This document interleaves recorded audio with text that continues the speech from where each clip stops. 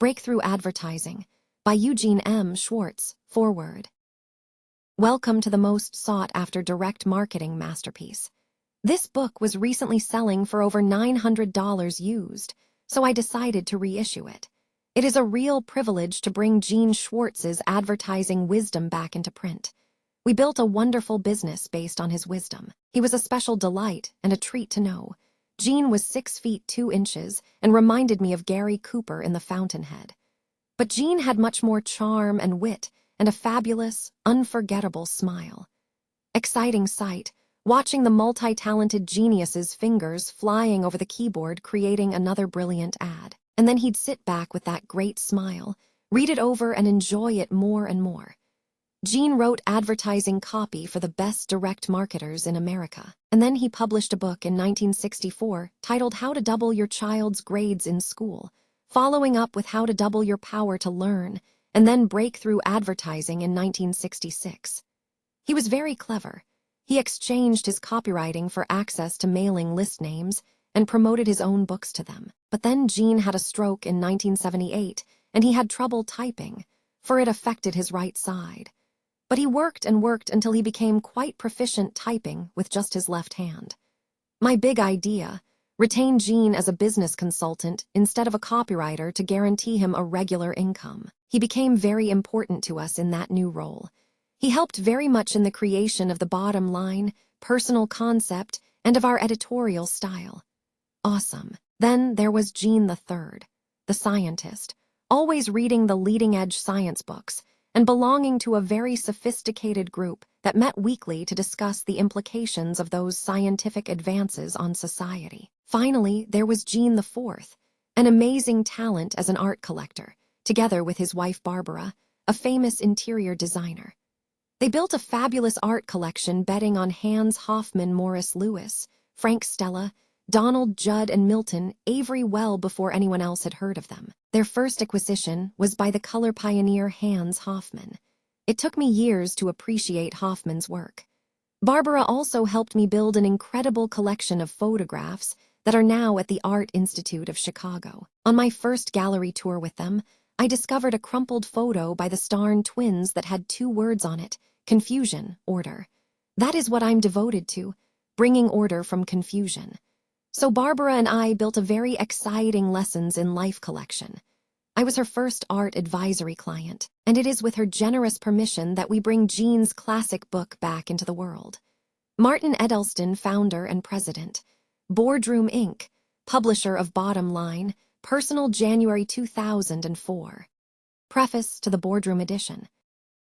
This book was first published in 1966, what seems to be 3 lifetimes ago. It was put out by Prentice Hall, a marvelous house. It sold only a few thousand copies. But since it was published, I have had people coming to me regularly to tell me that they directly credit reading this book with their making millions of dollars. This is amazing enough, but even more remarkable is the fact that, when I look back on it, not a single one of these people was a copywriter. Here is a book that is called Breakthrough Advertising, and yet was used by men who were not in the business of advertising at all, to make more money than most of us ever dream of accumulating. How did this happen? Why was a publisher, a financier, a manufacturer of novelties, able to make so very much money with a book that is about putting sentences together? The financier told me that, within 1 year after obtaining the book, he had raised his net worth from $100,000 to $10 million.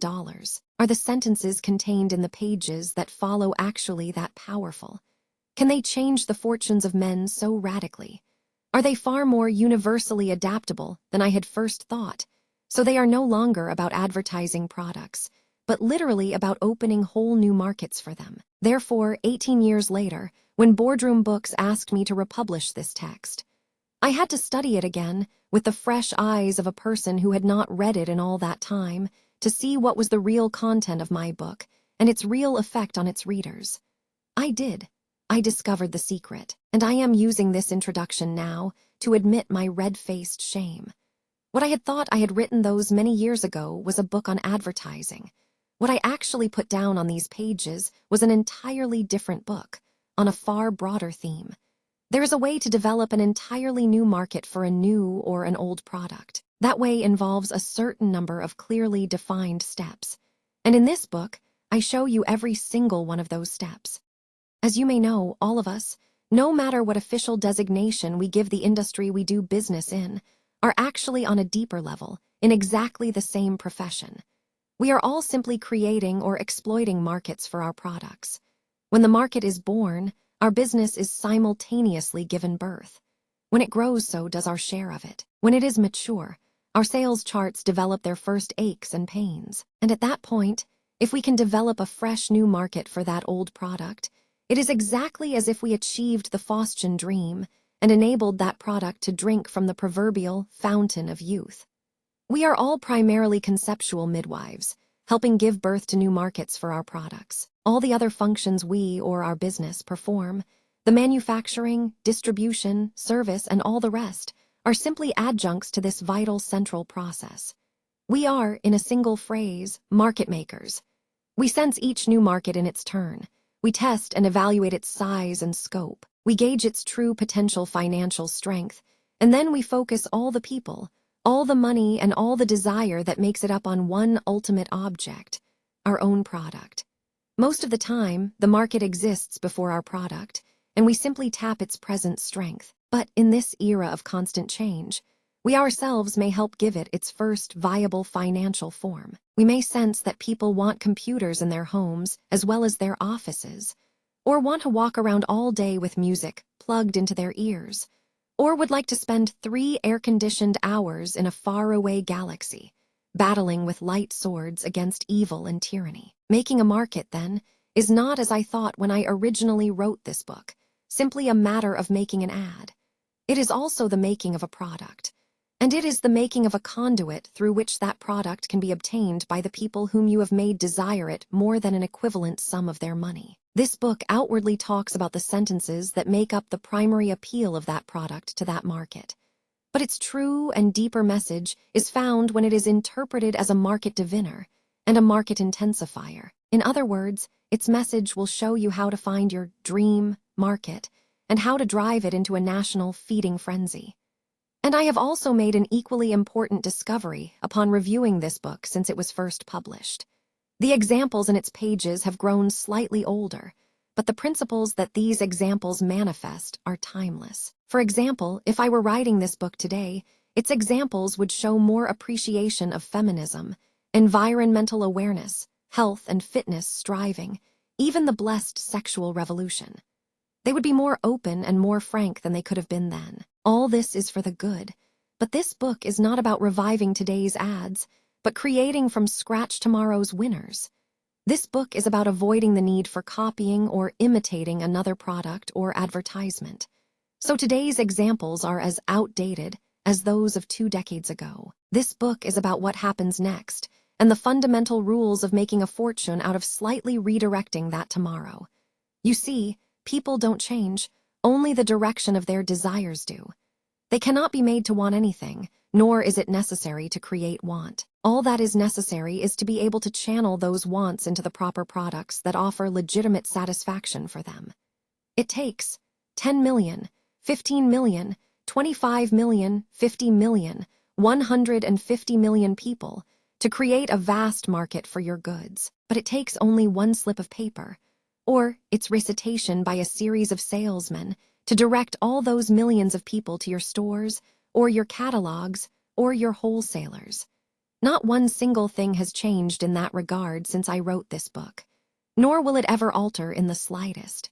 So this book is not about building better mousetraps. It is, however, about building larger mice, and then building terrifying fear of them in your customers. In other words, it is about helping to shape the largest and strongest market possible, and then intensifying that market's reaction to its basic need or problem, and to the exclusive solution you have to offer it. Ask Rodale Press, for whom I sold over $20 million of a single book, The Practical Encyclopedia of Natural Healing. Ask the publisher of this book, Boardroom Reports, Inc., who started out with $3,500 in total working capital, and who will probably do more than $25 million in gross volume next year, with I am proud to say at least a little bit of assistance from me. Ask the 17 businesses I've started or helped start. 25% of just one of them was sold for close to $1 million in one day. These principles work. They discover markets, they build markets, they intensify markets, they revitalize markets. They perform, in sum, the invaluable function of giving you customers for the products you want or have to sell. And that's what we all need, isn't it? Customers. This, therefore, is a book full of customers for your products. It is really nothing else. Just customers by the millions. 18 years have passed. 3 lifetimes. They've been good years and good lives. I hadn't read the book since then, but some hidden part of me had remembered it, and I think it's worth your reading now. If you agree with me, why not write and tell me so? I have several millionaires and multimillionaires to my credit now. I'd like to make the next one you. Please help me. Jean Schwartz. Introduction. Creativity can be made to order if you follow this simple rule. If you expect a scholarly tome on advertising, stop here. I am a mail-order copywriter who makes his living by producing results in carefully measured dollars of profit from the written word. My income, my standard of living, depends bluntly and directly upon my ability to sell, and I have no salesman to help me, no store reputation to help me, no point of purchase reminders, no discounts, and no friendly sales clerks to give my products a push. I sell or do not sell on the basis of one tool alone, my ad. Therefore, I have done a great deal of thinking and experimenting with these ads, and since I have had the good fortune to own my own mail-order firms for the last 11 years, I have had far greater freedom than most copywriters to put my ideas to a conclusive test and to see whether or not they really work. I believe, as do many other advertising men, that mail order is the greatest copywriting school in the world. In mail order, for reasons which I'll reveal later in this book, you learn techniques and approaches to copy, especially new product and new slant copy, that you learn in no other branch of this business. Some of these techniques I have never seen discussed in any other article or book on copywriting, and I think I've read most of them. I have explained these techniques in detail in the hope that they will prove as profitable to other copywriters as they've been for me. Can they be used by non-mail order copywriters as well? Most assuredly. J.K. Lasker once said that mail order makes a copywriter, but his real payoff comes when he applies his mail order techniques to general advertising. I think that B, D, and O. Ted Bates, Ogilvy, Young, and Rubicam, and a dozen other agencies prove this every day. Therefore, I've written this book, not from the mail order perspective alone, but from the universal problem of all copywriting: how to write a headline and an ad that follows it, that will open up an entirely new market for its product. An ad that will give a new product immediate profit. That will give an old product a brand new slant. That will give a competitively battered product a new weapon, not only to protect itself against its imitators, but to actually damage or destroy the loyalty of their following. These objectives cannot be achieved by following somebody else's formula, no matter how successful it was for them. They demand creativity. They demand a brand new headline, a brand new approach to the market, a literal advertising breakthrough. Hence the title of this book. This, then, is a practical book of practical rules that produce and exploit creativity, and that are meant to pay off on the very first ad. To put them to work, you start with these basic facts. Basic facts of life for copywriters writing copy is like playing the stock market or being an atomic physicist. Basically, all 3 of these professions, copywriting, speculation, and science, are exactly alike. The same keys make each one of them work, and if you realize this, you can double the effectiveness of your copy overnight. Consider these facts. All 3 of them deal with immense natural forces, gargantuan forces thousands of times more powerful than the men who use them. In science, they are the fundamental energies of the universe. In speculation, they are the billion-dollar tides and currents of the marketplace. In copywriting, they are the hopes and fears and desires of millions upon millions of men and women all over the world. The men who use these forces did not create them. They can neither turn them on nor shut them off. They can neither diminish them nor add to them. But they can harness them. The scientist did not create the energy of the sun, but he can direct that energy into the explosion of an atom bomb.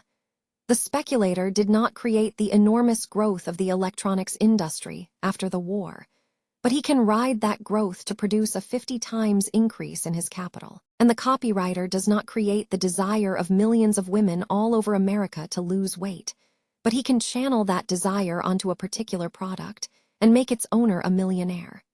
This, then, is the end goal, to take these gigantic natural forces and harness them to our own uses. But how do we do it? No two of these forces are alike. Each is unique. Each operates in a different way. The same formula, carefully worked out to release atomic energy, fails completely to solve the problem of rocket propulsion. The same pattern of investment that spots the upturn in electronics and makes a fortune loses that fortune in uranium. And the same advertising appeal that builds an industry in reducing collapses completely when applied to health foods, even though both advertisements may reach exactly the same audience. Why? Because no formula works twice. Each and every formula is simply the written solution to a particular problem that occurred in the past. Change even one part of that problem, and you need an entirely different formula. That's why memorizing theories won't make you a scientist, or studying charts won't make you a market wizard, or rewriting somebody else's headlines won't make you a copywriter. What will work? Innovation, of course. Continuous, repeated innovation. A steady stream of new ideas, fresh new solutions to new problems. Created not by the impossible route of memory, but by analysis. In a field in which the rules are constantly changing, where the forces that determine the outcome are constantly shifting, where new problems are constantly being encountered, everyday rules, formulas, and principles simply will not work.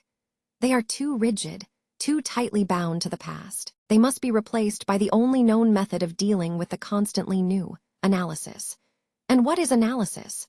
It is a series of measuring rods, checkpoints, signpost questions that show you where a particular force is going and enable you to get there first. It is a series of rough guesses, based on past successes, that enables you to cut through the surface of a problem to see what makes it tick. Analysis is the art of asking the right questions and letting the problem dictate the right answers. It is the technique of the breakthrough, and it can be learned just as surely as grammar, mathematics, or spelling. The first part of this book is about analysis applied to the profession of copywriting. Its basic thesis is this: every new market, every new product, every new advertisement is a fresh new problem that never existed before on the face of this earth. Part 1. The basic strategy of persuasion. How to write a winning headline that no one has ever written before. Chapter 1. Mass desire, the force that makes advertising work and how to focus it onto your product. Let's get right down to the heart of the matter. The power, the force, the overwhelming urge to own that makes advertising work comes from the market itself and not from the copy. Copy cannot create desire for a product. It can only take the hopes, dreams, fears, and desires that already exist in the hearts of millions of people and focus those already existing desires onto a particular product. This is the copywriter's task, not to create this mass desire, but to channel and direct it. Actually, it would be impossible for any one advertiser to spend enough money to actually create this mass desire. He can only exploit it, and he dies when he tries to run against it. This has been shown time and time again in the automotive field, for example. In 1948, in order to display their rising standard of living, the American public decided they wanted a longer, lower, wider car. Chrysler chose to buck the trend and offered a fine, functional car with more head, leg, and shoulder room on the inside, but shorter and squatter on the outside. A multi-million-dollar campaign was prepared by one of the most creative agencies in America. But the results, against the tide of mass desire, were catastrophic. In 1954, cars had become universally long, and drivers were appraising each other's car in terms of horsepower. Here was the rise to dominance of a vast new public demand. The Twin-H Hudson Hornet, the twin-exhaust Cadillac, the Chrysler 300, all in turn exploited this trend and rode it to gain millions of dollars in extra sales. The Ford company decided to play it down and devoted millions of advertising dollars to sell safety. Again, the advertising ran into a wall of disinterest. Results were non-existent, and the next year Ford produced and advertised the highest horsepower engines in their history. But perhaps the most painful proof was the Edsel. Here was a good car, backed by a deluge of fine advertising, which died trying to fight the overwhelming switch in demand to a cheap, simple, inexpensive-to-run compact car. Let me repeat, this mass desire must already be there. It must already exist. You cannot create it and you cannot fight it, but you can, and must direct it, channel it, focus it onto your particular product. What is this mass desire, and how is it created? We can define this mass desire quite simply. It is the public spread of a private want. Advertising is a business of statistics. We deal with percentages of population. We address our ads to individuals. And yet the success of our advertising depends on thousands, or even millions, of these individuals sharing the same response to these ads. The response of wanting our product enough to pay us the price we ask for it. Before these individuals can share this buying response, they must first share the desire upon which our ad is based. Privately, each of them wants the same thing. Publicly, there are enough of them to repay us the cost of advertising, manufacturing, and selling, plus a profit. It is the moment when a private desire is shared by a statistically significant number of people, large enough to profitably repay selling these people, that a market is born. This market may consist of a desire shared by only a few thousand people, such as the urge to own fine antiques, or it may be shared by tens of millions, as the desire to lose weight. But it is there, demanding to be satisfied, waiting only for the information that will direct it onto a particular product. Since these mass desires are shared by millions of people, they take years to develop, and they are created by social, economic, and technological forces far greater than advertising itself can command. It is this fact, when used correctly, that gives advertising its enormous potential for profit. By simply directing this gigantic, already existing mass desire, rather than being required to create it, advertising thus commands an economic force hundreds of times more powerful than the mere number of dollars that the advertiser can spend on it. This is the amplification effect of successful advertising. The reason that $1 spent on such advertising can create $50 or even $100 in sales. But this amplification effect takes place only when advertising exploits already existing desire. When it tries to create this desire, it is no longer advertising but education. And, as education, it can produce at best only $1 in sales for every dollar spent on advertising. No single advertiser can afford to educate the American public. He must rely on forces far greater than any advertising budget to build this mass desire. And then he can make those forces work for him, by directing that desire onto his particular product. What are these nationwide forces that create this mass desire? There are many of them, but they fall into two general categories, each presenting its distinct problem to the copywriter. Here are these two categories, with a few specific examples of each. 1. Permanent forces mass instinct. The desire of women to be attractive, or men to be virile, or men and women both to keep their health. In this case, the instinct never fades, the desire never changes.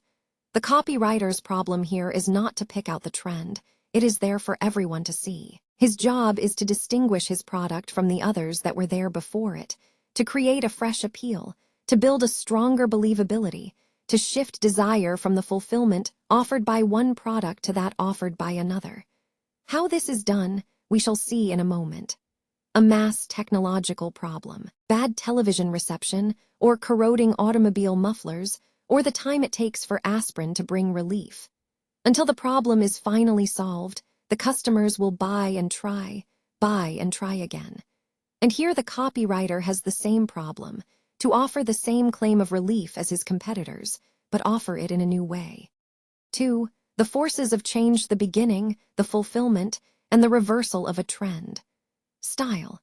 The sudden mass decision to show off a pay raise by installing a swimming pool in the backyard, instead of buying a bigger car.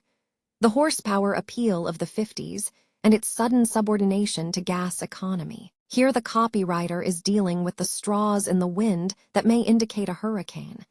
Here he needs sensitivity, foresight, intuition. He must be able to see and catch the rising tide when it's almost imperceptible, sense which of the several appeals that are built into his product he should stress at any particular moment, and when to shift to another, and always how to be there first. Mass education. The school primer and the movie screen, the tastes and appearances of society women, television stars, presidential candidates, trickling down to every hamlet in America. Group pressure, backyard gossip, community product pioneers, and equally important, the sum total of all advertising, in its unconscious, unplanned, and overall effect of multiplying people's dreams and desires, and thus raising their standard of living. Here again, the problem is timing. When does the shift become statistically significant? When do enough people make the change? When should the automotive powerhouse, for example, change its image to become the common man's gas saver? The copywriter is faced with a society containing dozens, even hundreds, of these already existing mass desires. His first job, therefore, is to detect them, inventory them, chart their force and direction. This is a study that will occupy part of every working day for the rest of his life. His second job is to harness his products onto their backs. He does this in this way. How to channel mass desire onto your particular product, the copywriter in his work uses 3 tools: his own knowledge of people's hopes, dreams, desires, and emotions, his client's product, and the advertising message which connects the two. The copywriter performs his work in 3 stages. In general, they go something like this. 1. Choose the most powerful desire that can possibly be applied to your product. Every mass desire has 3 vital dimensions. The first is urgency, intensity, degree of demand to be satisfied. For example, constant arthritic pains compared to a minor headache. The second dimension is staying power, degree of repetition, the inability to become satiated. For example, raw hunger compared to a craving for gourmet foods. And the third dimension is scope, the number of people who share this desire. For example, the number of men willing to pay $10 for an automotive accessory that saves gas, as compared to those willing to pay the same price for one that merely prevents future repair bills. Every product appeals to 2, 3, or 4 of these mass desires, but only one can predominate. Only one can reach out through your headline to your customer. Only one is the key that unlocks the maximum economic power at the particular time your advertisement is published. Your choice among these alternate desires is the most important step you will take in writing your ad. If it is wrong, nothing else that you do in the ad will matter. This choice is embodied in your headline. It is for this reason that we spend so many chapters on headlines later on. To sum up the first stage, then, you try to choose the mass desire that gives you the most power in all 3 dimensions. You try to tap a single overwhelming desire existing today in the hearts and minds of millions of people who are actively seeking to satisfy it at this very moment. 2. Acknowledge that desire, reinforce it, and/or offer the means to satisfy it in a single statement in the headline of your ad. This headline is the bridge between your prospect and your product. It touches your prospect at the point of awareness that he has arrived at today. If he is aware of your product and realizes that it can satisfy his desire, your headline starts with your product. If he is not aware of your product, but only of the desire itself, your headline starts with the desire. And if he is not yet aware of what he really seeks, but is concerned only with a general problem, your headline starts with that problem and crystallizes it into a specific need. In any case, your headline, though it may never mention your product, is the first vital step in recognizing this mass desire, justifying and intensifying it, and directing its solution along one specific path. 3. And then you take the series of performances that are built into your product, what your product does, and you show your prospect how these product performances inevitably satisfy that desire. Here's how. The analysis of your product, what it is, and what it does in reality. Every product you are given to sell is actually 2 products. One of them is the physical product, the steel, glass, paper, or tobacco that the manufacturer has shaped into a particular pattern, of which he is justly proud. The other is the functional product, the product in action, the series of benefits that your product performs for your consumer and on the basis of which he buys your product. The physical product does not sell. People do not buy the steel in a car, the glass in a vase, the tobacco in a cigarette, or the paper in a book. The physical part of your product is of value only because it enables your product to do things for people. The important part of your product is what it does. The rest, the steel skeleton, the chrome or metal case that you actually deliver to your customer, is only your excuse for charging them your price. What they are really paying you for is what the product will do. No physical part of your product can ever become a headline. No one will buy the size of your client's plant, the weight of your client's steel, the care of your client's construction. All these facts can only be used, later on, to document and reinforce the primary performance that you promise your reader in your headline, in the following ways. By justifying your price. This is the common sense theory that the longer the car, the more tubes in the television set, the more stitches per inch in the suit, then the greater the number of dollars your product can command, if that product first delivers the performance that your prospect demands. By documenting the quality of your performance, tell your prospect the weight of steel in your car's door, and he's more likely to believe that your car will protect his life if he should have an accident on the highway. Tell your prospect the number of times your plant removes the impurities in your face cream, and she's more likely to believe that your cream will remove the impurities in her skin. By assuring your prospect that that performance will continue throughout the years. Ceramic mufflers mean no repair bills for the life of your car. Chemically protected paper means you can hand your prize books down to your children. Quick frozen food means you can retain taste and vitamins for months after your purchase. By sharpening the reader's mental picture of that performance, the Rolls-Royce must give you perfect riding silence because every metal part of the chassis is shielded from every other metal part by a protective coat of rubber. Helena Rubinstein's new face cream must make your skin look younger because it contains the placenta of living animals. And above all, by giving your product's claim of performance a fresh new basis for believability. This is the most important use of the physical product in fields where a new firm or product is attempting to invade an established mass instinct field. Others have made the same claim before. Your product, in order to pull sales away from them, must introduce a new mechanism that performs the claim, or a new quality that assures its performance, or a new freedom from old limitations that improves the performance. This is the point of difference, often conceived by the copywriter and built by the manufacturer into the product at his recommendation.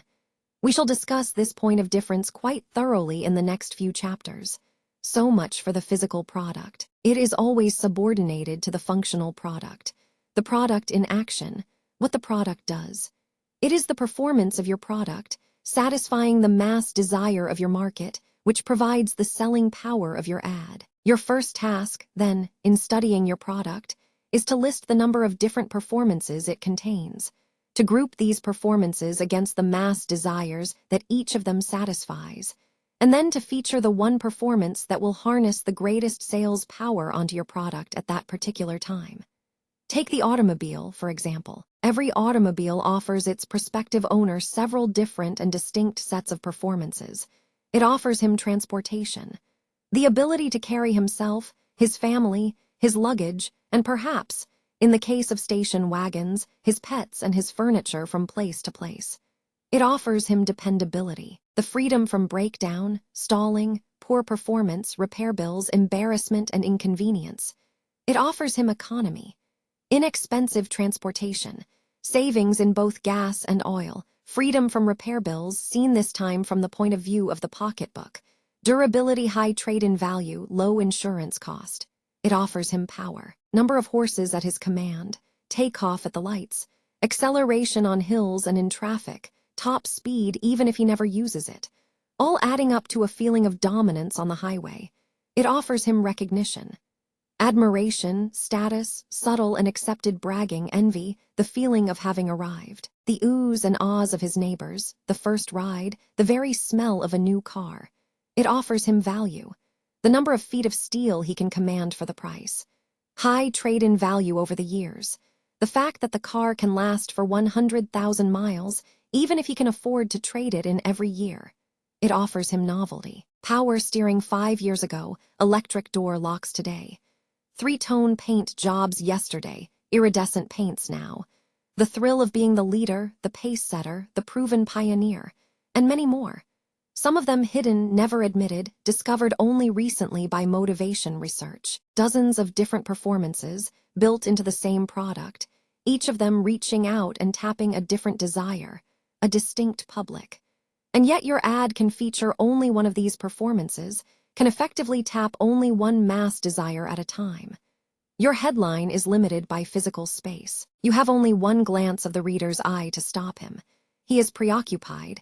He is not looking for your product or your message. The span of his attention will admit only one thought to penetrate his indifference during that glance.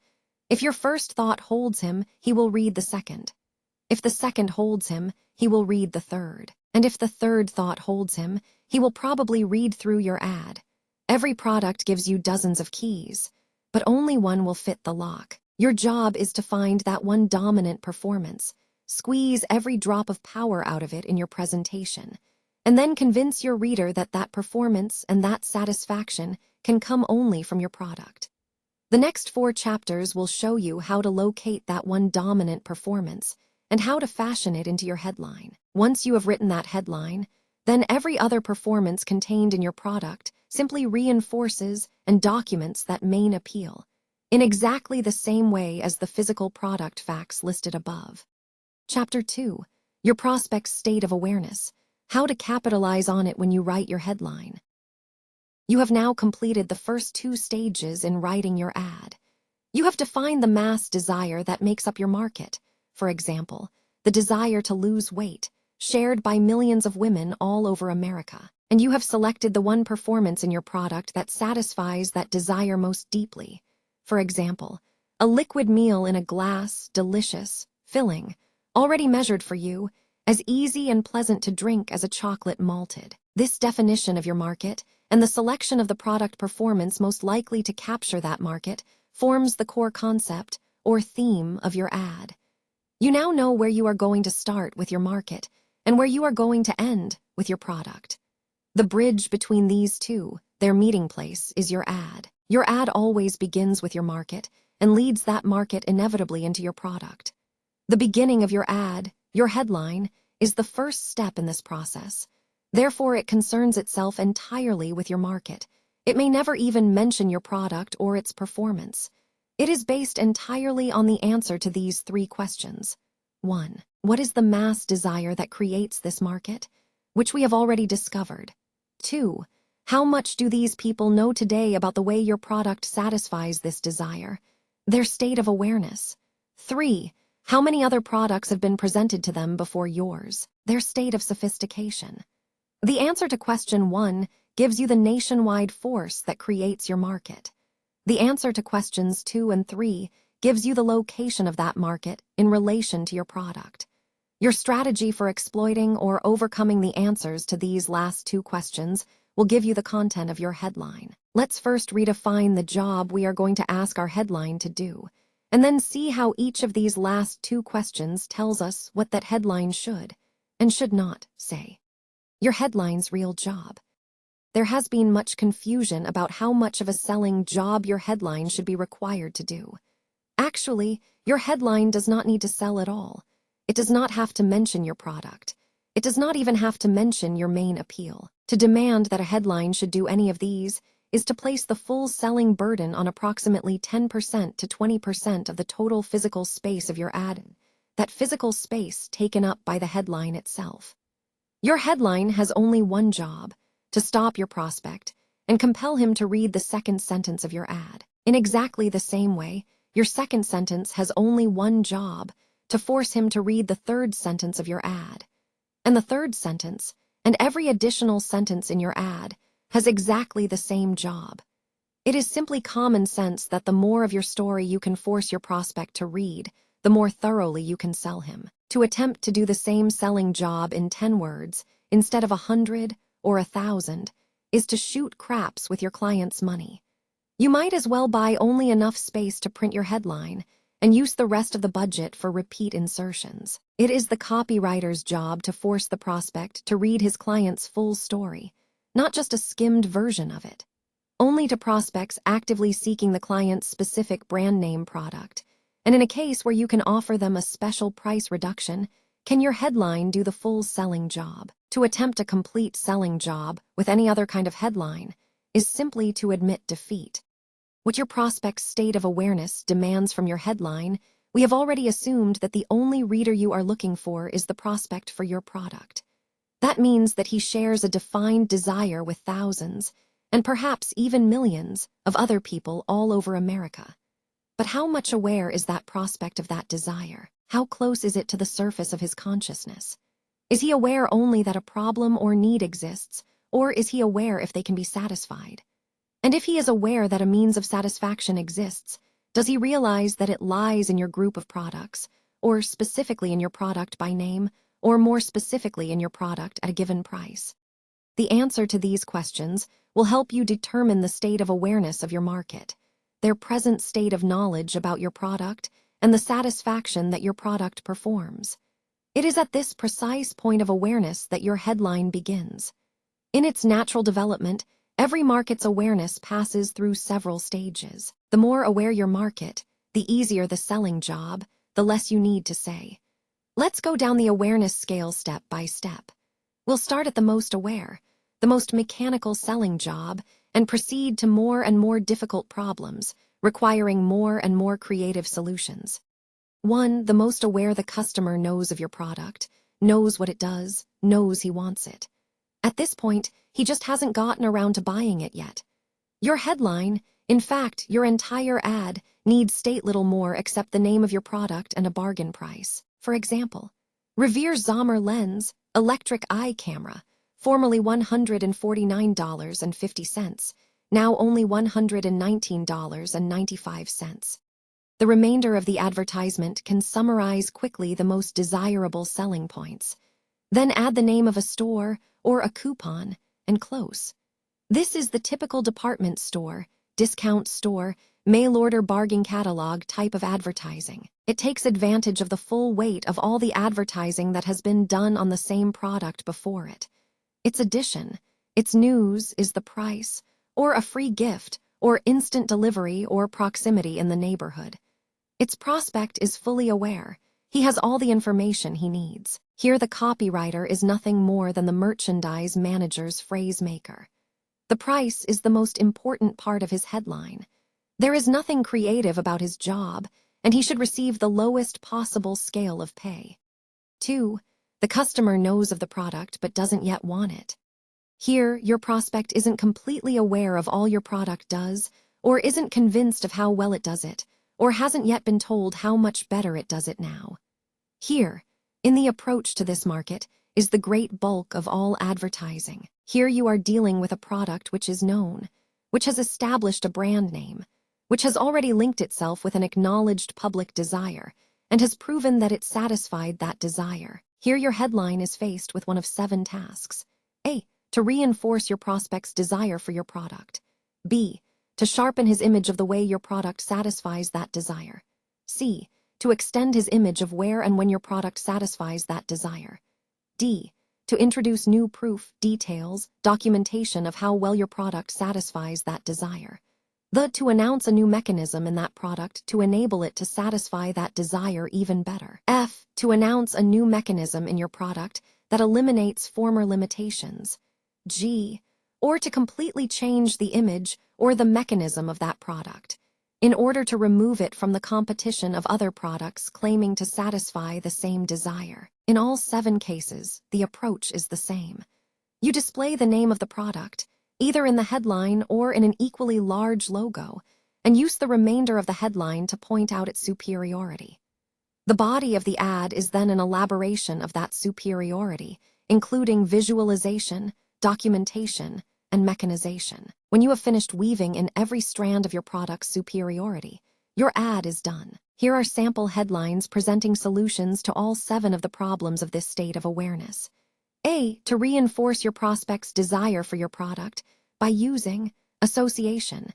Steinway, the instrument of the immortals. Joy, the costliest perfume in the world. Your prospect's state of awareness, which twin has the Tony. Hair coloring so natural only her hairdresser knows for sure, Miss Clairol. Sensory sharpening, tastes like you just picked it, Dole. The skin you love to touch, Woodbury. Illustration. Any one of the thousands of superb pictorial ads in the food, fashion, cosmetic, jewelry, and similar industries, perhaps best summed up by Lifesaver's classic headline, "Please don't lick this page." B. To sharpen your prospect's image of the way your product satisfies that desire, much like the sensory sharpening illustrated above, but concentrating here on the physical product itself, or on the mechanism by which it works. At 60 miles an hour, the loudest noise in a Rolls-Royce is the electric clock, the amazing story of a Zippo that worked after being taken from the belly of a fish. C. To extend his image of where and when your product satisfies that desire. Anywhere you go. Hertz is always nearby. Thirst knows no season. In a winter ad, at a time when cold drinks were only consumed during the summer, Coca-Cola. D. To introduce new proof, details, documentation of how well your product satisfies that desire. 9 out of 10 screen stars use Lux toilet soap for their priceless smooth skins. Jake LaMotta, 160-pound fighter, fails to flatten mono paper cup. In Boston, the #1 tea-drinking city, the #1 tea is Salada. E. To announce a new mechanism in that product to enable it to satisfy that desire even better. Hoover's new invention washes floors and vacuums up the scrub water. World's only dog food that makes its own gravy, Gaines Gravy Train. F. To announce a new mechanism in your product that eliminates former limitations. You breathe no dusty odors when you do it with Lewitt. A new Zenith hearing aid, inconspicuous beyond belief. G. Or to completely change the image or the mechanism of the product, in order to remove it from the competition of other products claiming to satisfy the same desire. Here we are dealing with the state of sophistication of our market, the amount of exposure they have already had to similar products. Every product during its life history encounters this problem. All of Chapter 3 will be devoted to some of the approaches to its solution. We now move on to the less aware markets, with their more difficult copy challenges and their greater demand for the unprecedented. 3. How to introduce new products the prospect either knows or recognizes immediately that he wants what the product does, but he doesn't yet know that there is a product, your product, that will do it for him. Here the problem is twofold. First, to pinpoint the ill-defined, as yet uncrystallized desire that is slowly spreading through great masses of people all over America. And second, to crystallize that desire and its solution so sharply and so dramatically that each and every prospect will recognize it at a glance. The 3 steps in the process are simple. Name the desire and/or its solution in your headline. Prove that that solution can be accomplished, and show that the mechanism of that accomplishment is contained in your product. However, starting with a market in this still amorphous state of awareness, and continuing with each of the more difficult challenges to come, the execution becomes more and more important than the mechanics. Here the copywriter contributes more and more to the value of the product in the public eye, and to its total volume of sales. Here the innovator comes into play. Here the ratio of salary of copywriter to production supervisor shoots up abruptly. For this is the domain of the idea man. What are the attributes he needs? First, analysis. As a copywriter, you will find it necessary to define the particular market most receptive to your product. Its location in relation to your product in terms of awareness and sophistication, and the driving emotional forces that have created both that market and the potential for the sales of your product within it. Second, intuition, which may be described as the ability to sense a trend at its start, gauge its force and direction, determine the precise moment when it burgeons into a profitable market. And third, verbal creativity, as discussed in the next 3 chapters and throughout the rest of the book. The ability to give a name to the still undefined, to capture a feeling, a hope, a desire, a fear in words, to create a catchword or a slogan, to focus emotion and give it a goal. Let us see how great writers in the past have taken these amorphous desires and brought them into razor-sharp focus in a single statement in their headline. Light a lucky, and you'll never miss sweets that make you fat. Who else wants a whiter wash with no hard work? How to win friends and influence people. To men who want to quit work someday. When doctors feel rotten, this is what they do. Now, run your car without spark plugs. Whoever heard of 17,000 blooms from a single plant? And dozens more. Here, amorphous desire has been crystallized in the headline, then sharpened and expanded in the first few paragraphs, satisfied and documented in the body of the ad, and focused inevitably on the product throughout. Sometimes the simplest statement of the desire is the best. How to win friends and influence people needs no verbal twist to increase its impact. At other times, the desire itself must be reinforced by fresh proof that it can be achieved. When doctors feel rotten, this is what they do. Or by mystery. Now, run your car without spark plugs. Or by wonderment. Whoever heard of 17,000 blooms from a single plant?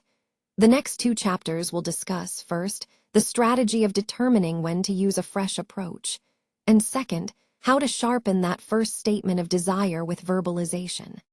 4. How to introduce products that solve needs the prospect has, not a desire, but a need. He recognizes the need immediately, but he doesn't yet realize the connection between the fulfillment of that need and your product. This is the problem-solving ad. It might be thought of as a special case of the desire ad mentioned above, since the technique of writing it is so similar. Here you start by naming the need and/or its solution in your headline. Then dramatize the need so vividly that the prospect realizes just how badly he needs the solution, and then present your product as the inevitable solution. Again, this type of ad runs from the most naked statement of the need alone to the most complicated verbal twists to bring it to the peak of impact. To start at the beginning, the most effective possible headline for your particular problem may be as simple as this: corns. Here, only the problem itself is mentioned, nothing more. Or it may be necessary to state both problem and solution immediately. Stops maddening itch. Many headlines in this category promise the removal of previously unconquerable limitations. They are especially popular in catalog selling. Let's portable transistor radios play on ordinary household current.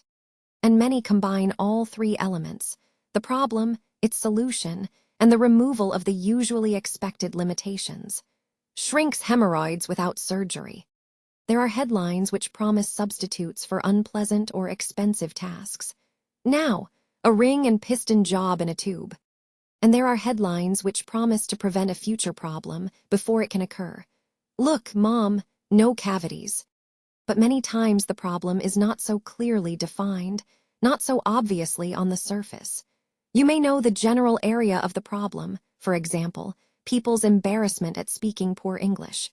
But you may not be sure of which avenue is the most effective in reaching them. Here the emphasis of a single word, the emotional sharpening of an already easily identified image, provides the answer. Do you make these mistakes in English? And where the solution to the need has been promised before, where the direct statement of the solution has lost its force and freshness, then verbal twists are needed to restore that novelty. How a bald-headed barber helped save my hair. 5. How to open up a completely unaware market. And finally, the most difficult. The prospect is either not aware of his desire or his need, or he won't honestly admit it to himself without being led into it by your ad, or the need is so general and amorphous that it resists being summed up in a single headline, or it's a secret that just can't be verbalized. This is the outer reach of the awareness scale. These are the people who are still the logical prospects for your product, and yet, in their own minds, they are hundreds of miles away from accepting that product. It is your job to bridge that gap. Let me repeat what I said when we first began to explore these 5 stages of awareness. Each of these stages is separated from the others by a psychological wall.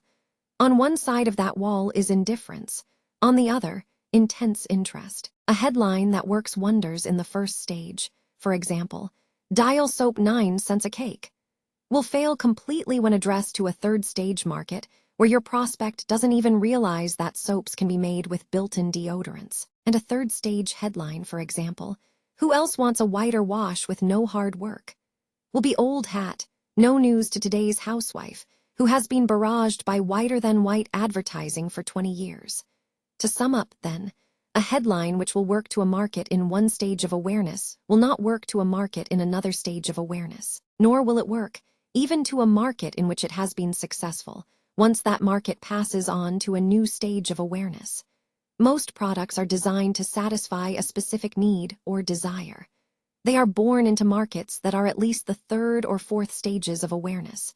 They may therefore never be faced with the problem of an unaware market. However, many products actually pass out of public awareness or out of public acceptance at some time or other during their life histories. The desire they satisfy drifts up, or other products serve it better, or they are branded old-fashioned.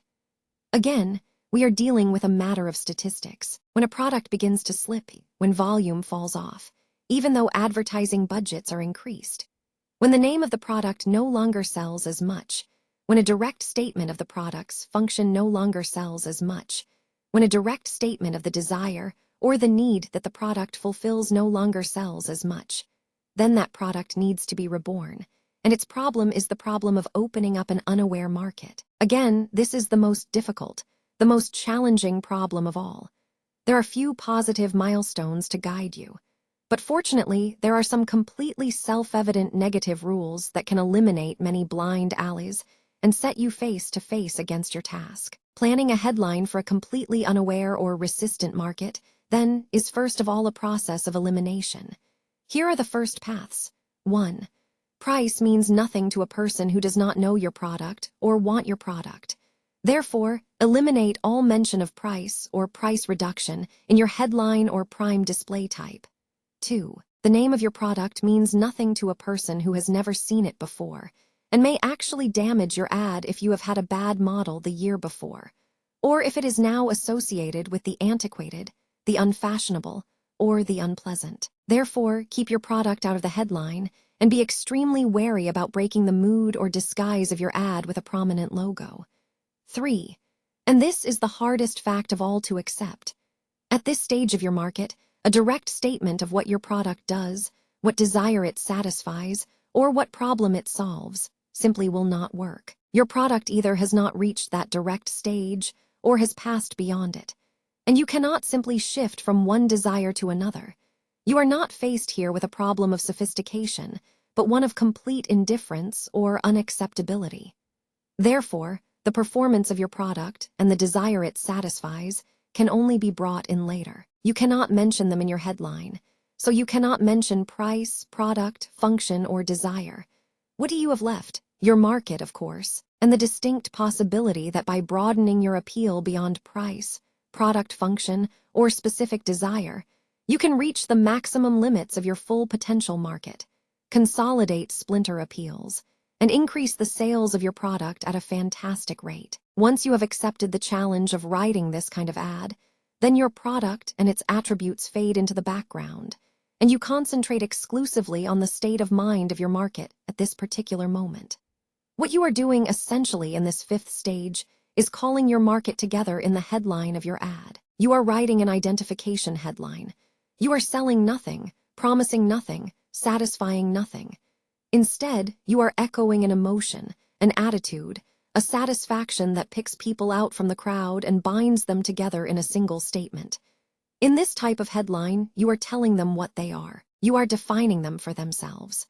You are giving them the information they need and want about a problem still so vague that you are the first to put it into words. Here, above all, is the type of headline that never attempts to sell a product or a performance, but simply tries to sell the remainder of the ad itself, the information that follows on the page.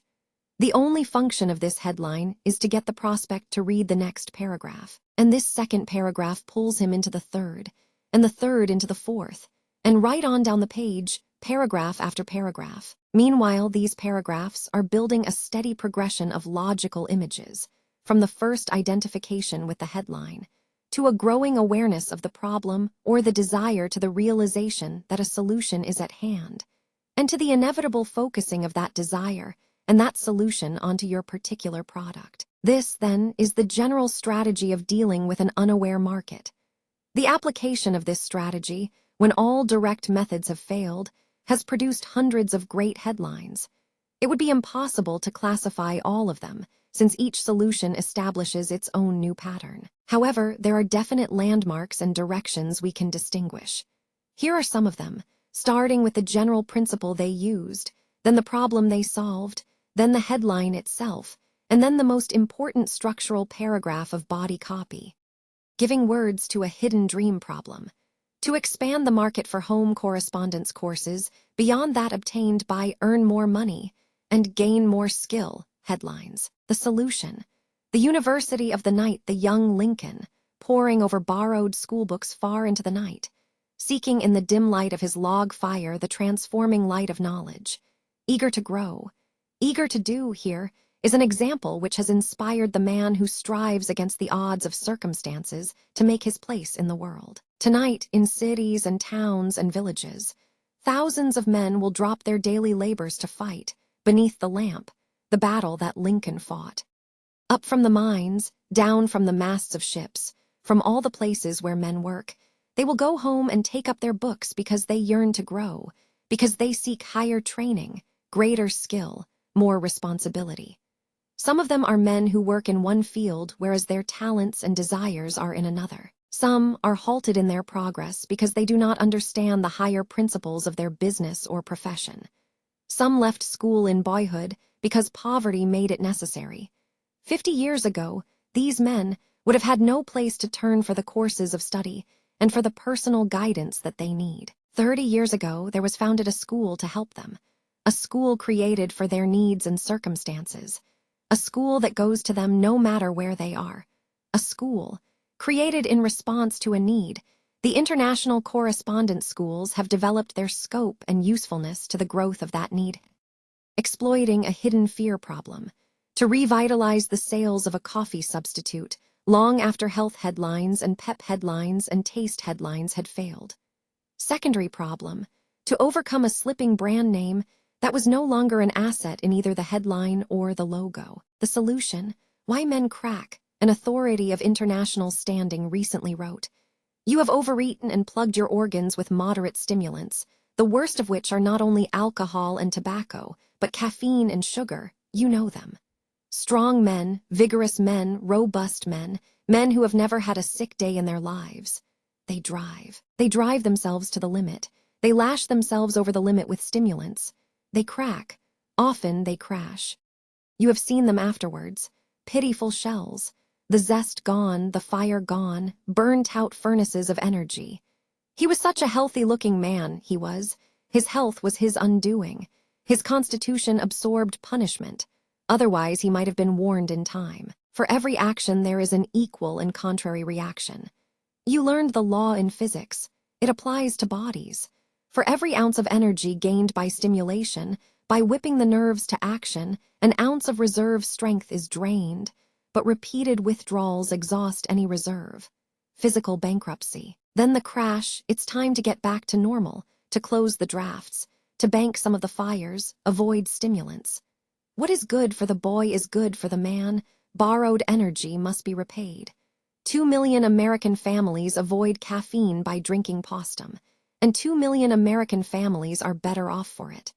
Leading into an unacceptable problem by starting with a universally accepted image problem, to gain both publisher and prospect acceptance for a woman's deodorant.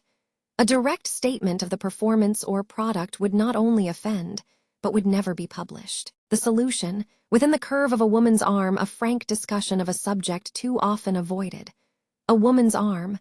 Poets have sung of its grace, artists have painted its beauty. It should be the daintiest, sweetest thing in the world. And yet, unfortunately, it isn't always. There's an old offender in this quest for perfect daintiness, an offender of which we ourselves may be ever so unconscious, but which is just as truly present. Shall we discuss it frankly? Many a woman who says, "No, I am never annoyed by perspiration," does not know the facts, of course.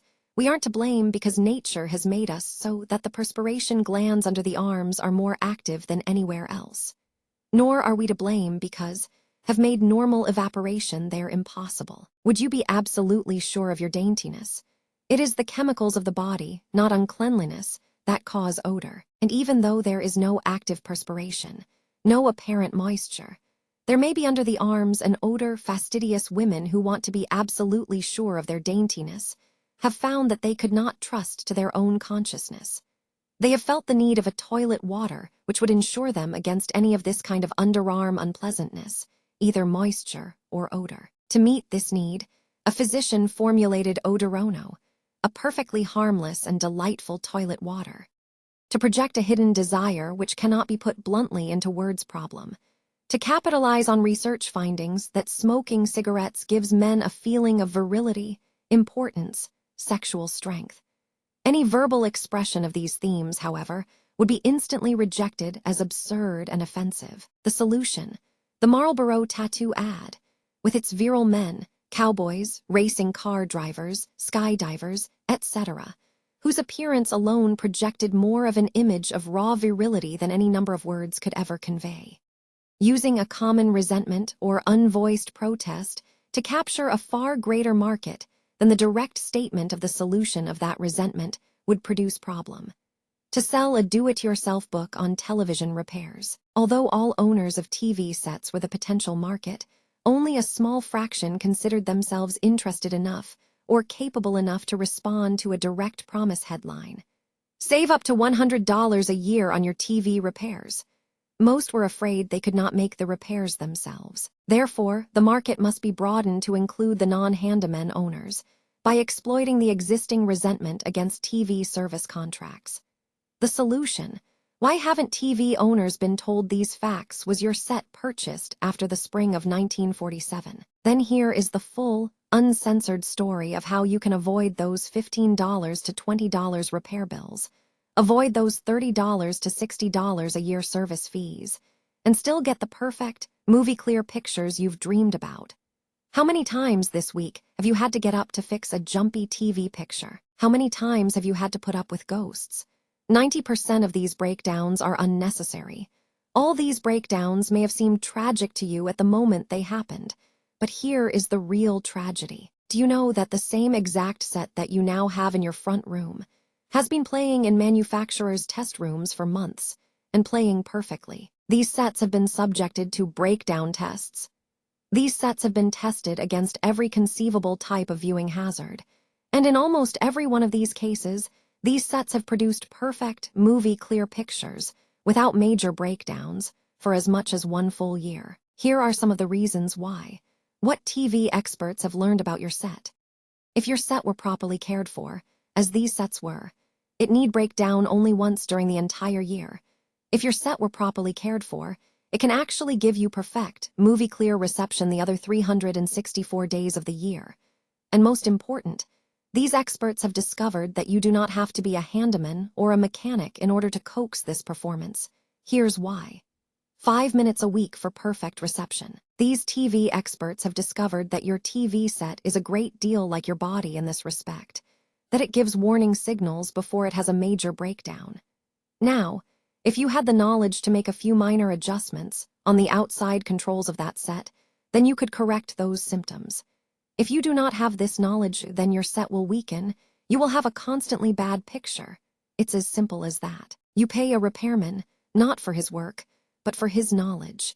If you had that knowledge yourself, then you would not have to pay him at all. Now suppose that you had a TV expert at your elbow 24 hours a day. Suppose that every time your set began to flicker or jump, this expert would show you exactly what knob on the outside of your set you could turn. Suppose that every time you were annoyed by ghosts, this expert would show you a simple non-mechanical trick. Yes, and suppose that even when your set went black, this expert could show you all the information you need about your TV set. This is exactly what a new book, The Television Owner's Guide, does for you. Projecting an ultimate triumph that the prospect will identify with problem. To sell music lessons by correspondence to a greater audience than would respond to a direct, play real tunes on the piano in 5 days approach. The solution: they laughed when I sat down at the piano, but when I started to play, Arthur had just played The Rosary. The room rang with applause. I decided that this would be a dramatic moment for me to make my debut. To the amazement of all my friends, I strode confidently over to the piano and sat down. "Jack is up to his old tricks," somebody chuckled. The crowd laughed. "Can he really play?" I heard a girl whisper to Arthur. "Heavens, no," Arthur exclaimed. "He never played a note in his life, but you just watch him. This is going to be good." Then I started to play. Instantly a tense silence fell on the guests. The laughter died on their lips as if by magic. I heard gasps of amazement. My friends sat breathless, spellbound. I played on, and as I played, I forgot the people around me. I forgot the hour, the place, the breathless listeners. The little world I lived in seemed to fade, seemed to grow dim, unreal. Only the music was real. It seemed as if the master musician himself were speaking to me, not in words but in chords, not in sentences but in exquisite melodies. A complete triumph. As the last notes of the Moonlight Sonata died away, the room resounded with a sudden roar of applause. I found myself surrounded by excited faces. How my friends carried on. Men shook me by the hand, wildly congratulated me, pounded me on the back with their enthusiasm. Everybody was exclaiming with delight, plying me with rapid questions. "Jack, why didn't you tell us you could play like that? Where did you learn? How long have you studied? Who was your teacher?" "I have never even seen my teacher," I replied. "And just a short while ago I couldn't even play a note." "Quit your kidding," laughed Arthur, himself an accomplished pianist. "You've been studying for years, I can tell." "I have been studying only a short while," I insisted. "I decided to keep it a secret so I could surprise all you folks." Then I told them the whole story. "Have you ever heard of the U.S. School of Music?" A few of my friends nodded. "That's a correspondence school, isn't it?" they exclaimed. "Exactly," I replied.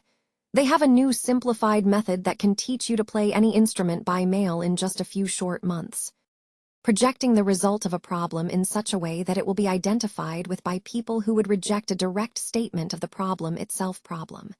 To increase the sales of a mouthwash, not only on a germ theme, which could be immediately accepted, but on the more universal social offense theme, which would be rejected in its direct form. The idea of bad breath was too insulting to be taken by the public straight.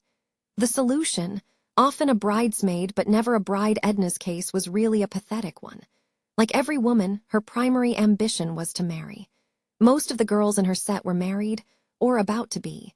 Yet no one possessed more charm or grace or loveliness than she. And as her birthdays crept gradually toward that tragic 30 mark, marriage seemed farther from her life than ever. She was often a bridesmaid but never a bride. That's the insidious thing about halitosis, unpleasant breath. You, yourself, rarely know when you have it, and even your closest friends won't tell you. Sometimes, of course, halitosis comes from some deep-seated organic disorder that requires professional advice. But usually, and fortunately, halitosis is only a local condition that yields to the regular use of Listerine as a mouth wash and gargle. It is an interesting thing that this well-known antiseptic that has been in use for years for surgical dressings possesses these unusual properties as a breath deodorant, projecting the result of an accomplishment to attract people who would be frightened away by the work implied to achieve it problem. To broaden the market for home correspondence courses, beyond that possible with a direct statement of the immediate result, learning or skill, an attempt must be made to direct the prospect's mind away from effort to reward. The solution: here's an extra $50, Grace. I'm making real money now. Yes, I've been keeping it a secret until payday came. I've been promoted with an increase of $50 a month, and the first extra money is yours, just a little reward for urging me to study at home. The boss saw my spare time training, has made me a valuable man to the firm, and there's more money coming soon. We're starting up Easy Street, Grace, thanks to you and the I. C.S. The list never ends. Every day new solutions, new patterns are being created. Wherever the direct appeal fails or loses its power, you should begin to explore a fifth stage headline. However, there are two vital points to remember in connection with this problem. First of all, this type of headline is infinitely more difficult to bring home to the target than any of the other four types. You are far more likely to miss the mark on this headline because you have far fewer guideposts to direct you. Your headline no longer refers to your product, but it must therefore refer even more strongly to your market. It cannot simply be a startler, or an attention getter, or humorous, or cute. Nor can it mask the fact that it has no headline behind a pretty picture.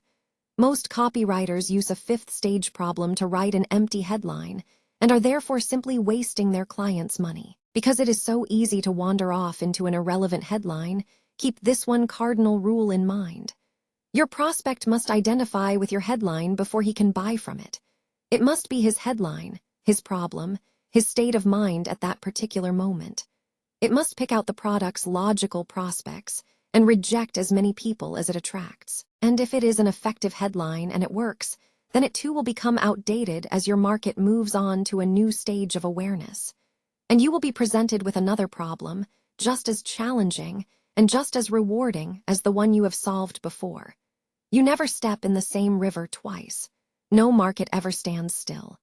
A final word on style: in advertising, copy markets change, desires change, fashions change, and so do the acceptable styles of advertisements change. Certain advertising styles, the form your advertising message takes, grow tired with time, then stale, then actually laughable. At the turn of the century, effective ads were written in verse. 20 years later, no one would believe them. In the 1920s, most of the great ads were narrative stories, either first-person confessions or third-person revelations or comic strips dramatizations. Today, everything but the comic strip is gone, and we see less and less of it every year. When a new style is born, people believe it, and it reinforces the message it is carrying. When that same style grows trite, people cannot see the message for the advertisement. We'll explore this subject further in the chapters discussing mood and disguise in writing advertisements. Meanwhile, one more note here. In effective advertising, though styles may change, strategy does not. If you will study the piano and bridesmaid ads in this chapter, you will notice this, that while the narrative style of both is now old hat, you can still respond to their power. Both tap desires that still exist, though now perhaps directed toward different products and different problems, and both evoke those desires, and channel those desires so effectively that if they were rewritten in today's idiom and applied to different products, they still might sell millions of dollars worth of goods today. Chapter 3. The sophistication of your market. How many products have been there before you? As we mentioned before, in Chapter 2, there are 3 questions you must answer before you can determine what goes into your headline. These are: 1. What is the mass desire that motivates your market? 2. How much does your market know about your product? Their state of awareness.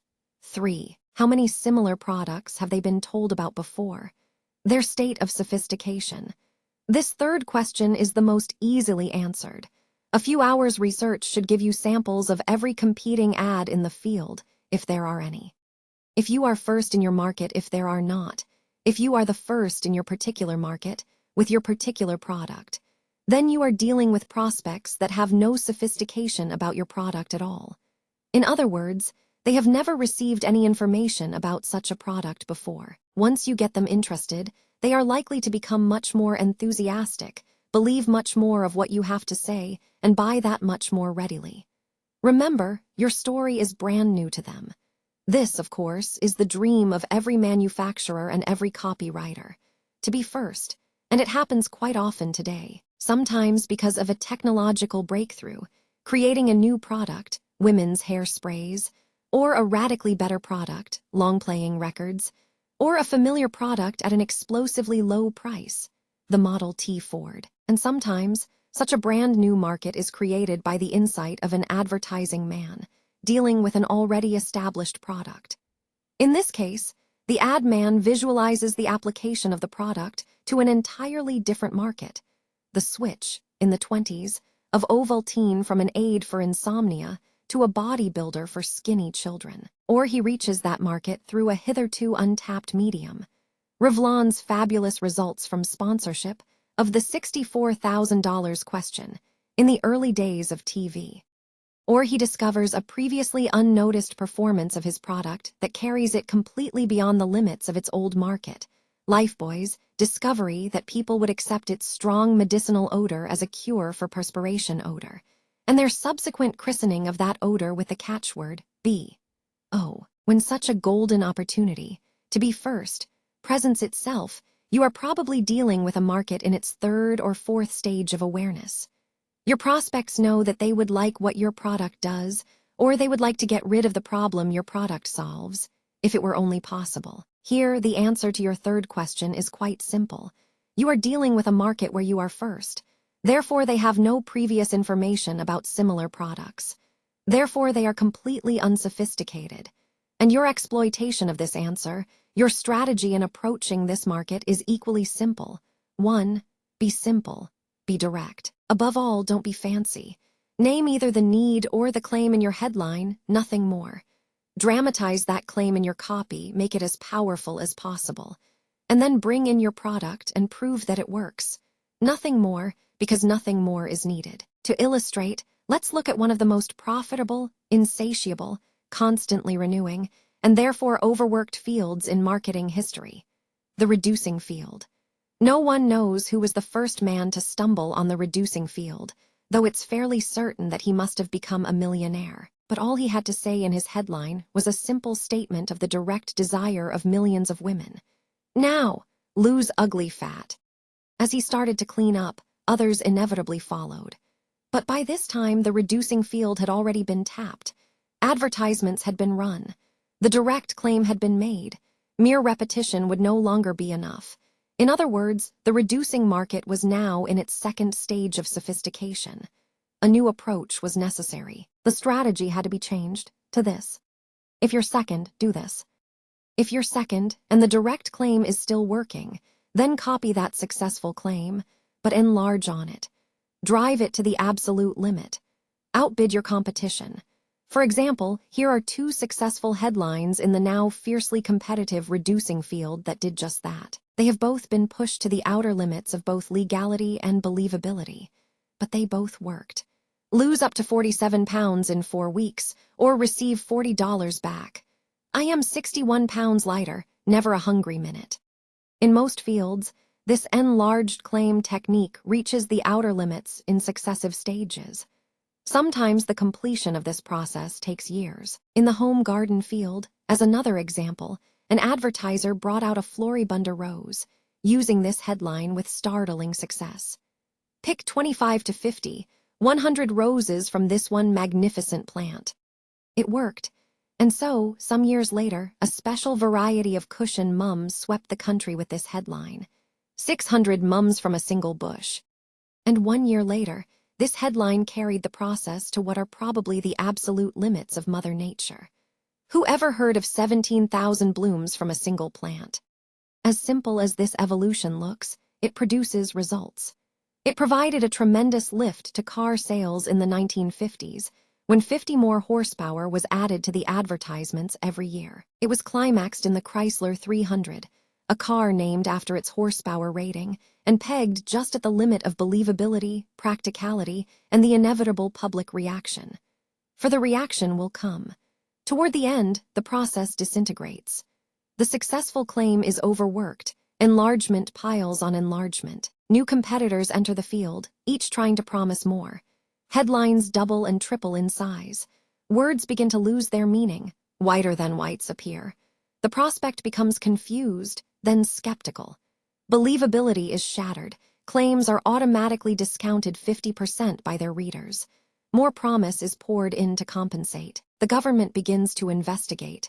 And the sales curve begins to turn down, down, down. The third stage of sophistication at this point, your market has entered into its third stage of sophistication. Your prospects have now heard all the claims, all the extremes. Perhaps they have even bought 1 or 2 competitive products. Every time they open a newspaper, another similar headline screams out at them. How are they to distinguish one product from the mass? How do you break through to reach them? One factor is vital here. That is the restorative power of the market you are dealing with. It may be a market based on a constantly recurring mass instinct, such as reducing. It may be a market based on an unsolved technological problem, such as spark plug replacement. It may be a market that periodically wishes to renew or improve its purchases, such as cars, homes, appliances. In all these cases, the desire never fades. The market continually renews itself. New prospects come into the market. Old customers become dissatisfied with their old purchases, their old solutions, and begin to look again. The mass desire, the tremendous pro-fit potential, still exists, but it cannot be tapped by the old, simple methods any longer. Women still want to lose weight, but by now they've read dozens of ads for reducing aids, all promising them to take off 20, 30, 40 pounds in a matter of weeks. They no longer fully believe them. Perhaps they believe these ads so little that they won't even try a new product at all. For months, even years, they may simply accept their overweight condition as something that just can't be helped. But the desire never fades. The dissatisfaction builds up, month after month. Secretly, perhaps even unconsciously, these women are hoping to find a new product, a new headline, that promises them a new way to satisfy that age-old desire. And on this fundamental fact, we build our strategy for selling a market in its third stage of sophistication. If your market is at the stage where they've heard all the claims, in all their extremes, then mere repetition or exaggeration won't work any longer. What this market needs now is a new device to make all these old claims become fresh and believable to them again. In other words, a new mechanism, a new way of making the old promise work, a different process, a fresh chance, a brand new possibility of success where only disappointment has resulted before. Here the emphasis shifts from what the product does to how it works. Not accomplishment, but performance becomes dominant. The headline expands.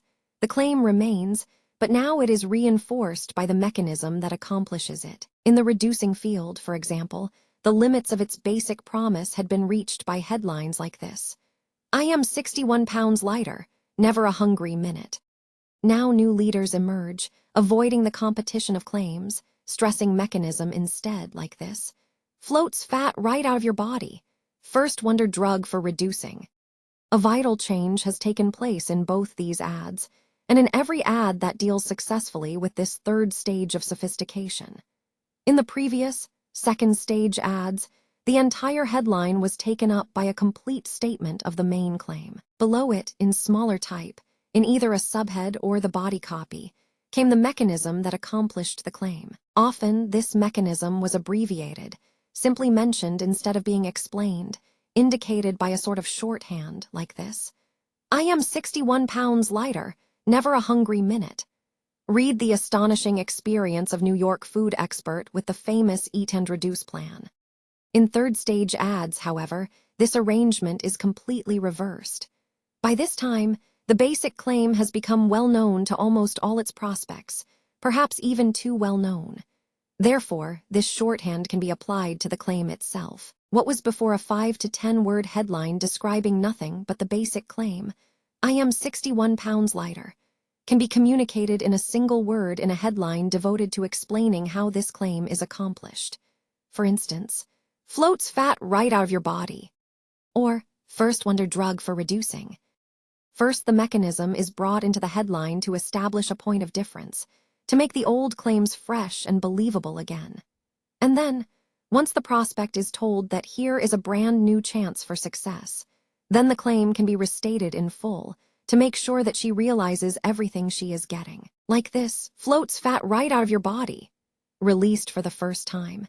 The amazing scientific discovery that melts up to 37 pounds off men and women, without starvation diets, without a single hungry moment, without even giving up the foods you love. Or using the same third stage arrangement of mechanism in the headline and claim elaborated in the lead paragraph, we have this ad: "First wonder drug for reducing. Used successfully by thousands of physicians. Lose as many pounds as you like without diets, without exercise, without giving up the kinds of food you love to eat." In both these ads, and all others like them, the promise itself is subordinated to the mechanism which accomplishes that promise. This mechanism is featured in the headline. When ads such as these are successful, you are dealing with a market that is in its third stage of sophistication. The fourth stage, but you are still in a competitive market, and such ads give only a temporary advantage.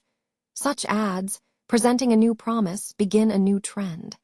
Within a few months, the third stage of sophistication passes into a fourth stage, a new stage of elaboration and enlargement. But this time, the elaboration is concentrated on the mechanism rather than on the promise, like this. First, no diet reducing wonder drug. This fourth stage strategy can be summarized like this. If a competitor has just introduced a new mechanism to achieve the same claim as that performed by your product, and that new mechanism announcement is producing sales, then you counter in this way. Simply elaborate or enlarge upon the successful mechanism. Make it easier, quicker, surer. Allow it to solve more of the problem, overcome old limitations, promise extra benefits. You are beginning a stage of embellishment similar to the second stage of sophistication described above. The same strategy will be effective here, but unfortunately, so will the same limitations. The fourth stage of sophistication, like the second stage which it resembles, eventually pushes itself out of the realm of believability. At this point, further elaborations become ineffective. You are then faced with two alternatives. First, discovering a new, acceptable mechanism to make the promise fresh and believable again. But remember, the mechanism you use must not only be new and legitimate, but it must be accepted as believable and significant by your market. Each third and fourth stage ad that precedes you makes this problem of acceptance more and more difficult. Eventually, of course, no new mechanism will gain acceptance. The market will have grown tired of your promises and the mechanisms by which they are accomplished. Your prospects will have been glutted by advertising. You will have reached the fifth stage of sophistication, the most difficult, where the field is said to be exhausted, where competitors are dropping out of the market en masse. How to revive a dead product in this final stage of sophistication? Your market no longer believes in your advertising, and therefore no longer wishes to be aware of your product. In many ways, therefore, this fifth stage of sophistication corresponds to the fifth stage of awareness discussed in Chapter 2. The problems are the same. The strategy is the same. The emphasis shifts from the promise and the mechanism which accomplishes it to identification with the prospect himself. You are dealing here with the problem of bringing your prospect into your ad, not through desire, but through identification. See Chapter 8. An outstanding example of a product which had lost its market because of such a fifth stage of sophistication, and then gained it back by a brilliant use of the identification headline, is the Postum ad discussed in Chapter 2, and its headline, Why Men Crack. Let's look at an industry that went through all 5 stages of sophistication, but perhaps the classic example of an industry which encountered all 5 stages of sophistication and overcame them is the cigarette industry. The history of cigarette advertising is a continuous battle against competition, against physical and social taboos, even against the very success of its own current advertising, which saturates and exhausts the market by the weight of its combined industry expenditures and constantly demands new approaches. Let's briefly examine the main current of cigarette advertising first, the progression from the first to the 5th stages of sophistication, and then discuss some of the side problems it encountered. In the first stage of sophistication, when the market was new, cigarette advertising featured taste, enjoyment, pleasure in the headline. I'd walk a mile for a Camel. Chesterfield, they satisfy. This raw promise of enjoyment gradually became elaborated and embellished to push it to the limits of believability. In this second stage, since you cannot measure the pleasure a cigarette gives you, the promise growth took the form of broader and broader comparisons. Light up a Lucky, and you won't miss the sweets that make you fat. But without measurement, the limits of enlargement are soon reached. So third stage strategy began to be employed, a continuous stream of brilliant new mechanisms. Luckies, they're toasted. Pall Mall's greater length filters the smoke further. Camels, protect your T-zone. And as each of these mechanisms was accepted by the buying public, the originator's competitors adopted the mechanism and began to elaborate on it, initiating the 4th stage. Philip Morris, all the harshness baked out. Chesterfield, regular and king size too. 9 out of 10 doctors prefer Luckies. But eventually, the mechanisms lost their potency, and the government ruled out the health claims. And in the early 50s, the industry faced a fifth stage market. But a new marketing tool, motivation research, had shown them how to reach this market without mechanisms or claims, without even headlines, simply by projecting strong visual identifications with the virility that the public had accepted in a cigarette. For example, any of the Marlboro Virile Men ads, or their imitations in Chesterfield or Camel ads. Thus, we have the full spectrum of sophistication confronting an industry. But cigarette advertisers also encountered two critical side problems. The first offered them the opportunity of doubling their market. The second, of retaining that huge market in the face of the most adverse publicity. The first challenge occurred immediately following the First World War. By this time, the old coffin nails taboo had been forgotten for men. But there still remained the equally great potential market of women smokers, if smoking could be made respectable for women. The trend was definitely in that direction. The urge, the curiosity existed in millions of women in all social classes. Some respectable women were actually daring to smoke in public. But the trend, left by itself, would take years to develop. An advertisement had to be created to accelerate that trend, to make smoking for women not only acceptable, but desirable. To channel the vast movement toward liberation and equality of the 20s as the driving force to open up this huge new market. But such an advertisement could never come right out and suggest that women smoke. It could not even show a woman smoking. Such an advertisement was definitely a fifth stage problem, a problem in identification. And it was solved by linking a man and woman in their most appealing connection, in love, with a smoking situation. The ad showed a young couple, sitting together on a beach on a moonlit night. He is just lighting up a cigarette. The first puffs of smoke are just drifting into the moonlight. She has her face turned toward his, and her words make up the entire headline, and, except for the logo, the entire ad. Blow some my way. Nothing more needed to be said. A vast new market opened up with 4 words. The second challenge occurred 30 years later. This was the cancer of the late 50s, which continues into today. It resulted in 4 reactions.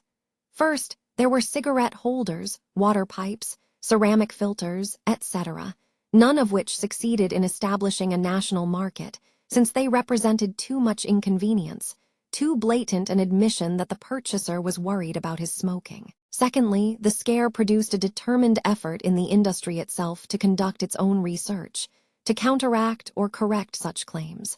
Third, it produced a temporary drop in cigarette sales. And fourth, it opened up a vast new market for an already existing product, the filter cigarette, aided by the industry itself, which wisely gambled that smokers would not move out of cigarettes, but simply into a different kind of cigarette.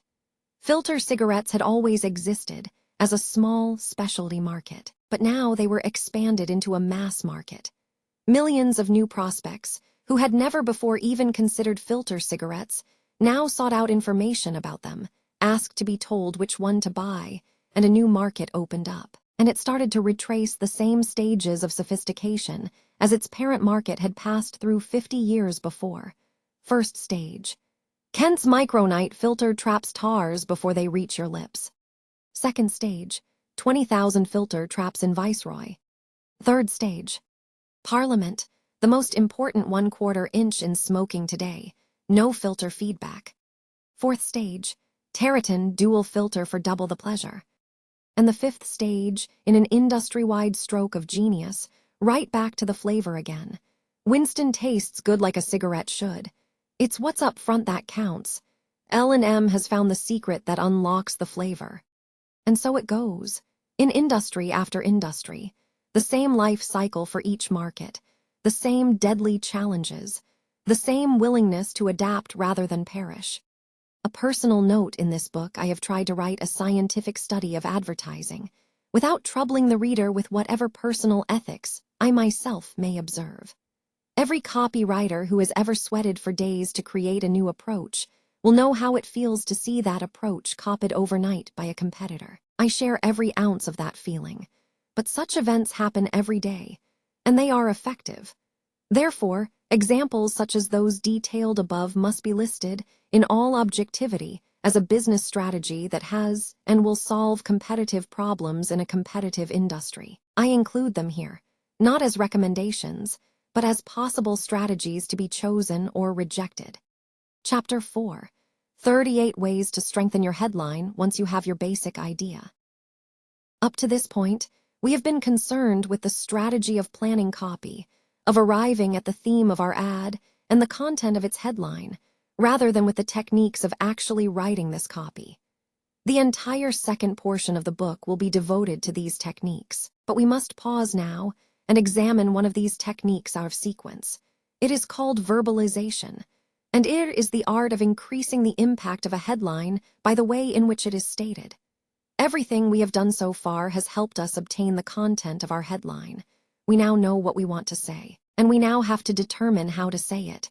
The most obvious way, of course, is simply to state the claim in its barest form. Lose weight, or stop corns, for example. And if you are the first in your field, there is no better way. But where you are competitive, or where the thought is too complicated to be stated simply and directly, then you must reinforce that claim by binding other images to it with the words in which you express it. This is verbalization, and it can accomplish several different purposes. 1. It can strengthen the claim by enlarging upon it, by measuring it, by making it more vivid, etc. 2.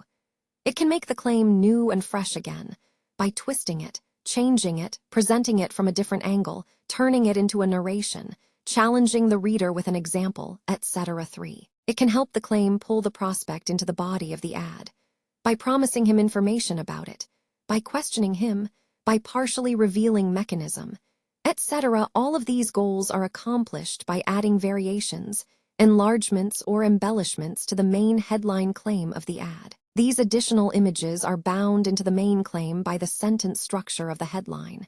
They alter the main claim to make it more effective. They are the second creative step in writing the ad.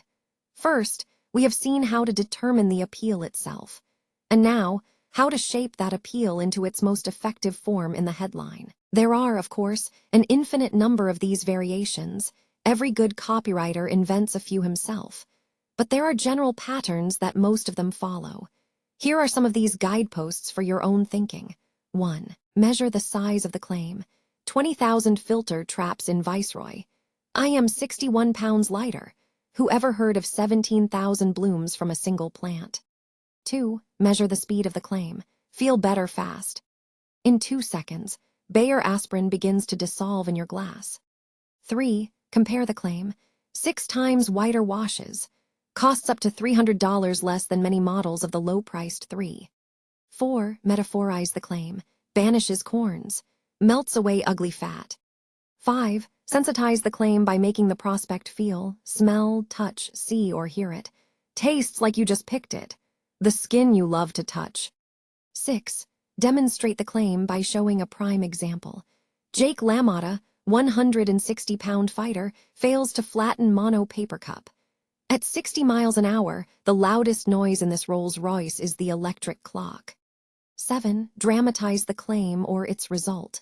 Here's an extra $50, Grace. I'm making big money now. They laughed when I sat down at the piano, but when I started to play. 8. State the claim as a paradox. How a bald-headed barber saved my hair. Beat the races by picking losers. 9. Remove limitations from the claim. Shrinks hemorrhoids without surgery. You breathe no dusty odors when you do it with Lewitt. 10. Associate the claim with values or people with whom the prospect wishes to be identified. Mickey Mantle says, camels never bother my throat. 9 out of 10 decorators use one-to-weave carpets for long life at low cost.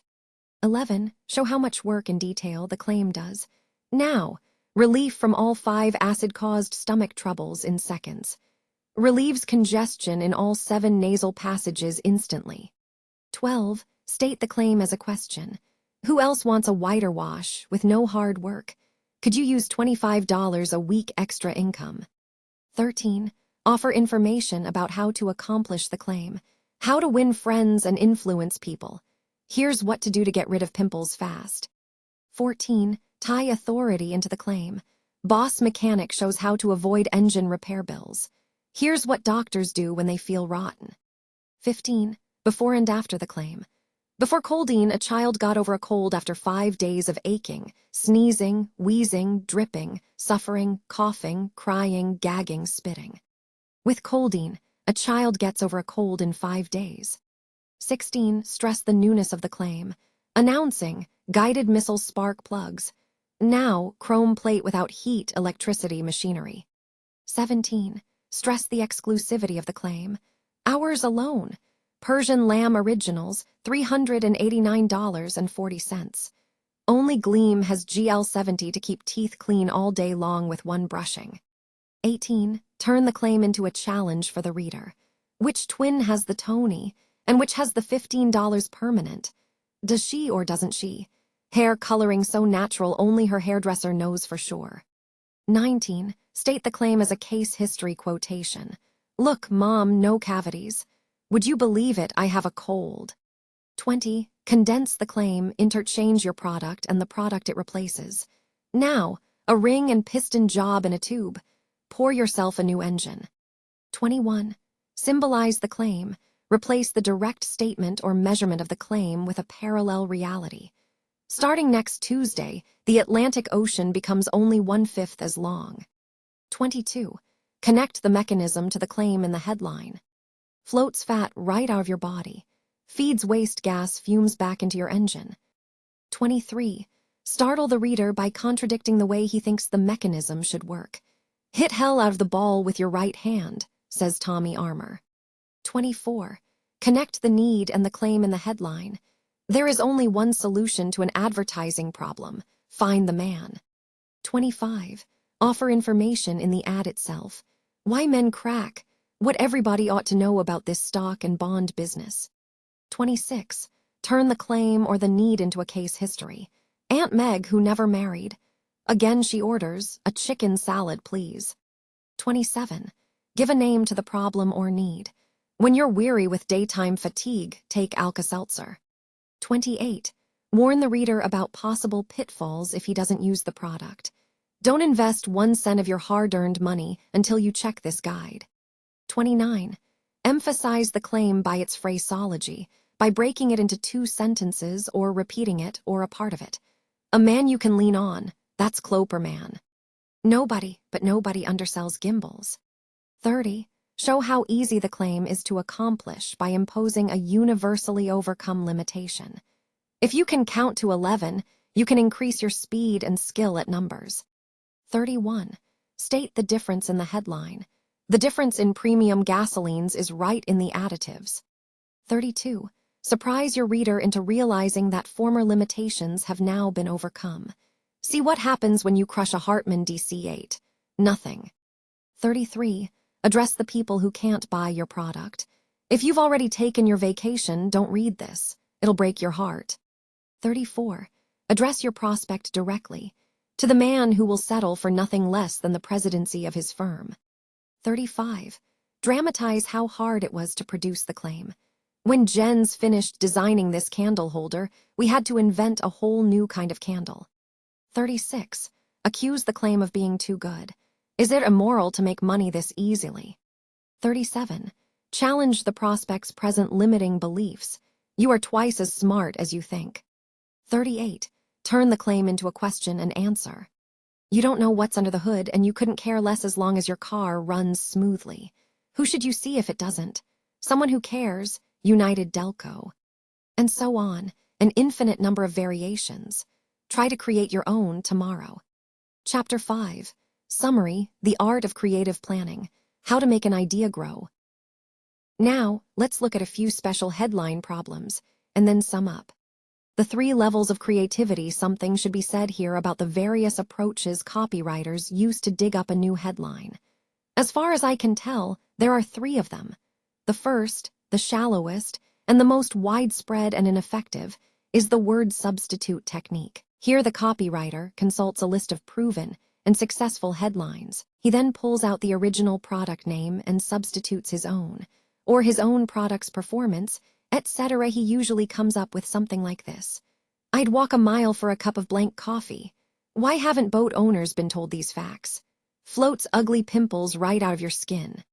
If these ads are copied from a similar product, in the same market, at the same time, then their chance of success is good, especially if they embellish the promise in any way.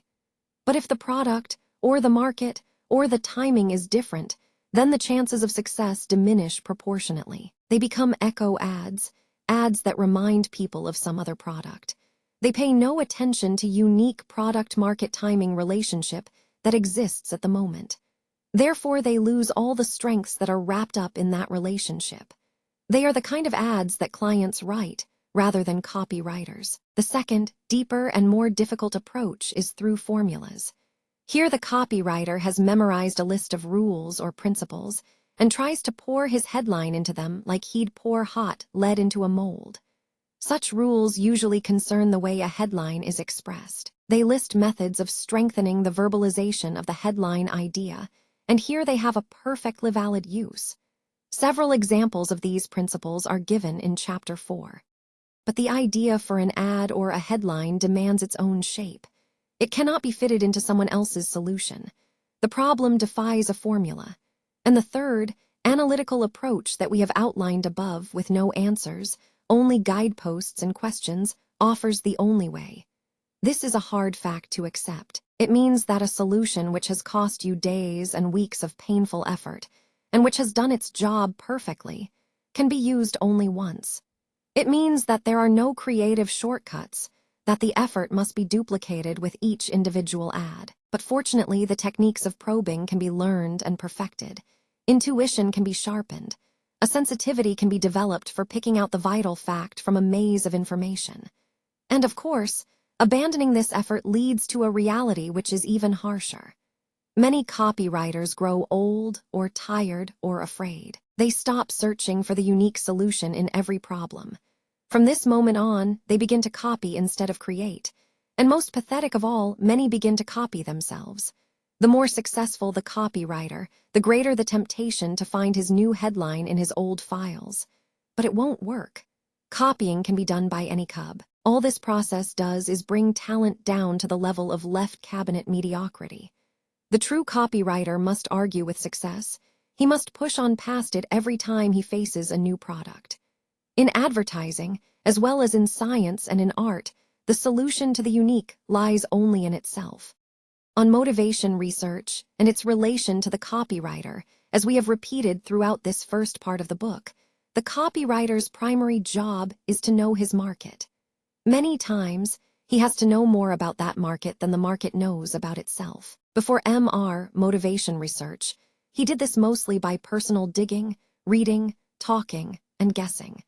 With MR, he has some pretty professional guessers working with him, and they have the equipment to prove their guesses far more easily and inexpensively than writing a campaign and testing it. The copywriter can use MR in two ways. It can be a tremendous source of information to him. Information about the most powerful needs and desires of his market, desires that may be hidden, verbally unacceptable, or completely unknown.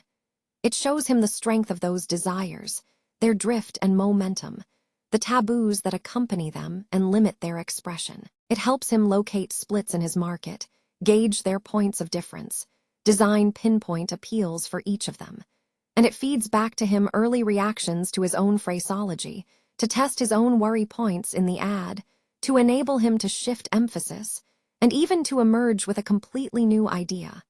All well and good, but a motivation research finding is not a headline, nor even the central theme of an ad, nor will it ever be. Like any other fact, it is a direction. First, it tells you where not to go to avoid wasting your time, and then it indicates the general area of your solution. But the transformation of those facts into an idea, and the expression of that idea in the strongest possible form, still requires as much creative talent as any other starting point. The source of an idea, no matter how profound, is still only the beginning. The copywriter has to take it from there. The second great service that MR can perform for the copywriter is that of testing his own hunches, in answering the questions he uncovers in dealing with his market over a period of time.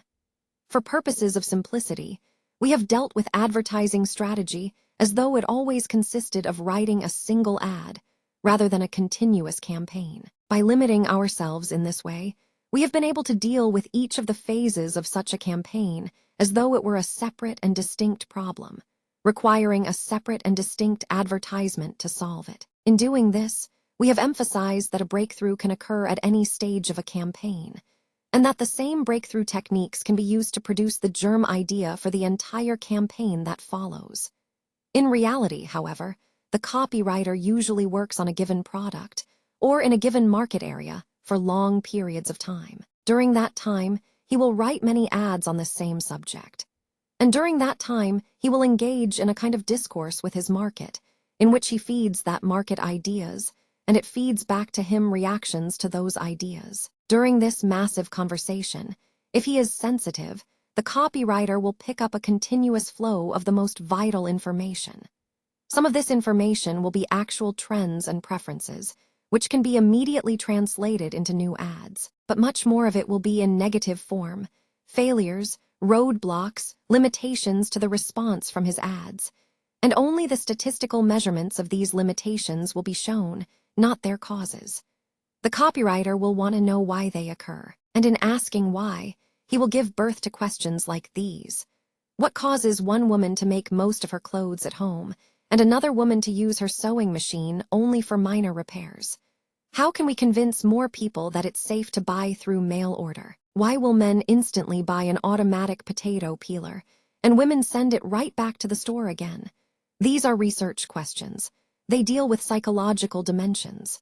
The copywriter discovers them and passes them along to his MR people to be phrased, tested, and answered. Thus is born a new idea, a new theme, and a new headline, perhaps even a new campaign.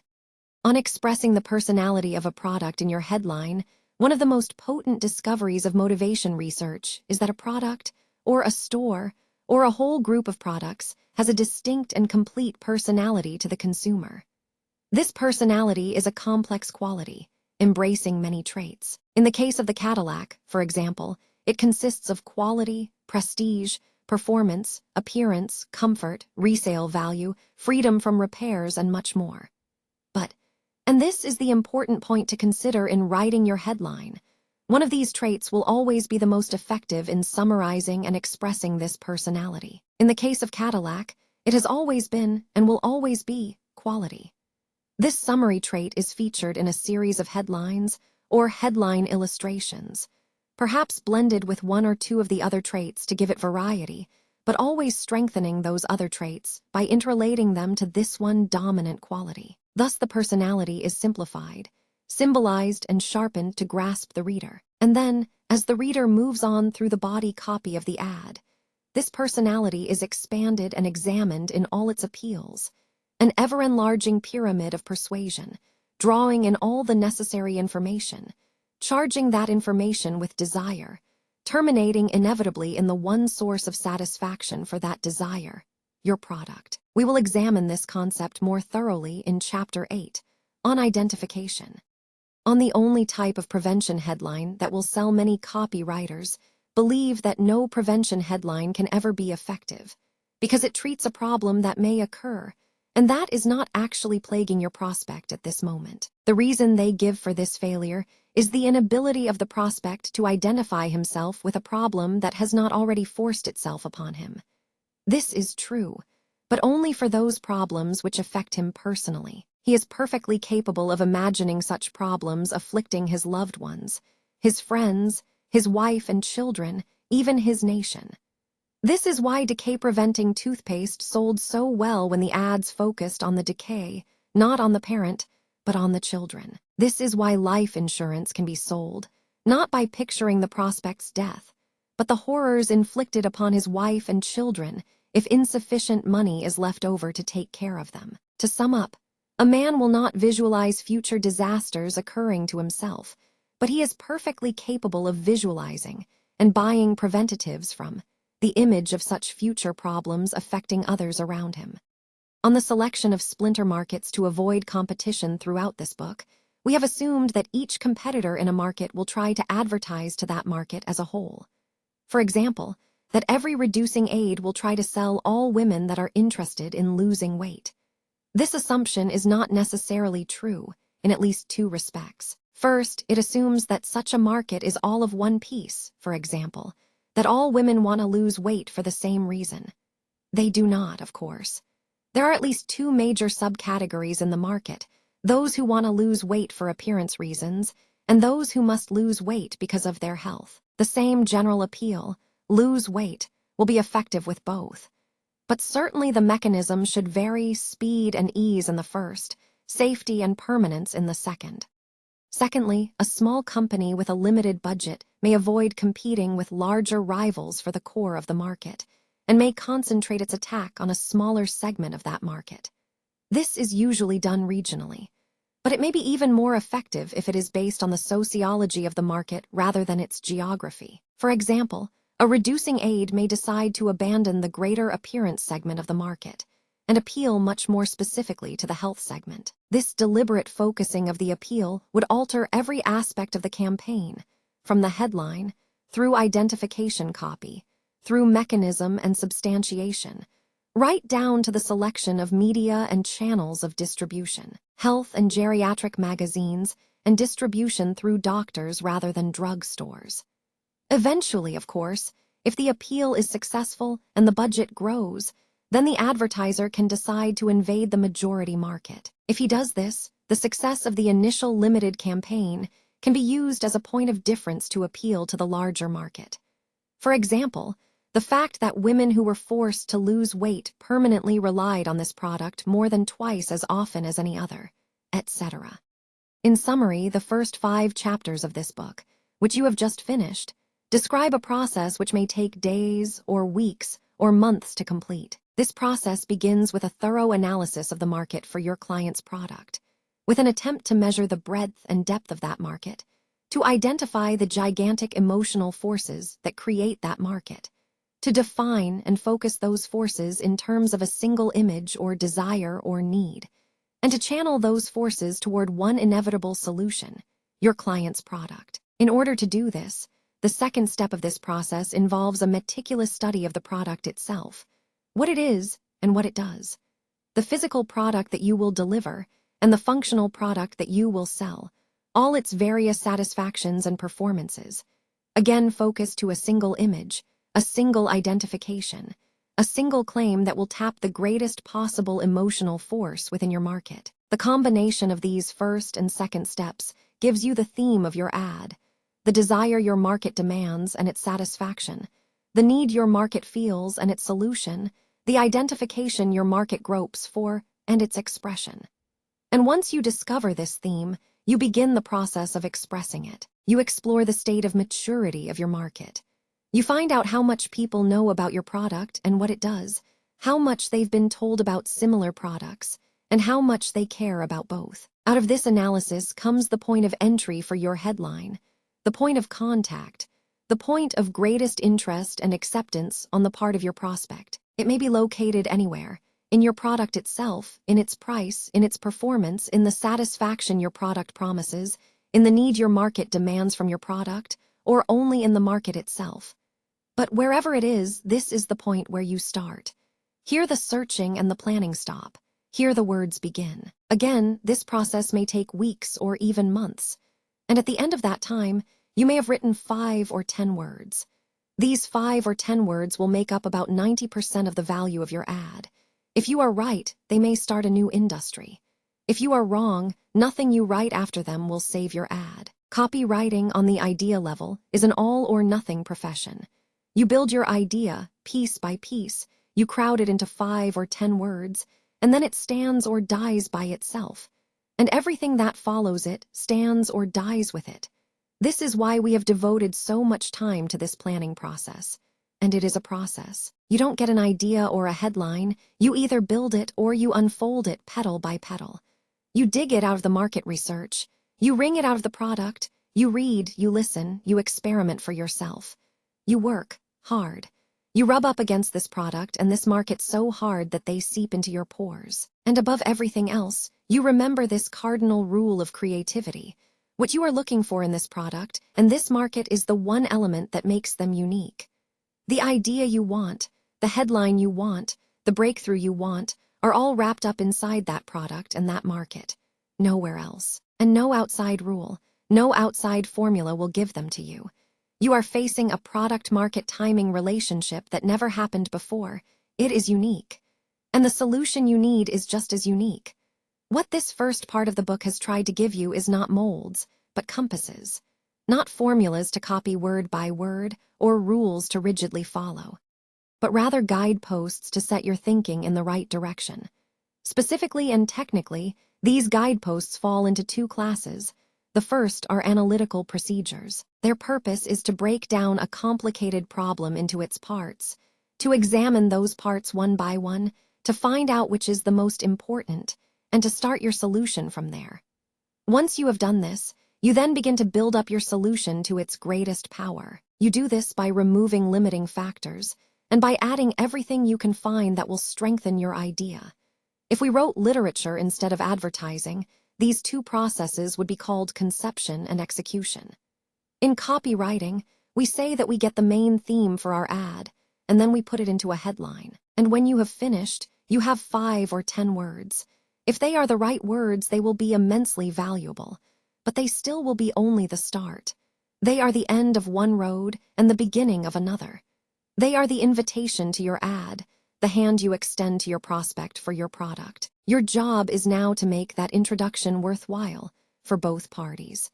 In the remainder of the book, we shall discuss the techniques of writing the body copy of your ad. These techniques are directed toward one end, building conviction, not only instilling the desire for your product, but actually strengthening that desire with the belief that that product will do what the prospect wants.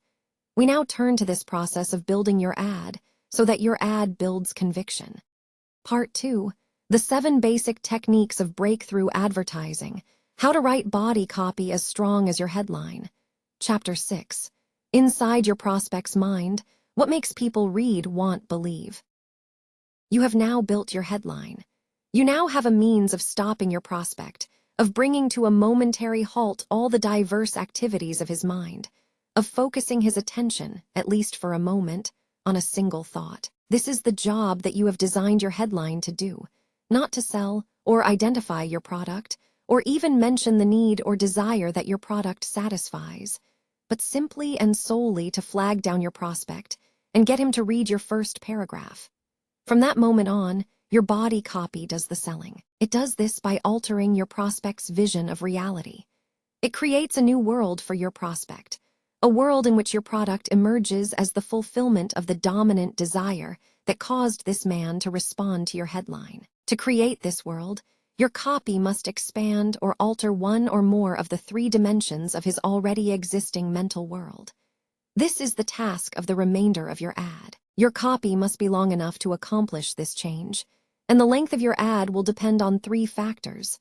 First, how much copy you need to build his desire for that product, and everything that product can do for him to its greatest possible strength. Second, how much additional copy you need to make him feel both comfortable and complimented by that product, to enable him to visualize that product as a part of the life structure that he has built and is building for himself. And finally, how much additional copy you need to make him believe what you have said, to compensate for his already existing prejudices and beliefs. The answers to these 3 questions determine not only the length of your ad, but also its structure, its development, its style, and its pace. Each of these questions relates to a separate dimension of your prospect's mind, different ways he has of arranging thoughts and feelings.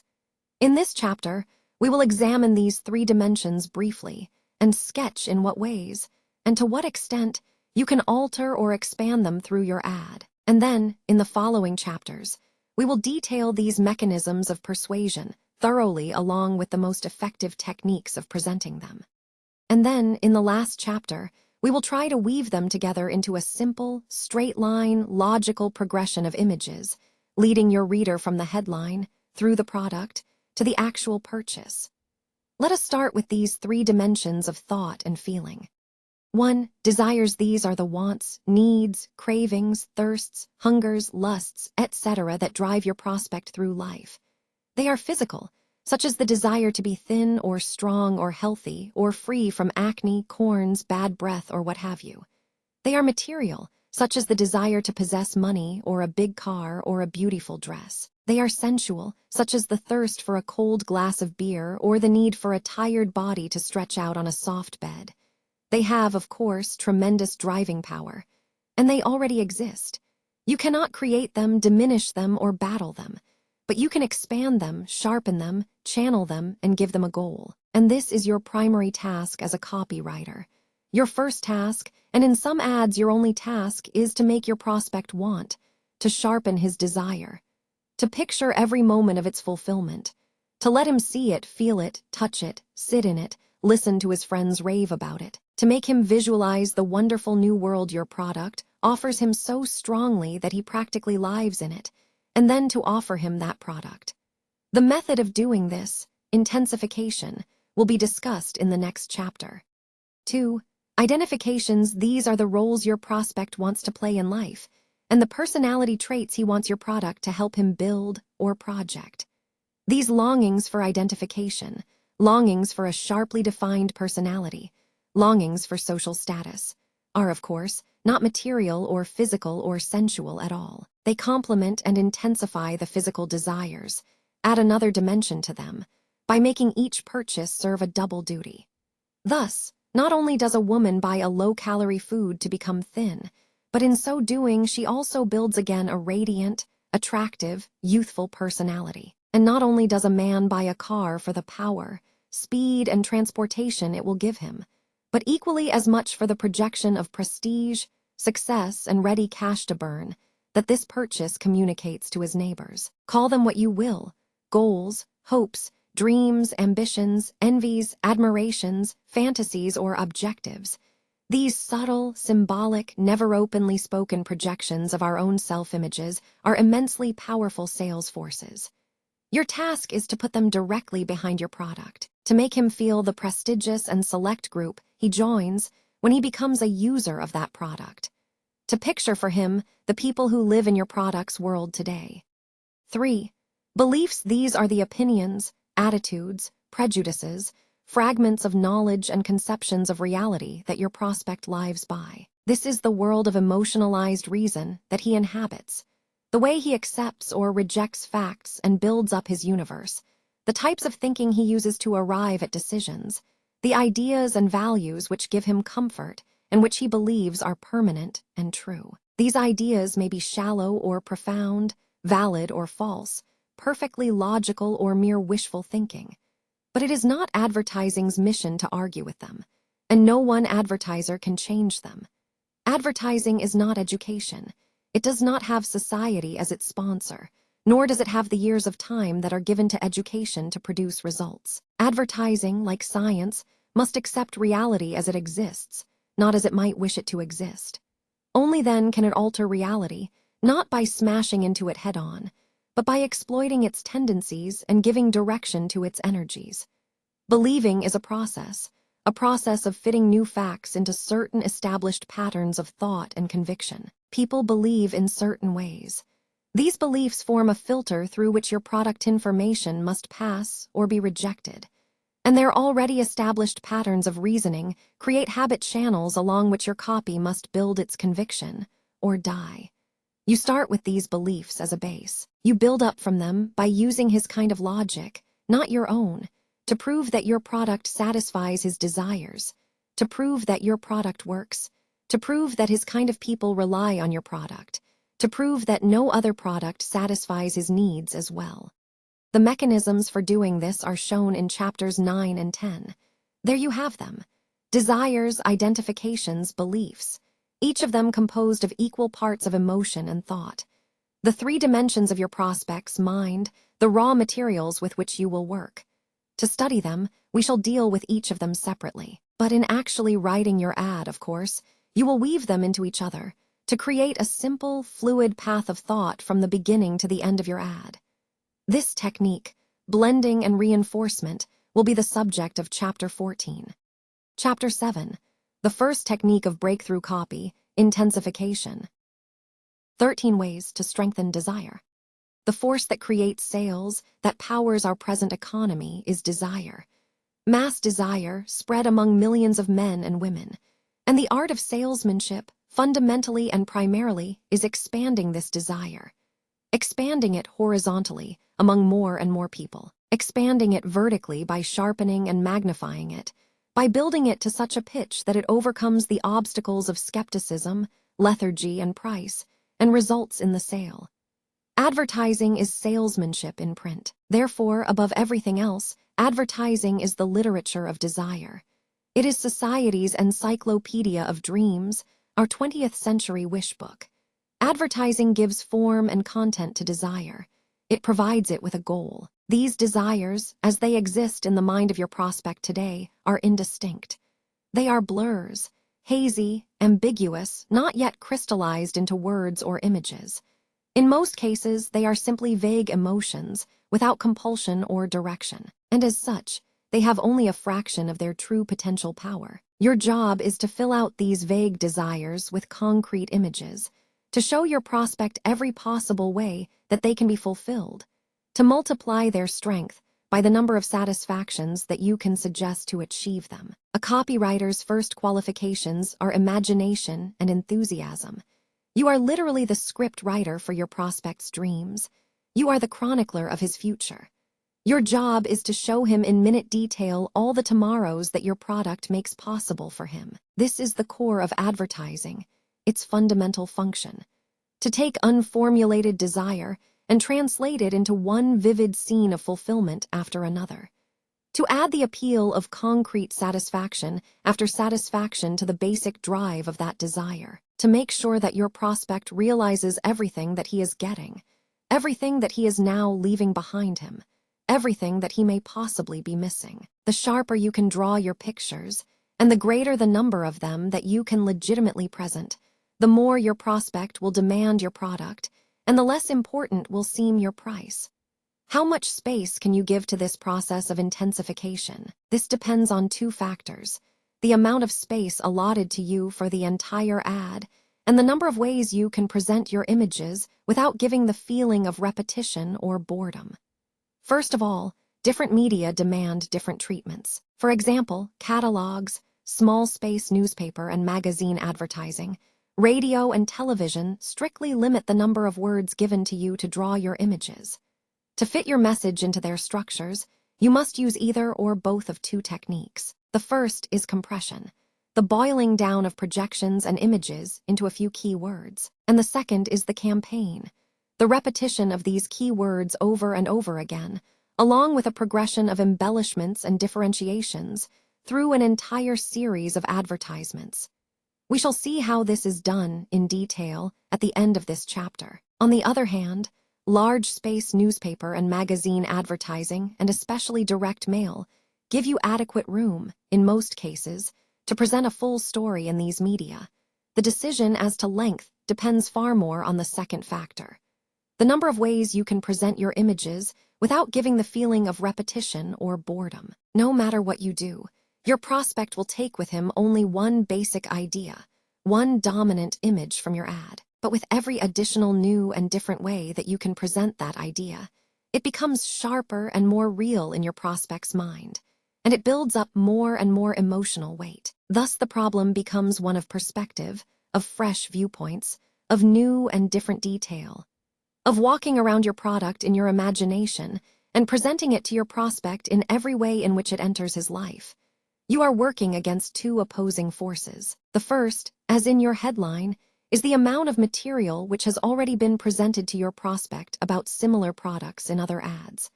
There are stages of market sophistication to be dealt with in body copy as well as in your headline. If your prospect has read the same phraseology before, he will be bored by it, no matter where he encounters it again.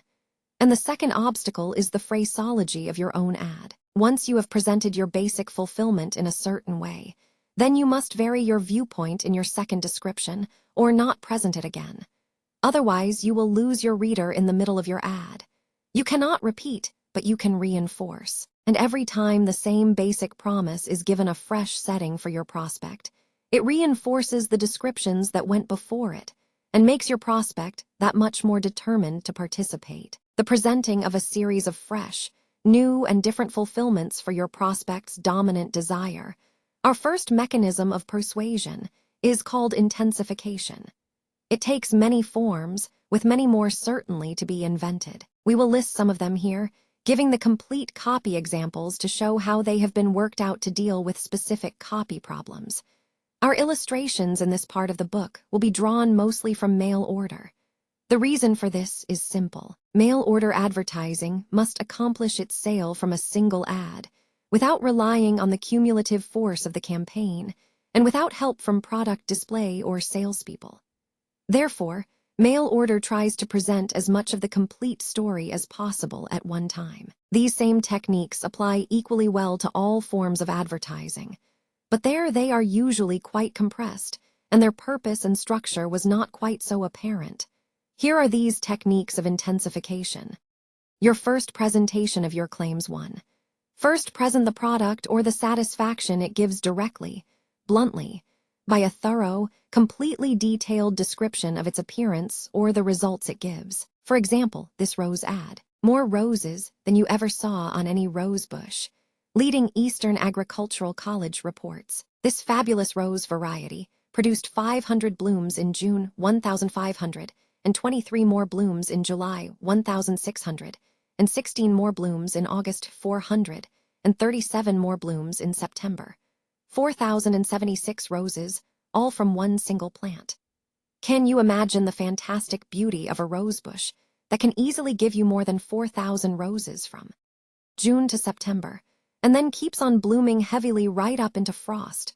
Can you imagine the fantastic thrill of walking into your garden and actually picking 3 dozen, even 4 dozen roses a day from a single plant, day after day, week after week, and still leave gigantic clusters of bloom on each single plant? Colorful, fragrant roses almost as large as the most expensive hybrid teas, yet blooming by the hundreds at one single time, on one single bush. Cherry pink 3-inch roses overlaid with tinges of red that deepen in fire and brilliance as the blossoms unfold, to reveal a dazzling gold splash on their petals. Roses that burst into living walls of blossoms that flame again and again into exquisite masses of bloom in June, July, August, September, October, November, and often stay in bloom weeks after the first snows have fallen. This is the rose with such fantastic blooming power that it will actually give you huge clusters of 10, 12, even 15 flowers on a single stem, and produce those clusters in solid masses of bloom, clusters as large as both of your outstretched hands put together, clusters that actually measure up to 1 full foot across, each stem a complete floral bouquet in itself, that gives you an average of more than 50 new roses day after day, week after week, for 8, 9, even 10 weeks in a row during the hot dog days of summer, enough roses to fill every room in your house with color and fragrance all summer long. Enough roses to drench your terrace with beauty, to sweep around your home and flood your beds, your borders, your walks, your driveway with solid, living walls of roses all summer long, with just a few plants. And this is the rose you can have blooming in your garden now, and for years to come. That will make your grounds the garden showplace of the neighborhood, if you accept this extraordinary flower offer now. Or, as another example, this description of the results of a Christmas flashlight projector that shows colored slides of the Bible. You take out the amazing invention we send you. You simply switch it on, and suddenly every person in the room draws in his breath in excitement and admiration. For there before you on that living room wall, projected 4 feet wide by 3 feet tall, is one of the most beautiful pictures you have ever seen. Before your eyes, so real that you can practically reach out and touch her, is the Virgin Mary holding the infant Jesus in her arms. The picture actually glows with exquisite color. You can see every magnificent detail, the animals huddled around the manger, the tenderness in the Virgin's eyes, the smile on the infant's face. It's almost as though you were actually there. Suddenly, all the wonderful tales your children have heard, all the meaning and glory of Christmas, come alive before your children's eyes. Life-sized, as tall as your children, scene after scene parades before them on their living room wall. They actually see the angel of God announcing the birth to the shepherds. They witness the star of Bethlehem rising over the world. They stand side by side with the three wise men in silent adoration. Before their very eyes, they see Christ grow to maturity. They watch him astound the elders of the temple as a small child. They thrill to his first meeting with John the Baptist. They are present at the Sermon on the Mount. They witness each of the miracles, see with their own eyes Jesus calming the storm, teaching Peter to walk on the water, raising Lazarus from the dead. Can there be any more thrilling experience? Suddenly, every sermon they have ever heard, every book they have ever read, every prayer they have ever learned, takes on new meaning and beauty for them. This is probably the most thrilling hour you will ever spend with your children. They will ask you to repeat it time and time again. These magnificent pictures will continue to thrill and astound and instruct them for years to come. Or, as another example, this description of the outward appearance of a giant flying plastic model jet. Yes, just imagine the expression on your children's faces when they walk into your living room just 1 week from today and suddenly see this magnificent model airplane standing in front of them on the living room table. Here is a gigantic, three-dimensional, all-plastic model airplane, resting securely on its own triple landing gear, and so huge that its tail section alone stands 6 full inches from the table. This magnificent model airplane proudly bears the official colors of Pan American Airways. Its wings and engines are a dazzling silver. Its fuselage is a gleaming white, with a brilliant blue stripe stretching back 21 inches along the entire length of the body. And stamped on both sides of the huge rudder is the Pan American world globe, and the American flag above it, ready to identify this plane anywhere she goes. Both the wings and the tail section are slanted diagonally back, ready to cut through the air at 600 scale miles an hour. And suspended beneath the wings are the 4 huge engines, each as long and as thick as your child's fingers, each with its own jet sound simulator, to give your child thrill after thrill after thrill when he actually flies this breathtaking model himself. Put the claims in action too. Now that you have presented your main description, you are ready to expand the image. One of the most effective ways to do this is to put the product in action for your reader, to show not only how the product looks and what benefits it gives the reader, but exactly how it does this. As one example, let's continue with our model jet airplane ad. No fuel, no danger, no crack-ups. Yet it flies 600 scale miles an hour, all under your complete control. Pick this magnificent plastic model up from the table and hand it to your child. While he holds it, simply attach the U-control line as we show you to the left wing. Then suspend the model from this control line and begin slowly to swing it through the air. Before your astonished eyes, you will see one of the most thrilling sights of your entire life. This model is perfectly designed for high-speed flight. As soon as it picks up power from the motion of your hand, it will lift up its nose. Its wings will begin to cut through the air. It will flash upward and streak ahead of you. As you give it more and more line, it will turn wider and wider, fly faster and faster. You can fly it in circles only 5 feet wide, or you can take it outdoors and fly it in gigantic arcs 100 feet wide. The size of an entire city lot, you can make this plane soar upward, stall at fantastic heights, dive toward the ground, and then pick up speed and flash upward again in a breathtaking rescue. You can spiral this magnificent model down into a perfect landing. You can fly 2 or more planes in formation. You can have jet races. You can have an entire fleet of breathtaking models flown by every member of your family. And you can have them for only $1 a piece. Less than 1/5 the price you'd pay for a plastic model of this size and performance.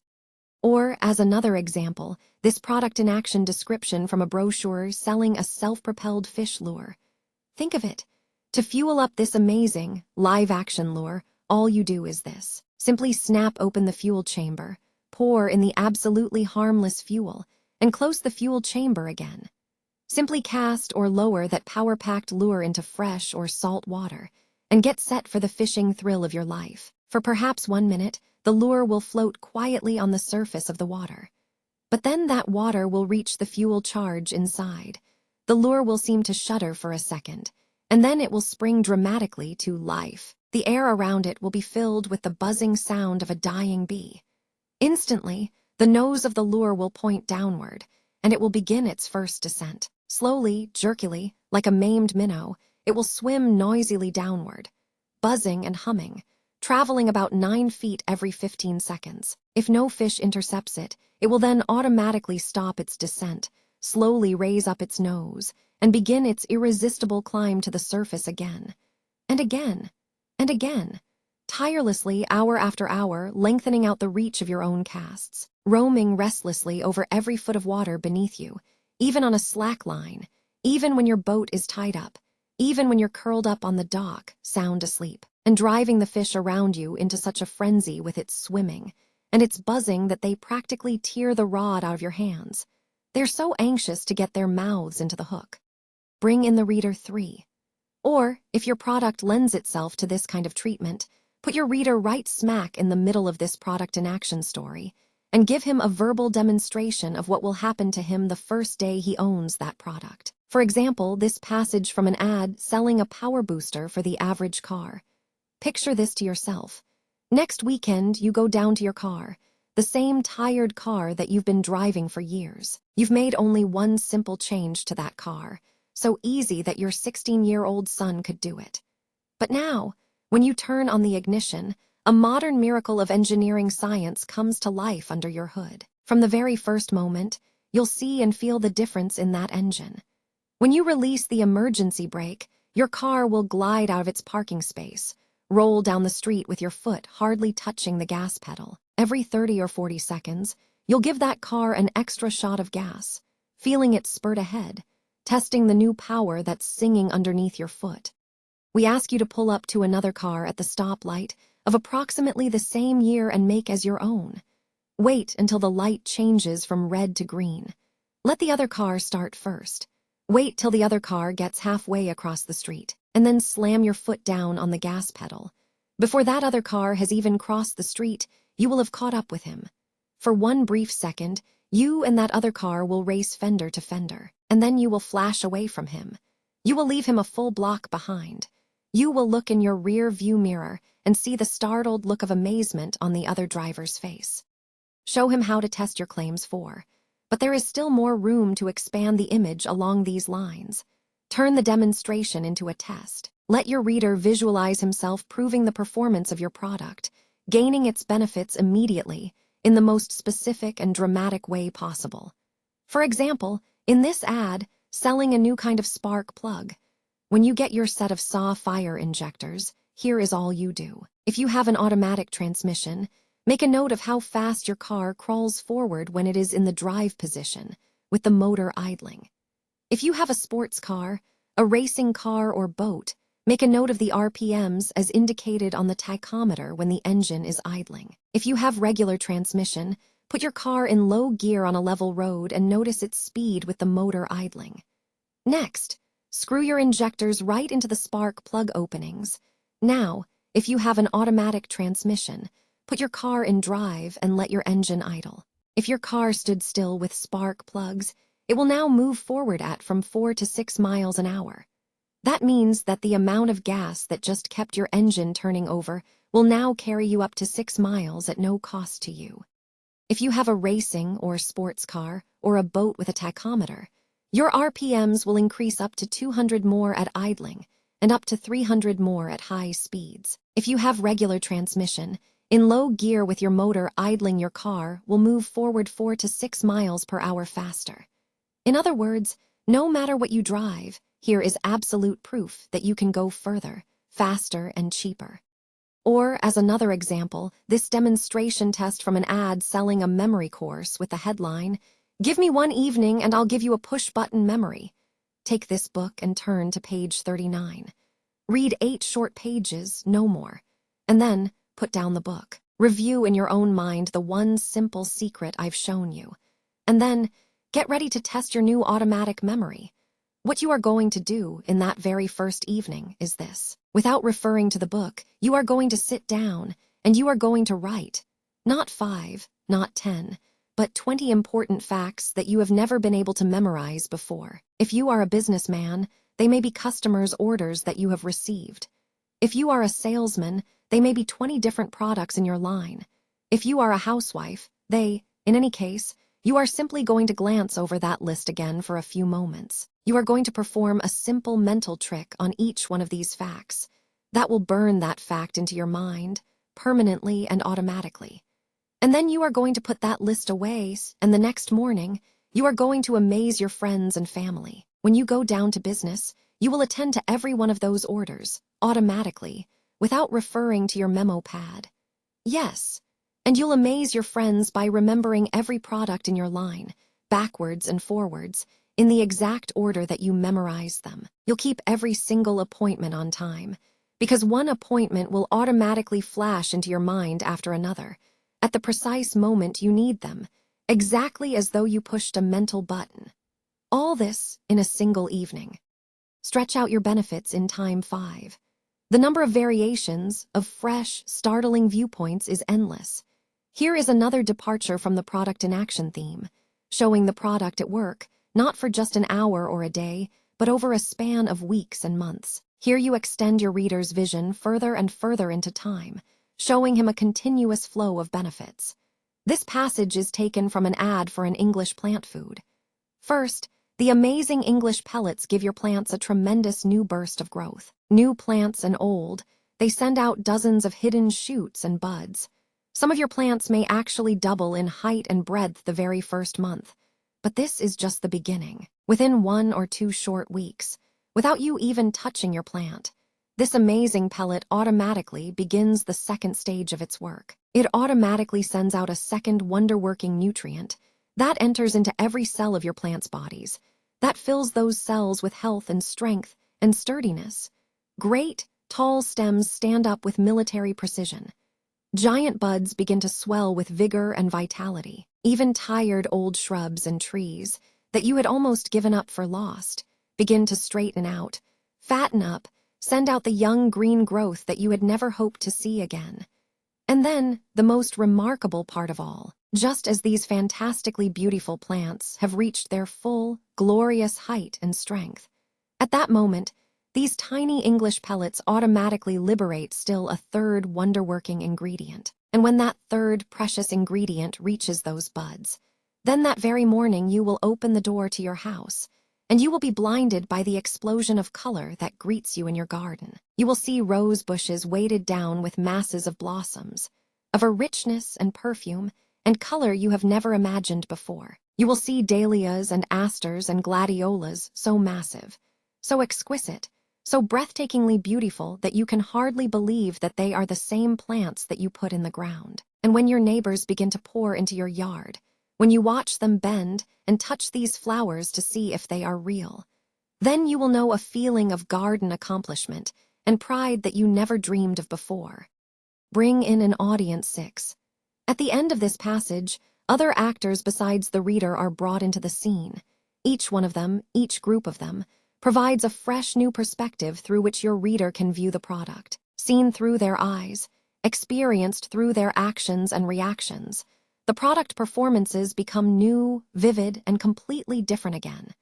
These new participants may be celebrities who relate their experiences through the testimonial. This technique is too familiar to warrant an example here. Or they may be average men and women whom the reader easily identifies with, whose experiences are related through narration or the case history. Probably the most famous example of a narration is the "They laughed when I sat down at the piano" ad quoted in the first section of this book. Here, as an example of the case history approach, we use a passage from a reducing ad. And then, if you were like the men and women whose fantastic case histories were reported by leading medical journals, perhaps you went to your doctor and asked him for an easy way out, without torture and without sliding back. These doctors had the answer in a tiny gray pill and a common-sense plan. They instructed dozens of patients to test this miracle plan in their own homes, under these doctors' supervision. These men and women did not give up the foods they loved. They simply and naturally cut down on them. They were not given any starvation diets. They reported in case after case that they felt more pep, more energy, more youth and vitality than they had known for years. And then, day by day, faster and easier and safer than they had ever known before, the ugly excess fat around their bodies melted away. While they were eating 3 delicious meals a day, they were shedding as much as 5 pounds a week. While they were feasting on mouth-watering steaks, thick, juicy slices of roast beef, potatoes, butter, and bread, they were losing inch after inch after inch from around their waistlines, their thighs, their hips. Clothes that they had discarded years before began to come out of the closets and attics. Men and women both, they began to notice a new young look to their chins and faces that they'd thought they'd lost forever. And when the plan was over, these men and women had lost as much as 17 and 25 and even 34 pounds. They had turned back their weight clock 5, 10, and even 15 years, and their trim, slim figures were just beginning. Show experts approving 7. But not only celebrities and ordinary people can be used to reaffirm the product benefits. Experts in the field, professionals, the sophisticated, the discriminating, the blasé can be called on to register their reactions. There is nothing so astounding as the astonishment of experts. Here the elements of surprise, competition, and discovery all combine to sharpen the image even more. This example is taken from the rose ad mentioned above. Just picture the scene as these college horticulturists began this amazing flowering test of roses. For here gathered in a test field were all the high-praised queens of rosedom, floribundas, hybrid teas, polyanthas, patented roses and rose blends that today sell for as high as $3.75 for a single plant. Row upon row of roses, prize winners in international competition, the best the world has to offer. And then, Nearly Wild started to bloom. Just picture the astonishment on these experts' faces when in the first month alone, Nearly Wild produced over 15 times more blossoms than the average of all other roses combined. How in July alone it produces an average of 50 new roses a day, more than 7 times as many blossoms as the second leading rose. How in August it produced 21 times more roses than its nearest competitor. And then is it any wonder that a famous rose expert, upon viewing the results of this test, exclaimed, "Why, it's like having a complete rose garden of 20 plants, all on a single bush." Or why another rose expert, shaking his head in disbelief, stated, "If we ever released these flowering figures to the public, they'd never believe it. And if they did believe it, we couldn't produce Nearly Wild rose plants to fill the demand in the next 25 years. Compare, contrast, prove superiority 8. Each new approach suggests others. The competition can be carried into contrast. The disadvantages of the old product or service can be laid side by side with the advantages of the new, throwing these advantages into sharp relief. Here, as one example, is a brief, 3-sentence passage from a book club radio commercial that establishes the difference between random buying and book club savings indelibly on the listener's mind. Yes, while your friends were paying $3.95 for their copies of Frank Yerby's runaway bestseller, The Golden Hawk, Dollar Book Club members were getting the same exact book for only 99 cents, while your friends were paying $4.95 for John O'Hara's flaming new thriller. A Rage to Live, Dollar Book Club members were getting the same exact book for only 99 cents. And while your friends were paying $5.95 for Thomas B.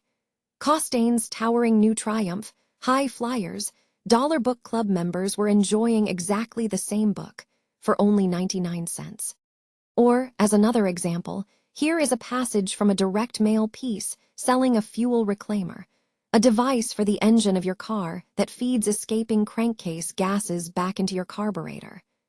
This device uses the suction power of your own motor to scoop up that smoke. And then, in one of the most brilliant ideas in engineering history, it destroys that smoke by feeding it back into your engine, where it is burned up again as a continuous, extra flow of fuel. Think of it. Instead of polluted oil, polluted engine, polluted air, you get a constant stream of extra gasoline flowing into your engine, almost as though you had a free, second gas tank connected to your car. Instead of one breakdown after another, one more repair bill after another, each more expensive than before, you get young car power, young car economy, young car resistance to repair bills. Because the deadly sludge causers, acid causers, filth causers that used to ruin your car are now being burned up as fuel in your engine. Picture the black side, 2.9. and there's no need to neglect the heaven or hell approach. Hear the negative aspect to every promise.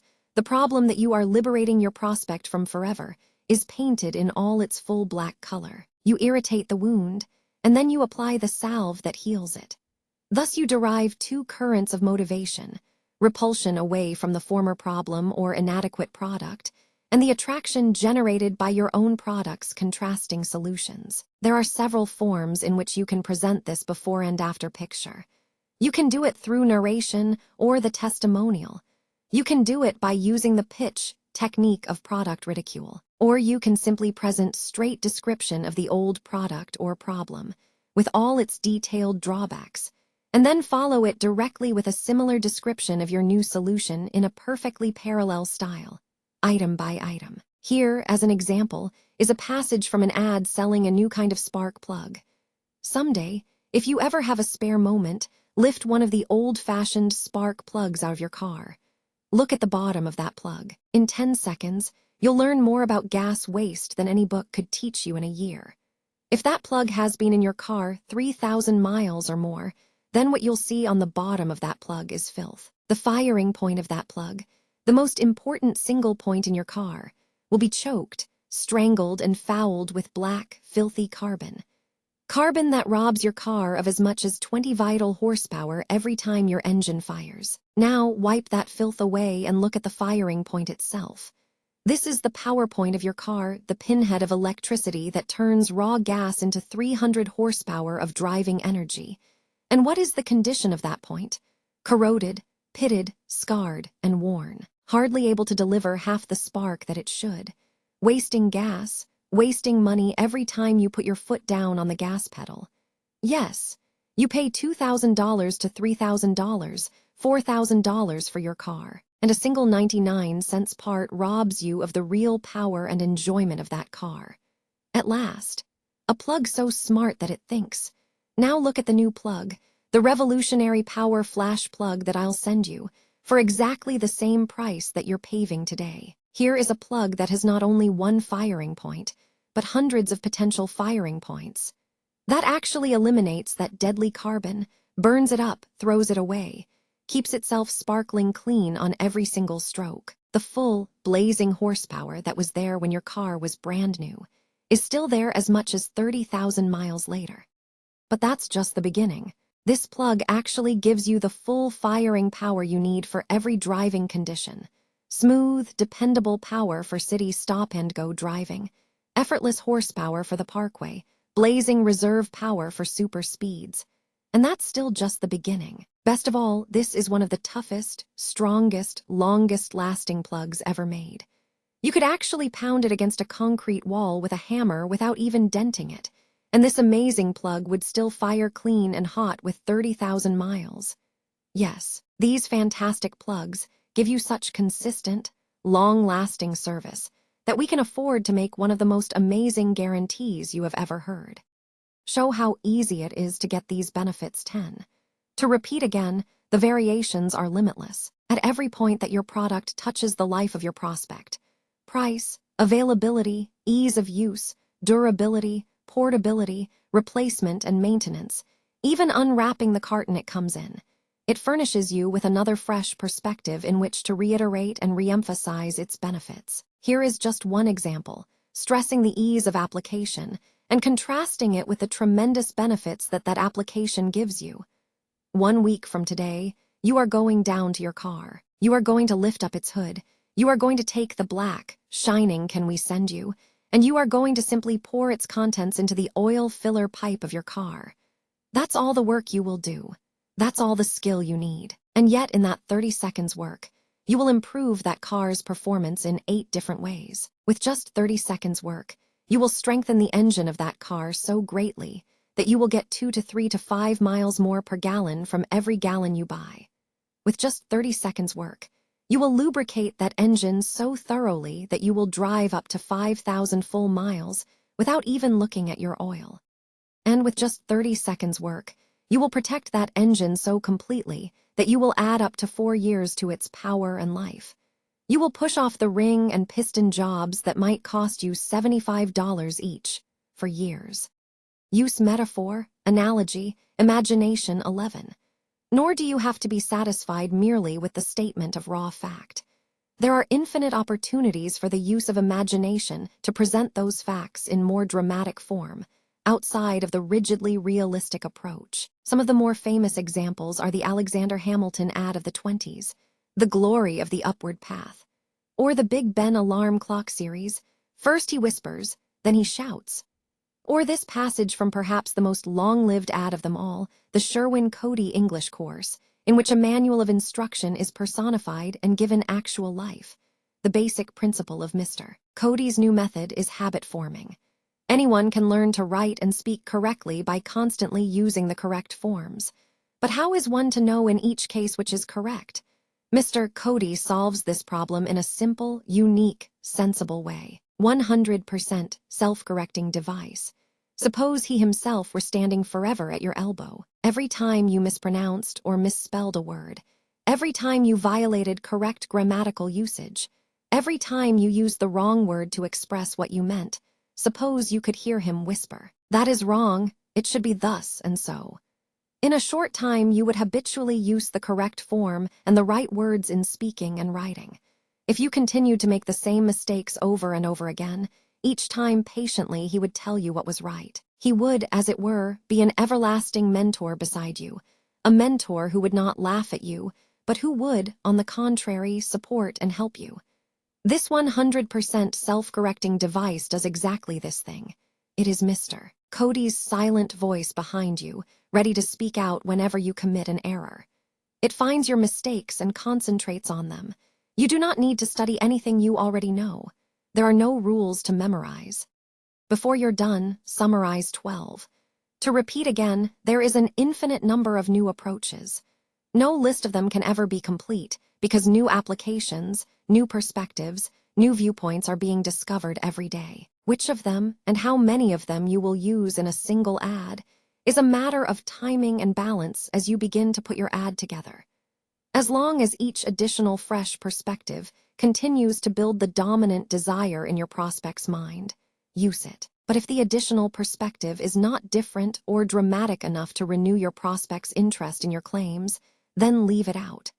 To a large degree, this is a matter of sensitivity and originality on your part. The sensitivity comes from intuition and experience.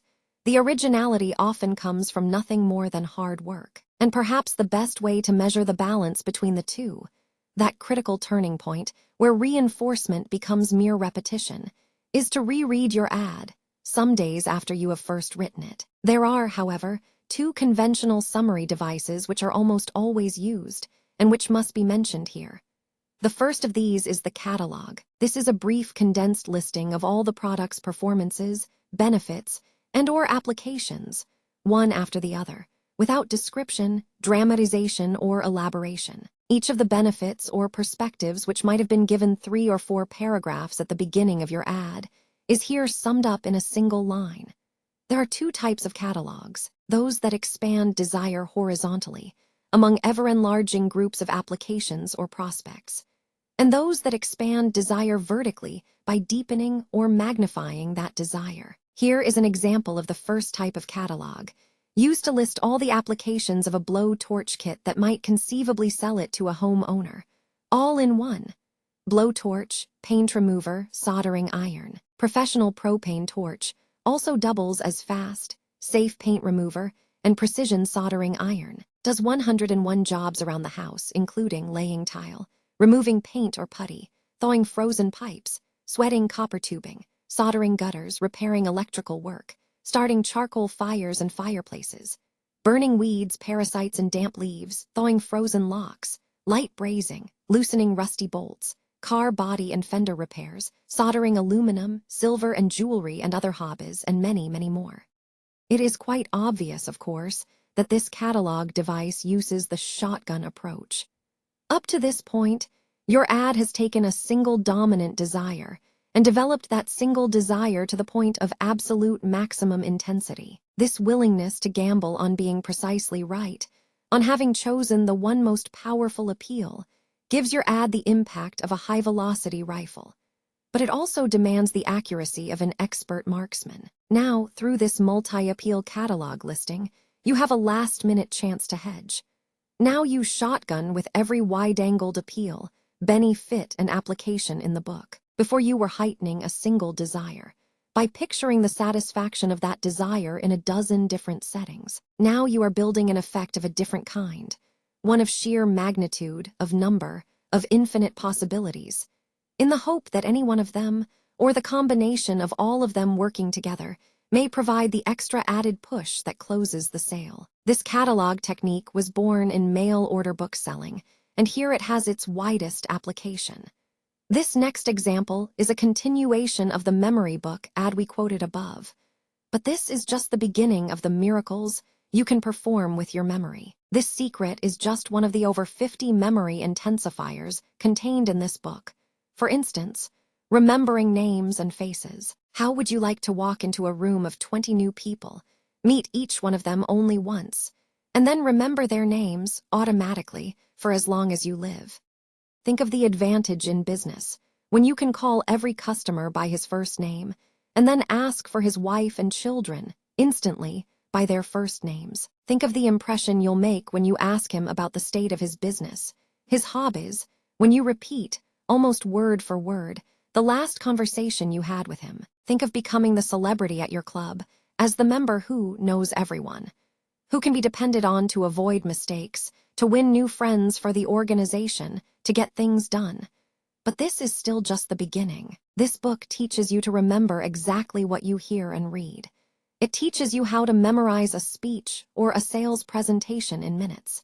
It teaches you how to remember every card played when you relax at night. It shows you how to improve the depth and force and power of your mind.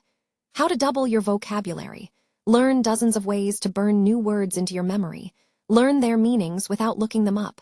Repeat entire phrases, sentences, paragraphs from the great writers. You'll be able to learn a foreign language in a few short weeks, at least 3 to 4 times as quickly and easily as you could without this system.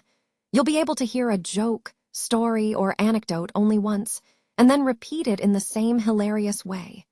Yes, and most important of all, this book will show you how to professionally organize your mind. Do what you have to do in half the time. You'll remember dates, addresses, appointments, automatically.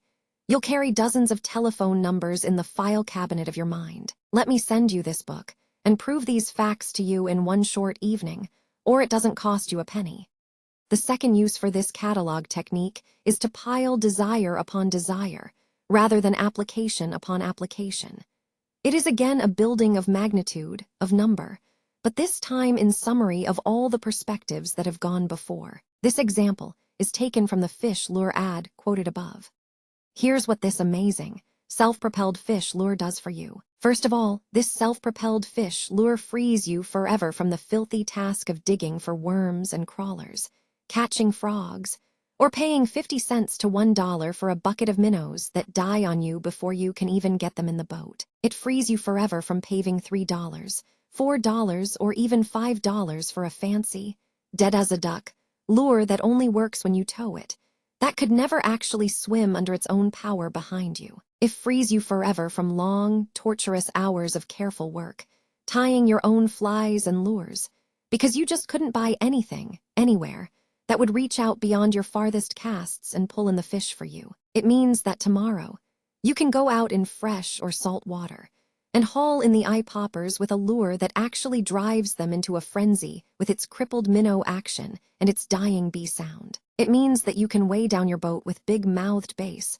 small-mouthed bass, catfish, dogfish, wherever you drop a line. It means that you can fish better, sound asleep at the bottom of your boat, than most fishermen sweating and casting till their arms ache with ordinary, dead as a duck, lures. And it means that you'll have the time of your life, not only amazing your friends and family with the hauls you drag home behind you, but just watching your fisherman friends' faces the first time they see this incredible self-propelled fish lure in action. Their eyes will almost pop out of their heads.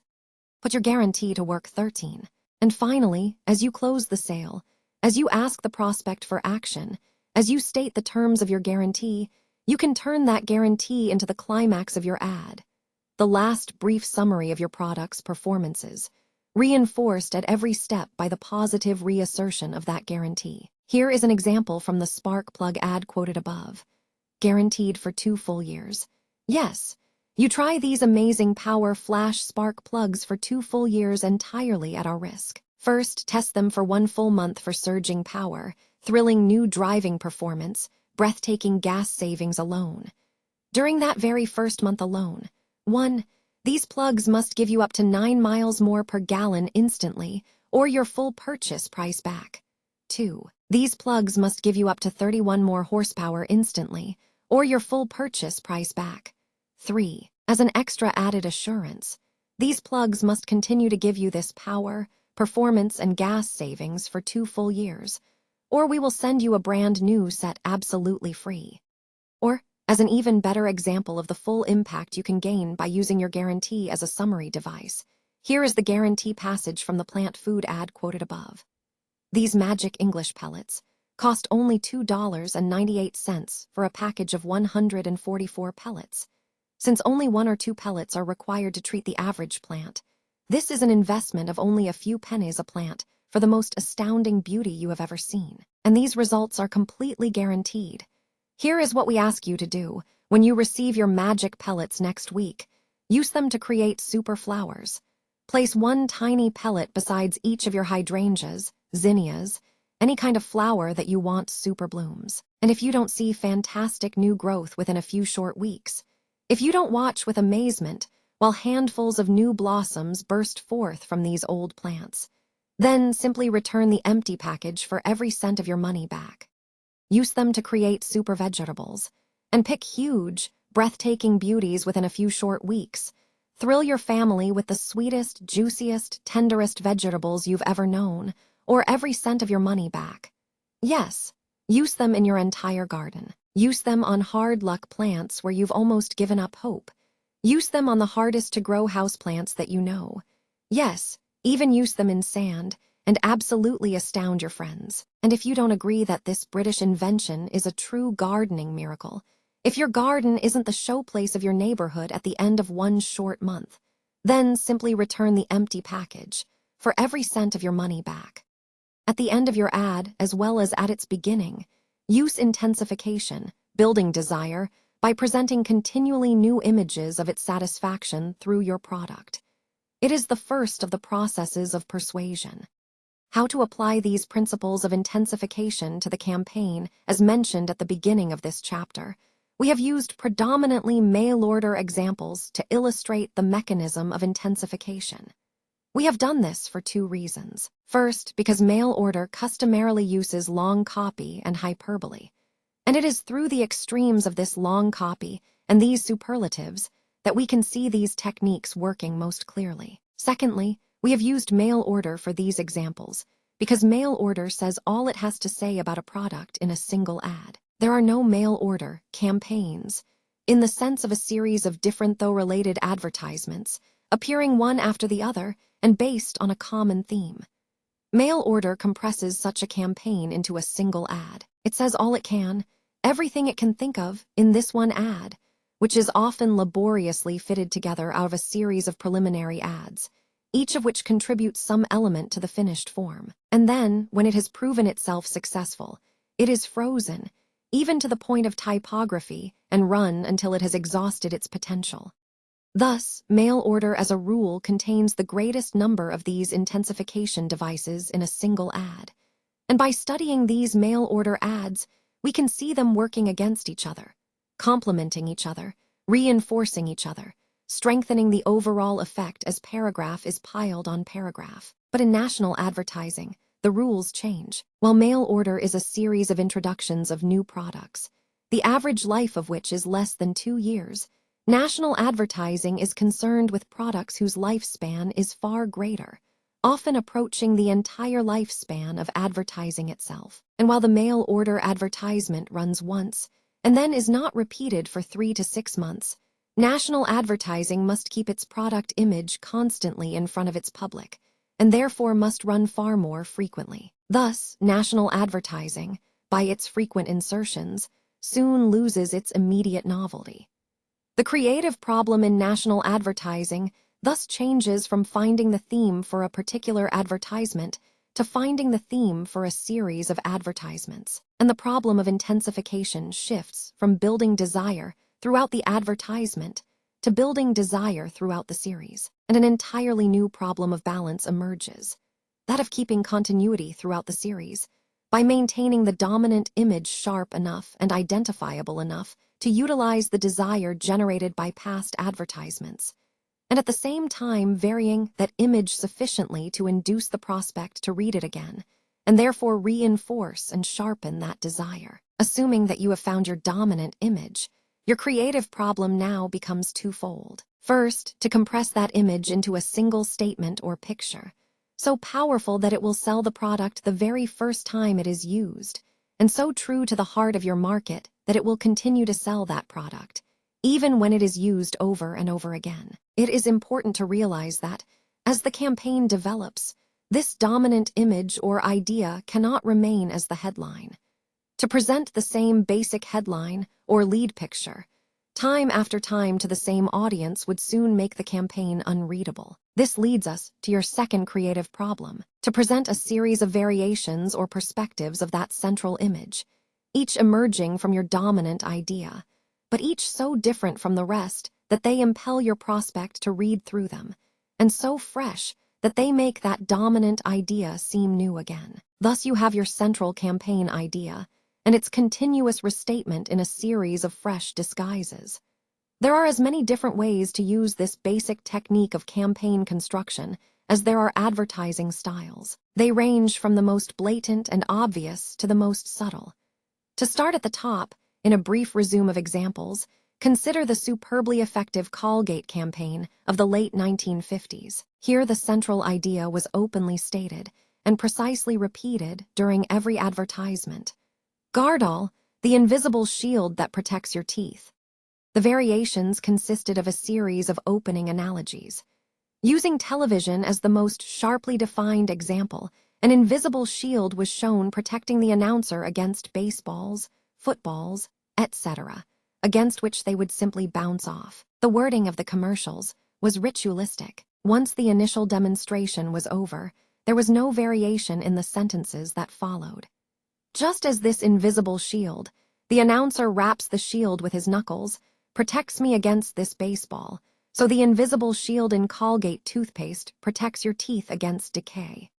Here the variations are confined to the opening demonstration in the first 10 seconds of the commercial. These are designed to startle the viewer, the ball being thrown directly at him from within the television set, and this emotional reaction is carried over to reinforce the rigidly repeated remainder of the commercial. Thus you have a quick and startling emotional involvement, welded onto a precise selling message. Equally as powerful is the technique of repeating the exact verbal image throughout a series of advertisements, while varying and freshening the emotional appeal through a spectrum of constantly changing main illustrations. Thus the dominant image is retained intact, continuity is maintained, but there is no feeling of overfamiliarity or boredom. This technique might be named rule and example. Two of its most effective uses recently have been in the hairstyling field. First with Tony, where the precisely repeated verbal image was, "Which twin has the Tony, and which has the $15 permanent?"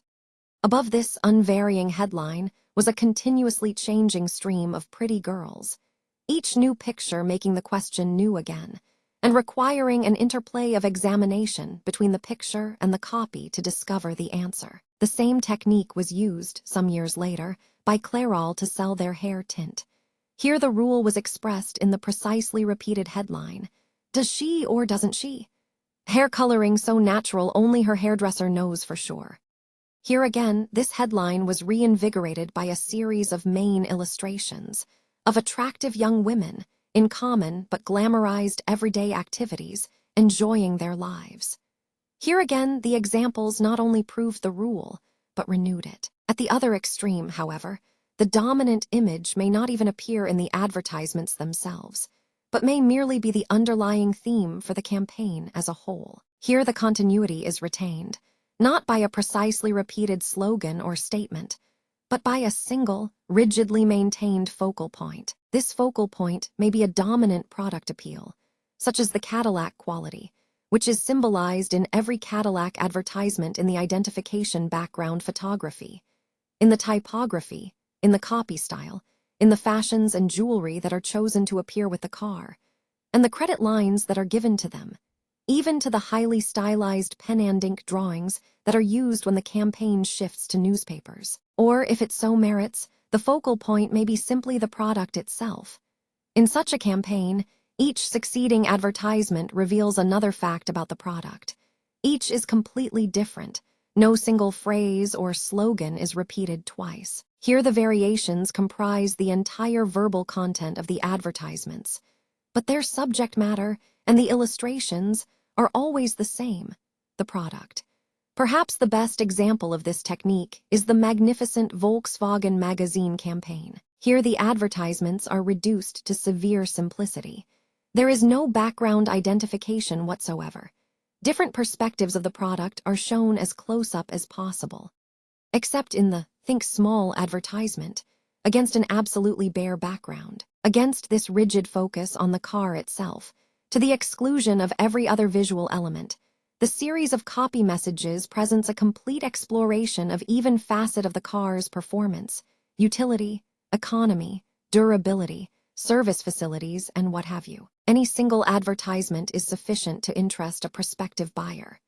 Together, especially when concentrated in the same media and reaching the same audience week after week, the series builds an overwhelming impression of novelty and value, the theme of an honest car. Here, as examples, are only a few of the dozens of different headlines. Think Small. The first in the series, discussing the merits of compactness as an asset. Lemon, showing what appears to be a perfectly good car and discussing the microscopic, almost unnoticeable flaw in it that disqualified it. Our new model. A car that shows no difference, but has dozens of essential engineering changes inside the car, where they won't make present models obsolete. Why you should open the window before you close the door of a Volkswagen. Discussing the fact that the car is airtight and the quality that this fact symbolizes. Our number one salesman. The serviceman, of course, typifying the quality of care the VW owner gets and combating the conception that foreign cars give sparse service. And so on. A series of building block advertisements, making no attempt to tell the complete story in themselves, relying on their ability to grasp the prospective buyer and carry him through a procession of short, sharply focused sales stories that combine to give an informed desire of tremendous depth. Notice, incidentally, that each of these headlines fulfills the requirements necessary to place it at the top of an ad. Each of them reaches out and touches the prospect at the point of his dominant desire, to get more value for his car money. Each expresses the common theme of the campaign, this is an honest car. And each moves the prospect into the body copy. It gets him to read the complete, though brief, selling message. The first, second, third, and fifth headline do this through presenting the reader with an apparent contradiction. In the first case, with his accepted notion of thinking big, and in the remaining advertisements, between the message of the headline and the content of the photograph above it, thus compelling the reader to go through the body copy to resolve the contradiction. The fourth does it in promising the reader information, explaining an unusual and provocative request. Notice also that to accomplish this novelty within continuity, and to grasp the attention of the prospect over a series of advertisements, and to move him into the body copy where he can be sold more thoroughly, each of these headlines takes the creative gamble. The product, its trademark, or its performance is not mentioned in the headline. The copywriter is taking the position that he can only sell adequately with the number of words allowed him by the body copy. Therefore, he is willing to risk his headline in grasping the attention of his prospect and impelling him to read on into the sales message itself, presented in convincing detail below. If he fails in his gamble, he has wasted his page. If he succeeds, he has doubled and tripled the effectiveness of his ad. Chapter 8. The second technique of breakthrough copy, identification. How to build a saleable personality into your product that desires, wants, needs, and cravings of mankind that we have just discussed are, above all, obvious. The hungry man feels the contractions in his stomach. The sick man feels his pain. The woman who is overweight feels her embarrassment, her discomfort, her shame. The desire for satisfaction, or for relief, displays itself openly. It announces both its wants and its needs. It responds wholeheartedly and immediately to mechanisms that achieve its aims. Therefore, the recognition and magnification of this desire is the first and most obvious task of copywriting. All the principles and techniques described in the last chapter were practiced to perfection by the patent medicine copywriters of the 1890s. Before the First World War, Claude Hopkins had lifted them out of patent medicine and established them in every category of general advertising. Until 1954, they literally dominated advertising. But there is another kind of desire that exists in the human mind, far more subtle, partly unconscious, longing not for satisfaction, but for expression. This second kind of desire is so different from the first, and operates under such different rules, that it can justly be described as a second dimension of the human mind. It may be titled the longing for identification. Its rise to prominence as a buying motive marks the great revolution in merchandising of our time. Its utilization in copywriting, as an adjunct to desire building, constitutes our second mechanism of persuasion, that of building the proper identification into your product. A personal note. Let me just inject a personal note here on the names I have given these techniques, or processes, I believe you should use to cumulatively strengthen your copy. As I mention in the introduction, I have never heard or read a discussion of many of these techniques before. Therefore, they are not part of the common advertising terminology, and in case after case actually have no names. Because of this fact, I've had to invent names for them. Some of these names convey their meaning at first glance, such as intensification. Other names I've put together out of two or more ordinary words, such as gradualization, to try to convey an idea that has purposely been left ambiguous when you first encounter it. And in still other cases, such as the identification technique discussed in this chapter, I've used terms you already know and stretched their meaning. Identification here, for example, means more than the customer's process of identifying with a product personality, or even with a group of prestige users of that product. Here, in this new context I have given it, it means at the same time the active process by which the copywriter capitalizes on this need for identification by building its realization through his copy into his product. The stress is always, in all these techniques, on the word active. These are the activities you must accomplish, the processes you must utilize, the psychological effects you must achieve to give your copy the maximum possible strength. It is this active, deliberate, ongoing process, this building of effects, that I have tried to convey by these terms. The roles your prospect desires, what exactly is this process of identification? Quite simply, it is, first of all, the desire of your prospect to act out certain roles in his life. It is the desire of your prospect to define himself to the world around him, to express the qualities within himself that he values and the positions he has attained. And how do you utilize this longing for identification when you write your copy? In two ways. First, by turning your product into an instrument for achieving these roles. And second, by turning that product into an acknowledgement that these roles have already been achieved. Every product you work on should offer your prospect two separate and distinct reasons for buying it.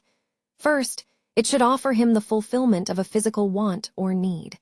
This is the satisfaction your product gives him. And second, it should offer him a particular method of fulfilling that need, which defines him to the outside world as a particular kind of human being.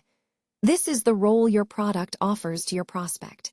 It is the non-functional, super-functional value of that product, and it is built into that product, not by engineering, but by merchandising alone. For example, only the poor man today buys food for its physical satisfactions alone. The average American today selects his food, selects foods that he believes are modern because he wishes to be up to date, selects foods that are non-fattening because he wishes to be youthful and slim, selects foods that come from every country and fire act every taste on earth because he wishes to be cosmopolitan, adventurous, and sophisticated. This man no longer buys food for food alone. He has gained, or he has been given, a whole new vocabulary of wants. He now buys not only objects but roles. His life becomes devoted to a quest for acknowledgments, up-to-date, youthful, slim, cosmopolitan, adventurous, and sophisticated in this one instance alone. And because of this multiplication of wants, this man gives you hundreds of new ways to focus his attention, to stimulate his desire, to build up that desire to the point of purchase. Every new role that he covets, every new longing for identification that he develops, gives you one more mass desire that you can harness to your product. What are these roles? Where do they come from? How do they operate? How do you put them to work for your product? First of all, the roles themselves. There are two kinds. There are roles that define character, and there are roles that express achievement. Let's glance briefly at each. 1. Character roles usually expressed by adjectives or adjective-turned nouns. For instance, progressive, chic, charming, brilliant, well-read. They are a part of the personality of your prospect. They belong to him. His task is to pick out the ones he values most and to develop them, and then to turn the spotlight of other people's attention onto them, one after the other.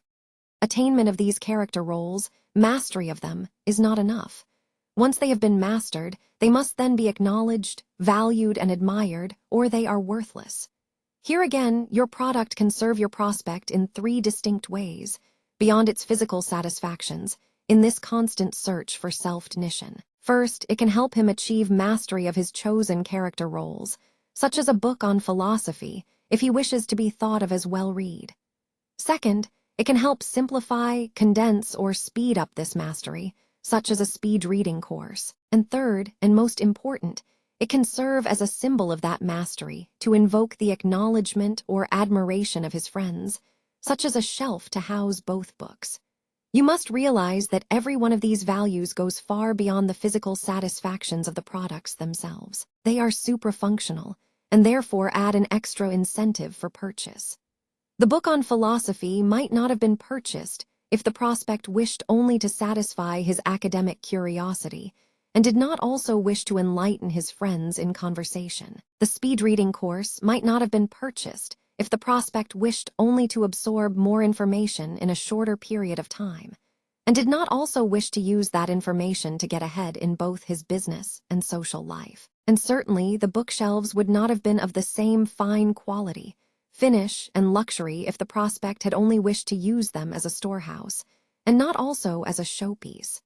At least half of all purchases made today cannot be understood in terms of function alone. It would be absurd for a man to spend $5,000 for a 150-mile-an-hour sports car for functional reasons, when he only uses it to drive to and from work on congested, 35-mile-an-hour parkways. His willingness to spend this money only becomes rational when you take one further fact into consideration, that this 150-mile-an-hour top speed, this handjar shift, this fantastic cornering ability all give him as their owner the role of sportsman, and very probably successful sportsman at that. Every product can benefit from this role-giving power, but there are many products where this ability of character reinforcement, whether built into that product by design, by society, or by advertising, far outweighs in sales value the built-in performance of that product. In such products, it is the role-giving function that sells,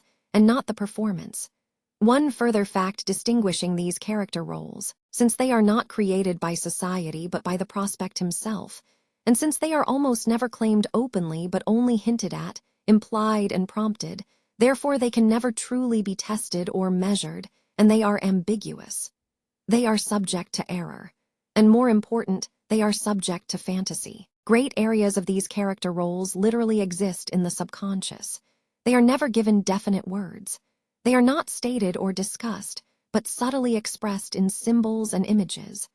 Only rarely does the prospect even define them to himself, and even more rarely does he test them against the outside world to see if they are actually true. Therefore, your prospect is far more ready to believe in the character roles you assign to him than he is to believe in either your product's performance claims or the achievement roles it may offer him. If the character role is uttering, such as virility, and if it is subtly expressed in a nonverbal image symbol, such as a test pilot smoking a cigarette, then the prospect can easily persuade himself that the same action, smoking, performed on the same product, the cigarette, conveys to him at least some of the implied virility of the genuine possessor. In this case, the pilot. There is no direct claim made in the advertisement, no verbalization to be passed on by the conscious, rational mind. No test situation called for where the prospect must prove that the role is valid. Acceptance is easy, painless, non-demanding. This is not true of a performance claim, which must be justified in terms of concrete results to our friends. Nor is it true of an achievement role, which must stand up to the harsh reality of our position in everyday life. This superb ease of acceptance, this consolation without cost feature of the character role is its great strength, and the reason why it should be used to supplement the verbal claims in every ad. 2. Achievement roles. These are the status roles, class roles, position roles that are created by every society on Earth and offered to the men and women who can earn them.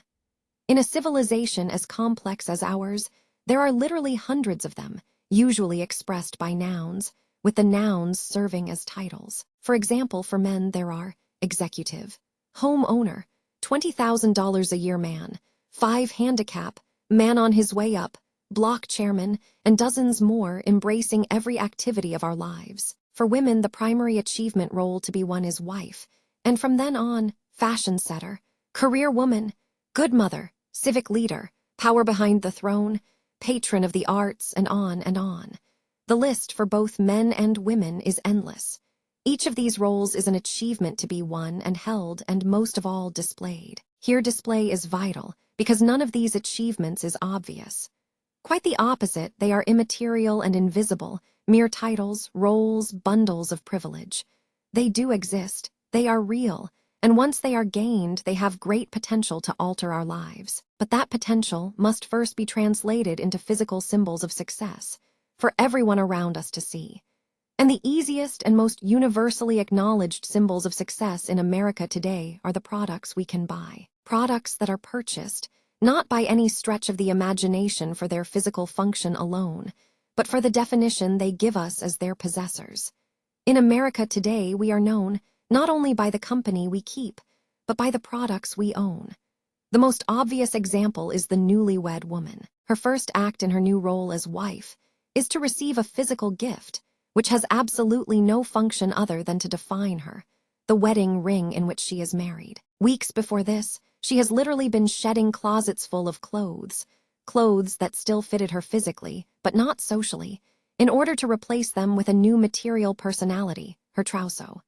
Her sheets and linens are new. Her furniture and carpeting are new. Even the very roof over her head today in our society must be new, because she is literally a new woman. Her new role has transformed her, and she must express that transformation in everything she owns. The same principle applies to every aspect of all of our lives.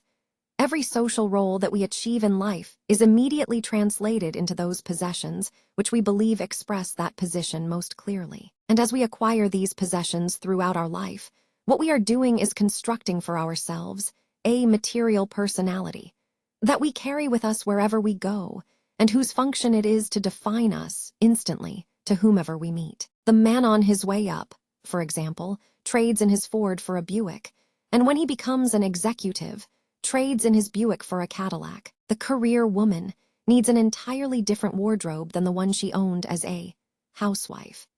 And when the man of the house gets a raise, the house either grows bigger or prettier, or more filled with status definers of every description, or the house itself is discarded, to be replaced by one more befitting the new character of its possessor. How to put these longings for identification to work for your product, thus products become more than products. In addition to their physical functions, they take on new immaterial functions as status definers. They announce our achievements, define our role in life, document our success.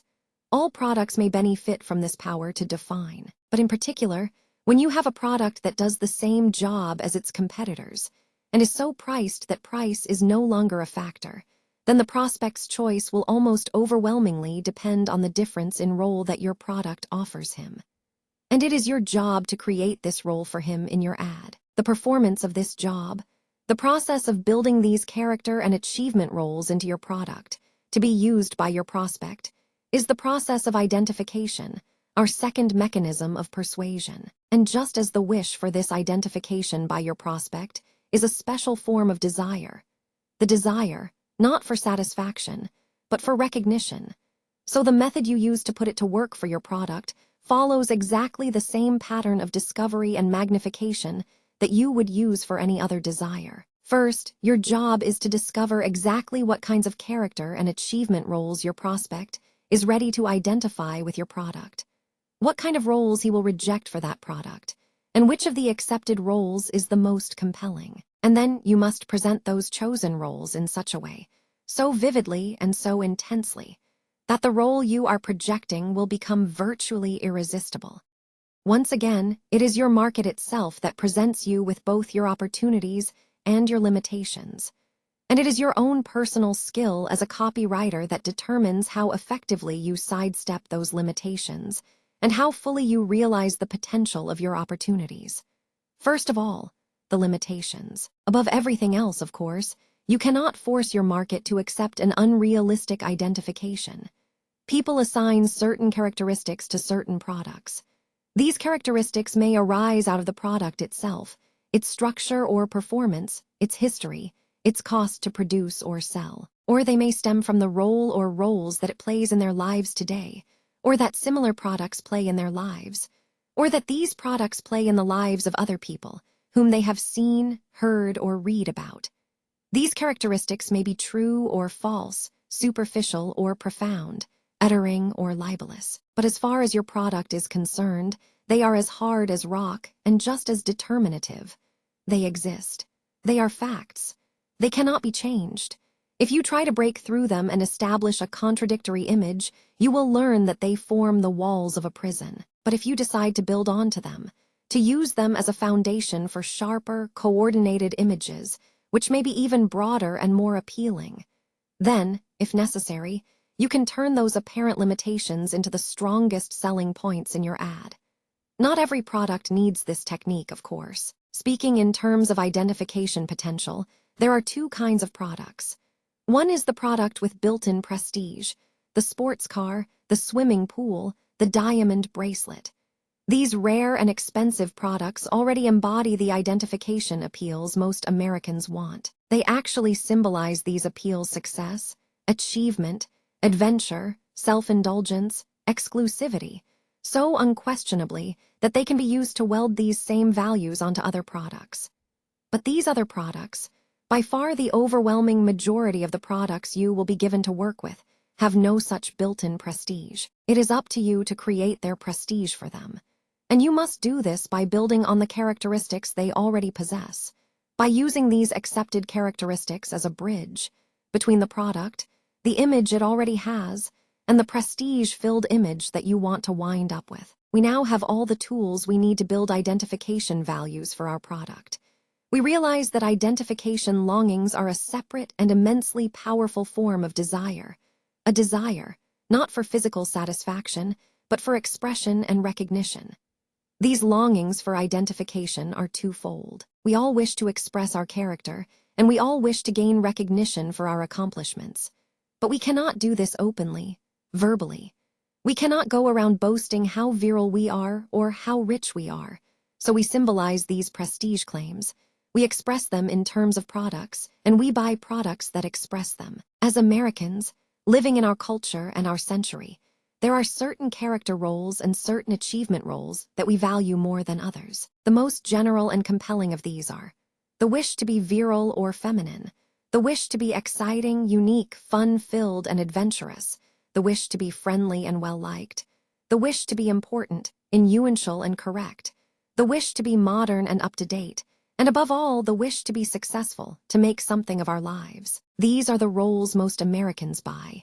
In some splinter markets, other, contradictory roles may apply. But, in the mass, these are the characteristics that will turn the prospects from one brand to another. The primary image of your product there is a critical point that separates the process of building identification from the process of building desire. Namely, that the product you are given has its own personality at the moment you are given it. It has its own characteristics, and these characteristics may contradict what most Americans want, or simply not include them, or simply not include as many of them as you want.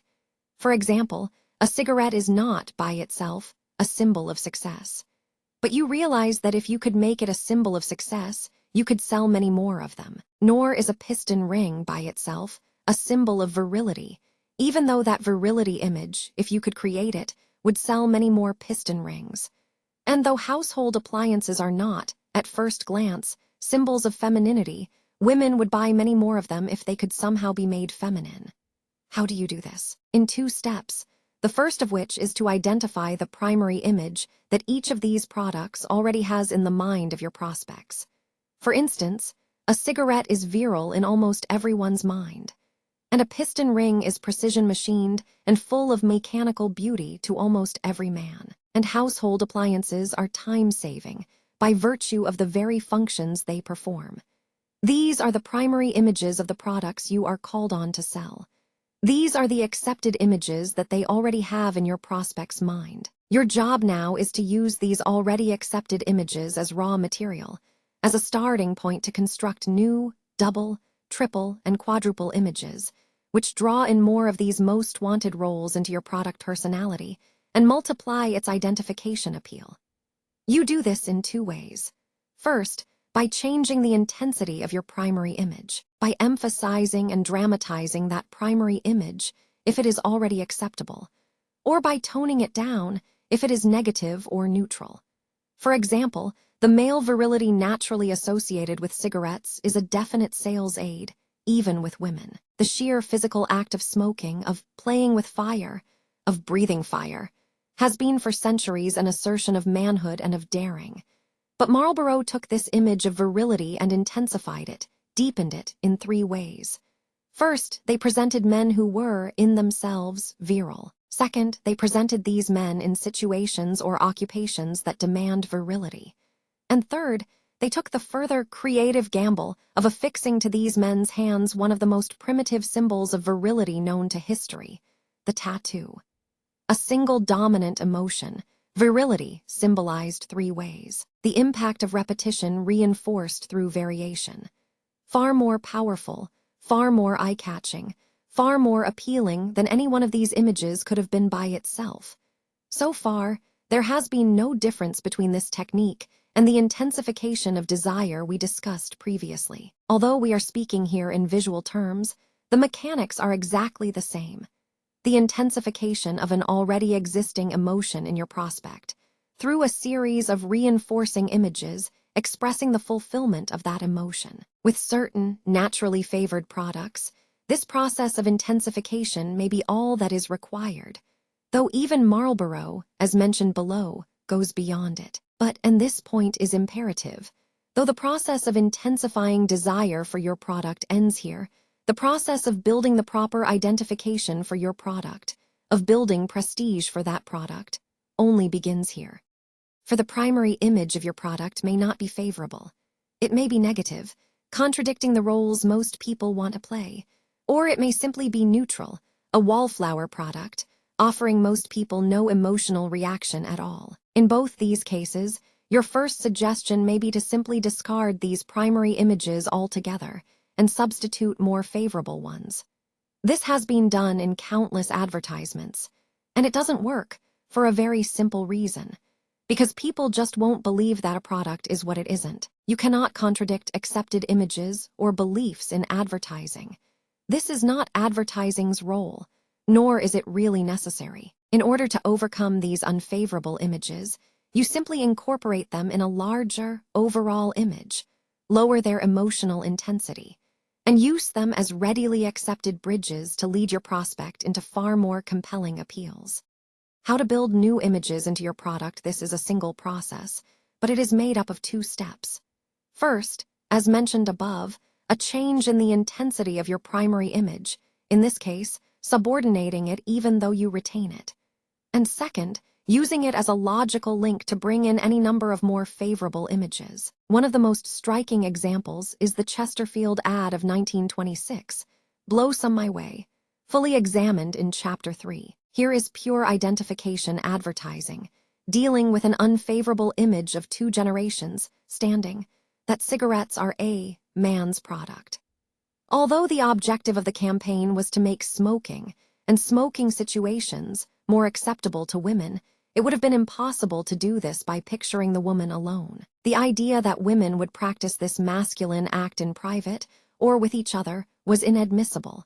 Therefore, the man must be retained.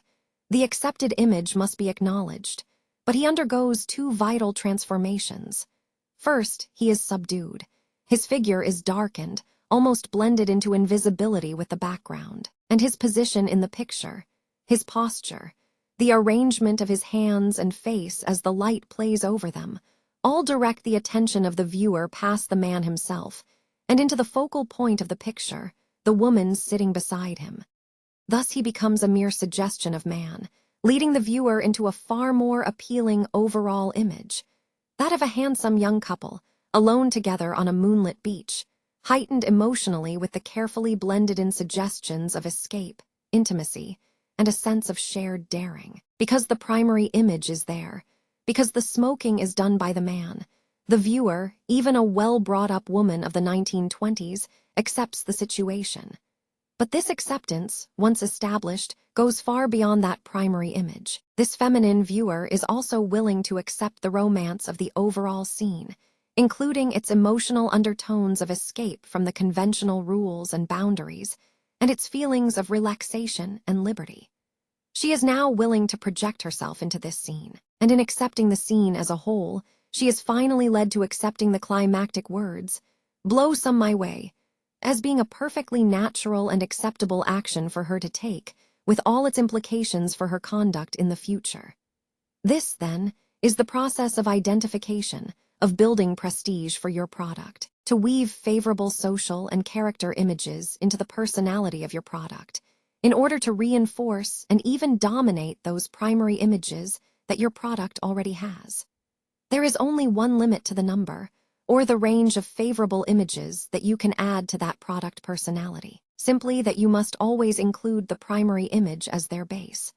They must emerge from that primary image, and they must be logically consistent with its broadest definition. For example, to return to Marlboro, once you have developed the primary image to its peak of intensity, then there is absolutely nothing to stop you from weaving other powerful appeals into this base.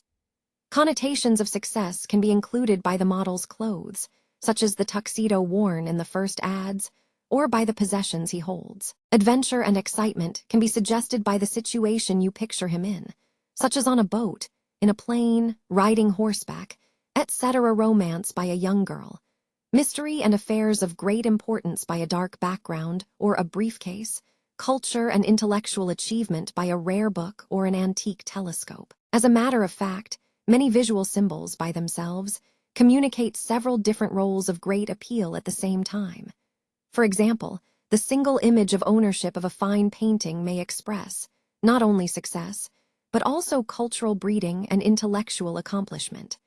Such multi-image symbols perform two vital tasks for your product. They broaden the size of its market by grafting on new emotional appeals, social and character identifications that reach into the fringe areas of that market, that intrigue people who would not be sufficiently swayed by the pure functional values of your product. And second, by adding in these many-sided emotional images, they deepen and intensify the emotional attraction felt for your product by all the men and women who make up that market. Perhaps this can best be shown by taking a hypothetical example of a product with strictly neutral primary images and developing and weaving together a network of far stronger emotional images for it. Let's start with piston rings and assume that a new type of piston ring has just been developed that lasts longer and therefore saves oil and gas.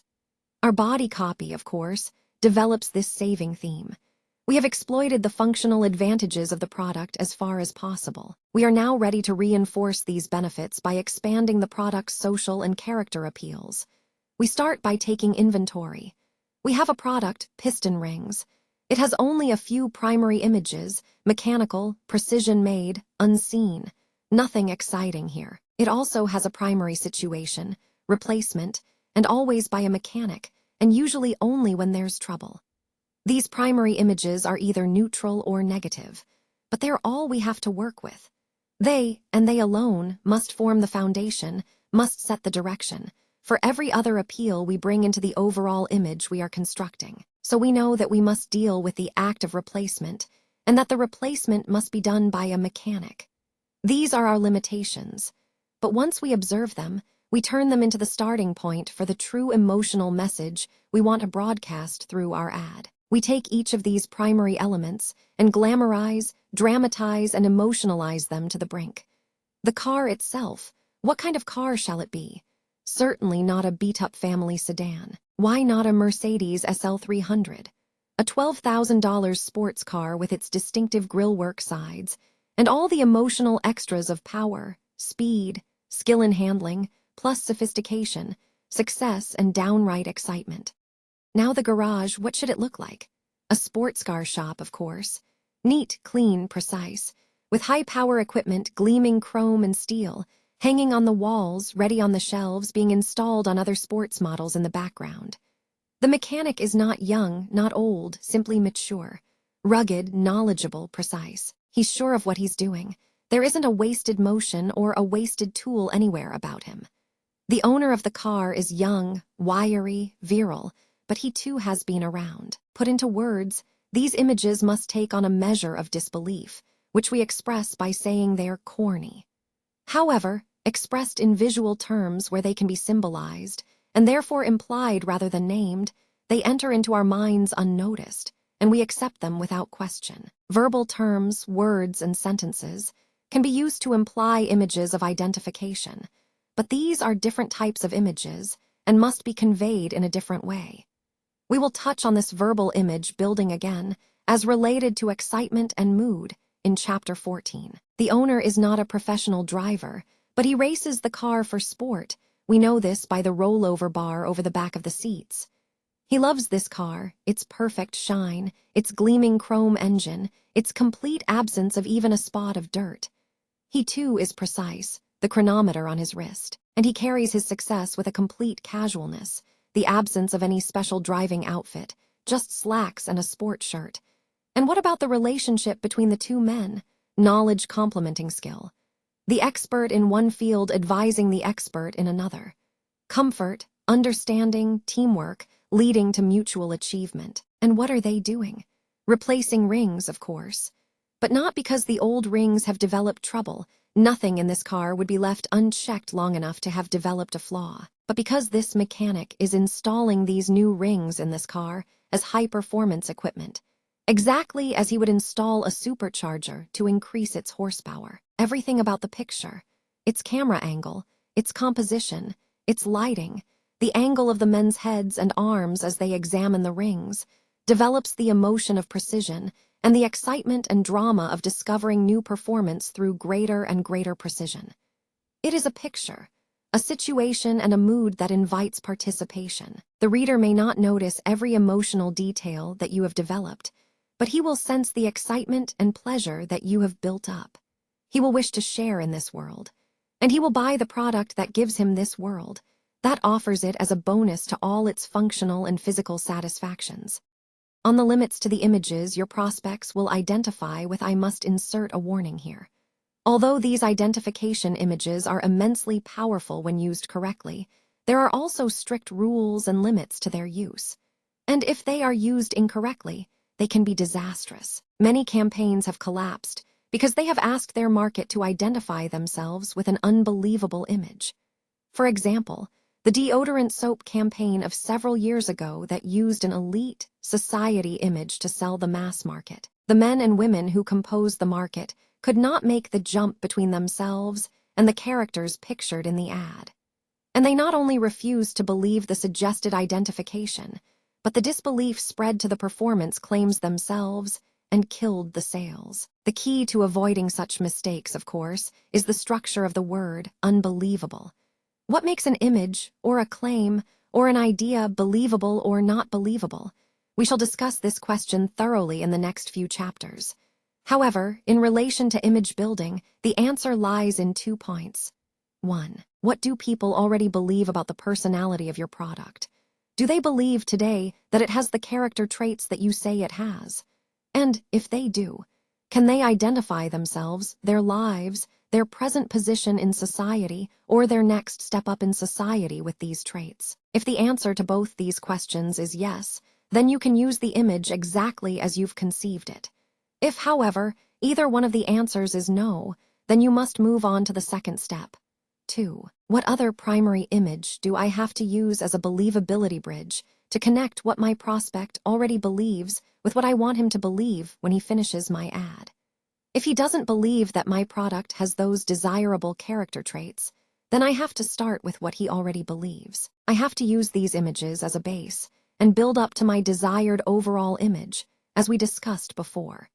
And, in addition, if my prospect believes that my product does possess these target traits, but doesn't believe that they relate to his life, as it exists in either the present or the future, then again I have to use a bridge image. I have to insert a first scene image that he can immediately identify with, and use that acceptable identification as a hook to hang my target image onto. For example, in the Marlboro ad, men who would never identify themselves immediately with a yachting costume or an opera hat accepted the image completely after it was introduced by the acceptable virility concept of the male model smoking the cigarette.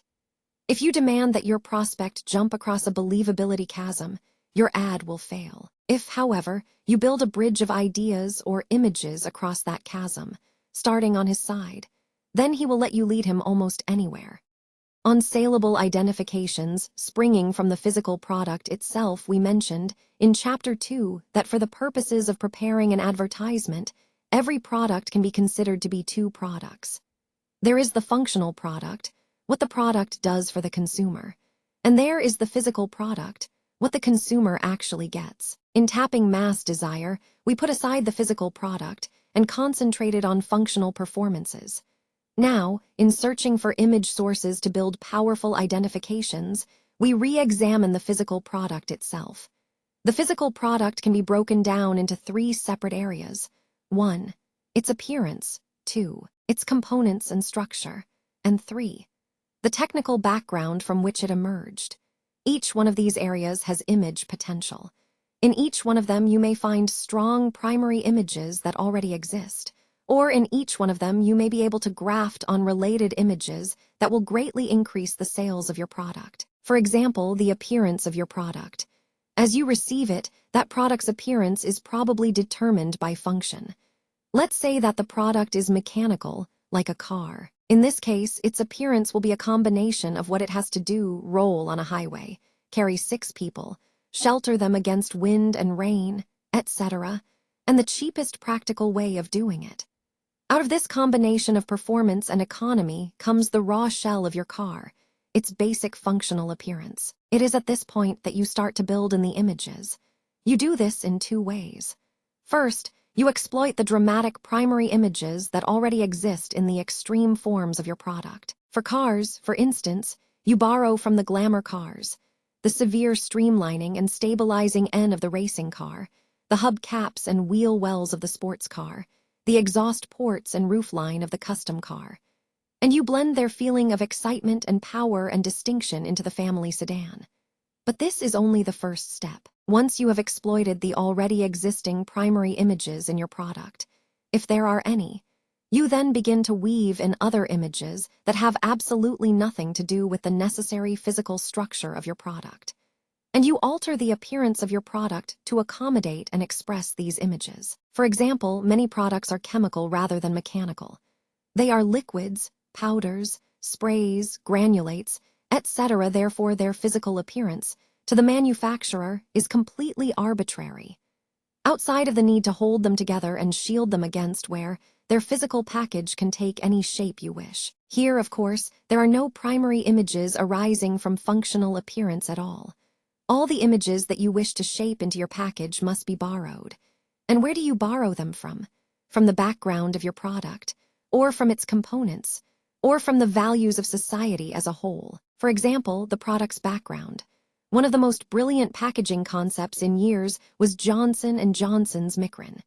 Here was a mouthwash, a liquid, sold in drugstores and supermarkets, whose effectiveness far exceeded any similar product ever sold before. How were they to convey that effectiveness to the consumer at a glance? They simply took the physical shape of glass containers that are found only in doctors' offices and operating rooms, and transcribed that exact shape onto an over-the-counter product. Use this shape to house an ice blue liquid that in itself suggests medical cleanliness, and you have a product that says instantly, "This is doctor's liquid. This is medicine. This works."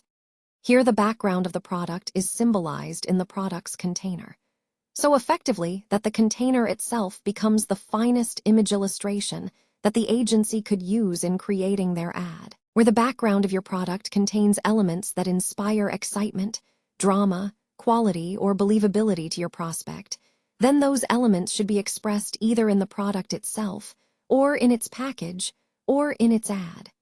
The same hypothesis holds true for the components that make up your product. If your product has electronic components, for example, it should have an electronic flavor to both its appearance and its advertising. Show the radar installations, guided missiles, jet aircraft that use the same parts. Life for the average man is dull, completely lacking in adventure. Offer to let him participate in the frontier explorations of our world, and you have welded a tremendously potent appeal onto your product. Chapter 9. The third technique of breakthrough copy, gradualization. How to make your prospect believe your claims before you state them. As we have learned before, for the purpose of persuasion, the human mind may be divided into 3 dimensions, 3 great rivers of emotional force that determine the reaction to your ad, and therefore its success or failure. The first of these dimensions is desire, want, yearning, motivation with specific goals and/or cures in mind, with the prospect begging to be shown how to obtain them. It is the copywriter's job to make sure the path to these goals goes through the product, and to make sure that the prospect can visualize every drop of satisfaction that their achievement will give him. The second dimension is identification, the need for expression and recognition, unformulated, unspoken, at least partially unconscious, searching for symbols, definitions, and embodiments. It is the copywriter's job to crystallize these self-definitions and embody them in his product, so that the product may be used not only as a source of physical satisfaction, but also as a symbolic extension of the personality of the prospect for whom it is intended. Until now, this book has been concerned with these first 2 dimensions. They have determined the selection of our headline and our illustration, and most of the content of our ad. But, important as they are, desire and identification alone are never enough.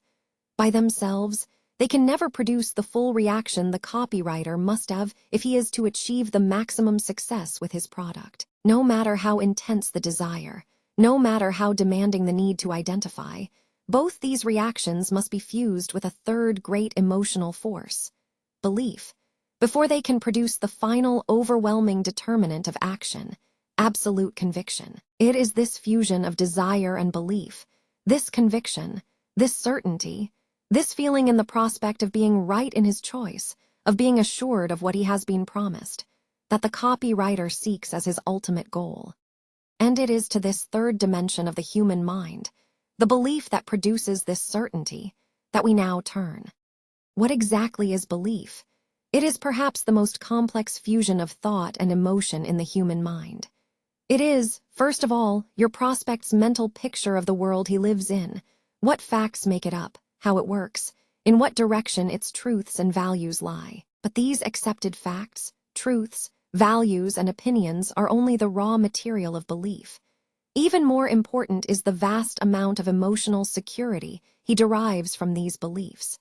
It is the wonderful feeling of comfort and reassurance of living in a world that has meaning, where there are answers to be had, where somehow the facts all fit. A world that he can understand and depend on, that he can predict, that will stay together and not blow up in his face tomorrow morning or the morning after that. Do not be misled for even a moment. The need to believe, and the need for secure beliefs, is just as powerful an emotional force as the strongest desire for physical satisfaction or the most urgent search for expression. Most adults have done their basic learning of these beliefs when they were children. At that time, and in that dependent stage of their lives, they laid down the primary channels of belief that their minds would follow for the rest of their days. They were forced to do this in order to understand the world, to gain its approval, to trust and master it, and to develop themselves into self-sustaining adults. To ask them to shatter even one of these already established lines of belief, to plunge into uncertainty again, to be forced to reassemble their beliefs in new, untested ways, is to ask them to become children again. And unless they are frightened beyond belief, unless their entire conceptual world has crumbled around them, they simply will not do it. The basic rule of belief, then, can simply be stated as this: if you violate your prospect's established beliefs in the slightest degree, either in content or direction, then nothing you promise him, no matter how appealing, can save your ad. But on the other hand, and even more important, if you can channel the tremendous force of his belief, either in content or direction, behind only one claim, no matter how small, then that one fully believed claim will sell more goods than all the half-questioned promises your competitors can write for all the rest of their days. This channeling of belief is so powerful that, if properly directed, it will even support otherwise absurd claims. It is simply a question of whether you are going to paddle upstream or down, whether you are going to work against the tide of established belief or with it. As far as advertising is concerned, then, belief is immutable. It cannot be changed. It must be complied with at every step. Every one of the statements you make in your ad must fit in with your prospect's version of the facts at that precise moment. It is not the function of your ad to change those facts, but it is its function, and one of its great sources of strength, to extend them, to build a bridge of belief between those facts as they exist in your prospect's mind today, and the ultimate facts your prospect must believe if he is to accept your claims. This process of starting with the facts that your prospect is already willing to accept, and leading him logically and comfortably through a gradual succession of more and more remote facts, each of which he has been prepared in turn to accept, is called gradualization. It is the third process of persuasion. Mind you, this process of gradualization has nothing to do with the offering of proof, or reason why explanations, or testimonials, or documentation. Each of these mechanisms of belief adds to the power of your ad, and we will explore each of them in turn in the chapters that follow. In Chapter 11, we will discuss the verbal demonstration that your product does what you claim, mechanization. In Chapter 12, we will discuss the destruction of alternate ways of satisfying that same desire, concentration. In Chapter 14, we will discuss the offering of authorities and proof, the reassurance that your prospect has made a wise choice, verification. All these devices build belief, but by far the most fundamental of all, though the most inconspicuous, is gradualization. For gradualization determines not the content of your ad, but its structure, its architecture, the way you build it. We have already seen that it is the dominating desire of your prospect that determines the content of your ad. It is his longings for identification and self-expression that, in most cases, determine your illustrations. But it is the facts that he believes in and accepts, and the way that he passes that acceptance along from one fact to another, that determines that ad's development, the arrangement of your claims and your images and your proofs, so that there is a step-by-step strengthening, not only of your prospect's desire, but of his conviction that the satisfaction of that desire will come true through your product. The architecture of belief, in essence, then, the theory of gradualization is based upon this fact, that every claim, every image, every proof in your ad has two separate sources of strength. 1. The content of that statement itself, and 2. The preparation you have made for that statement, either by recognizing that preparation as already existing in your prospect's mind, or by deliberately laying the groundwork for that statement in the preceding portion of the ad itself. And because of this fact, we can strengthen the power of each of these statements in two separate ways. 1. By increasing the intensity of its content, by making greater promises, by portraying more dramatic images, by offering more compelling proof, and/or 2, by changing the place or position or sequence in which that statement occurs in the ad, by strengthening the groundwork for belief in that statement by the material which precedes it, and therefore increasing the intensity of belief given to it, the immediate acceptance of its content, without question, when the prospect encounters it in your ad. Make no mistake, it is this acceptance that we are looking for. Effective advertising, like effective literature, is built, not of words, but of reactions. We put down on paper an architecture of words. If these words are effective, they evoke, in turn, an architecture of reactions in our prospect's mind. We are creating a stream of acceptances, with a definite sequence and content and direction, and if we are successful, with a definite goal.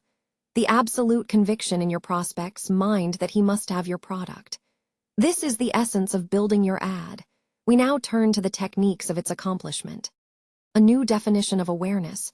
We now know that gradualization is the art of starting your ad with a statement that will be immediately and entirely accepted, and then building a chain of subsequent acceptances upon this first statement. The purpose of this chain of acceptances is to lead your reader to a goal conclusion, which he will then accept, but which he would not as readily or as thoroughly have accepted without the preliminary statements. This quest for acceptance begins, of course, with your headline. This all-important first statement that you make, this meeting place between your story and your prospect, must not only be capable of awakening interest and desire, but of being accepted at the very first glance as being true. Interest and believability, these are the two requirements that determine your headline. We have already discussed these requirements in Chapter 2 on the state of awareness of our market. We can now redefine this state of awareness as readiness to accept, and we can now say, especially in the 5th stage of awareness, that the effectiveness of your headline is as much determined by the willingness of your audience to believe what it says as it is by the promises it makes. This is the reason that you cannot always use the most powerful claim in your headline, or even the very problem that your product solves. Because without supporting evidence already existing in the mind of your prospect to prepare him for that headline claim, he just won't believe it. Either he'll believe that it's exaggerated or false, or he just won't believe it applies to him. In either case, too many of your prospects turn away without reading on, and your ad fails. This fact, that your most powerful claim does not always make your most powerful headline, is a paradox that many copywriters still cannot accept.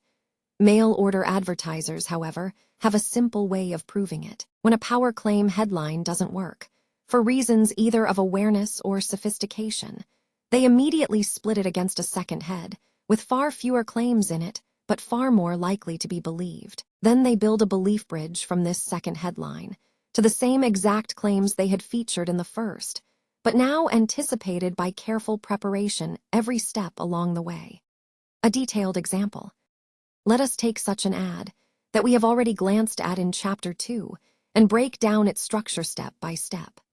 What we are looking for here is not content, nor promises, nor claims, but the way these promises and claims are arranged in the ad to help each one of them gain full acceptance when it is encountered in turn by the prospect. This ad was written in 1951. Its purpose was to sell a television repair manual. Theoretically, every TV owner who was having any trouble with his set, and almost all of them were at that time, was a prospect. But before the prospect could be turned into a customer, he had to believe two things. 1, that he could save money by making his own TV repairs, and 2, that he was capable of making them. Both these statements were matters of fact. The average TV owner certainly could save money if he had made his own repairs, and about 80% of those repairs were simple enough for him to make himself. But the overwhelming majority of prospects simply didn't realize these facts. Most of them thought of themselves as non-handymen, even in relation to far simpler devices than a television set. And in 1951, the TV set was considered a complicated mechanical monster, far beyond their poor powers to understand, let alone correct. These two factors blocked the use of the obvious power claim headline for this product. Such a headline was written and tested. Save up to $100 a year on your TV repairs. But it failed to make a pro fit. The obvious was unsuccessful, Power alone could not move the product. Two tasks faced the copywriter in revising this ad. First, he had to reach all his prospects in this market, and not just those among them who considered themselves handymen. And second, he had to convince all these non-handymen prospects that their sets weren't really such fragile, complicated monsters after all, and that they themselves could easily correct most troubles that arose. Once these two statements were believed by the prospect, and only then, could the previous headline claim of "save up to $100 a year on your TV repairs" be brought in at full power. Let us see, acceptance by acceptance, how this new ad built to that point. The headline, first of all, would have to be a general statement, crystallizing and exploiting the universal resentment against the high TV repair bills, the $60 a year TV service contracts that were then in existence, and the outright thievery that occurred in only a small fraction of the TV repair shops, but that had stigmatized the entire industry. From this universally accepted resentment, the ad could then build toward the two goal conclusions listed above. Let us see how this was done, statement by statement. Here is the new headline. Why haven't TV owners been told these facts? No claim, no promise, except that of disclosure. But here is an implication of foul play, which echoed the existing suspicion in the TV owner himself. Here is a crystallization and outright expression that the average owner felt toward being taken. Facts have been withheld. This is something he can agree with. Thus, having achieved its first acceptance by its suspicion headline, the ad reinforces that effect by an inclusion question. It asks a question which, in form, seems to limit the market, but which, in content, actually assures the correct answer by the overwhelming majority of it. Was your set purchased after the spring of 1947? 95% of television owners would answer yes. Thus, the ad has built two acceptances in its first two sentences. It has started a habit of agreement in its reader. It now exploits that agreement by making its first definite promise in the third sentence. Then here is the full, uncensored story of how you can avoid those $15 to $20 repair bills, avoid those $30 to $60 a year service fees, and still get the perfect, movie-clear pictures you've dreamed about. How belief was built into the opening, this is the ad's first claim. Its content alone is extremely powerful, but that powerful content, which otherwise might drive many readers away as being just too fantastic to be believed, has been given extra belief, has been loaned, as it were, extra belief, not only by the first two sentences that preceded it, but by these deliberate constructions in the statement itself. 1. By the grammatical construction, was your, in the second sentence, and then, in the third, which by its very form generates belief. It does this by implying exclusion. It says that the promise will come true only in certain cases, that it will only work for television sets purchased after 1947, that the ad cannot make this promise for sets purchased earlier. Thus it adds credence to whatever statement follows it. You can feel this added believability yourself by taking out the lead word, then, from the sentence and reading it again. Immediately, it loses half its force added to the content of the statement by the grammatical bridge tying it into the first two acceptances. 2. The second attempt at adding believability is by the descriptive nature of the promise. It is not only a promise of reward, the money saved, but a catalog of almost universal symptoms, repair bills and service fees. Since the overwhelming majority of set owners are suffering from these problems, their descriptions evoke two more. Yes, I have them, reactions from the reader, and carry these reactions over to the save money claims that immediately follow them. If these descriptions were eliminated, the money-saving claims would be much weaker. Then here is the full, uncensored story of how you can save $15 to $20, save $30 to $60, save $90 to $100 on your TV set, and still get the perfect, movie-clear pictures you've dreamed about. 3. And finally, even though the causes of the set owner's problems are specifically described, the cures for them are deliberately left ambiguous. The fact that they will save otherwise wasted money, that they will get improved reception, is included. How they will do this is not. The mechanism by which these goals will be accomplished is left out. It is left out because the reader has not yet been prepared for it. If he were to learn, at this moment in the ad, that he had to make repairs on his set to save this money, the average reader would turn the page. So he is given specific symptoms that he will agree he has, and specific savings by eliminating them that are certainly logical to expect. He may or may not accept all these three claims in the sentence completely, but the strength of their promise, the 2 or 3 or 4 acceptances that he has already given, and the implied disclosures still remaining in the body of the ad, should be enough to carry him on to this next paragraph. How many times this week have you had to get up to fix a jumpy TV picture? How many times have you had to put up with ghosts? How many times? Here again is reinforcement of belief, the description of universal symptoms, the coaxing out of a stream of agreements. Yes, yes, yes. He must answer if he has had trouble with his set. A habit of acceptance is being built inside him. Trust is being formed, layer by layer, as each question poses a test, and each yes answer proves to the reader that the ad is talking about him. Already the ad is beginning to weave its pattern of promise and belief, and then promise again, now with as many as 7 or 8 agreements behind it to establish a firm foundation of belief. The ad moves on to its next great promise. 90% of these breakdowns are unnecessary. All of these breakdowns may have seemed tragic to you at the moment they happened, but here is the real tragedy. Do you know that the same exact set that you now have in your front room has been playing in manufacturers' test rooms for months, and playing perfectly?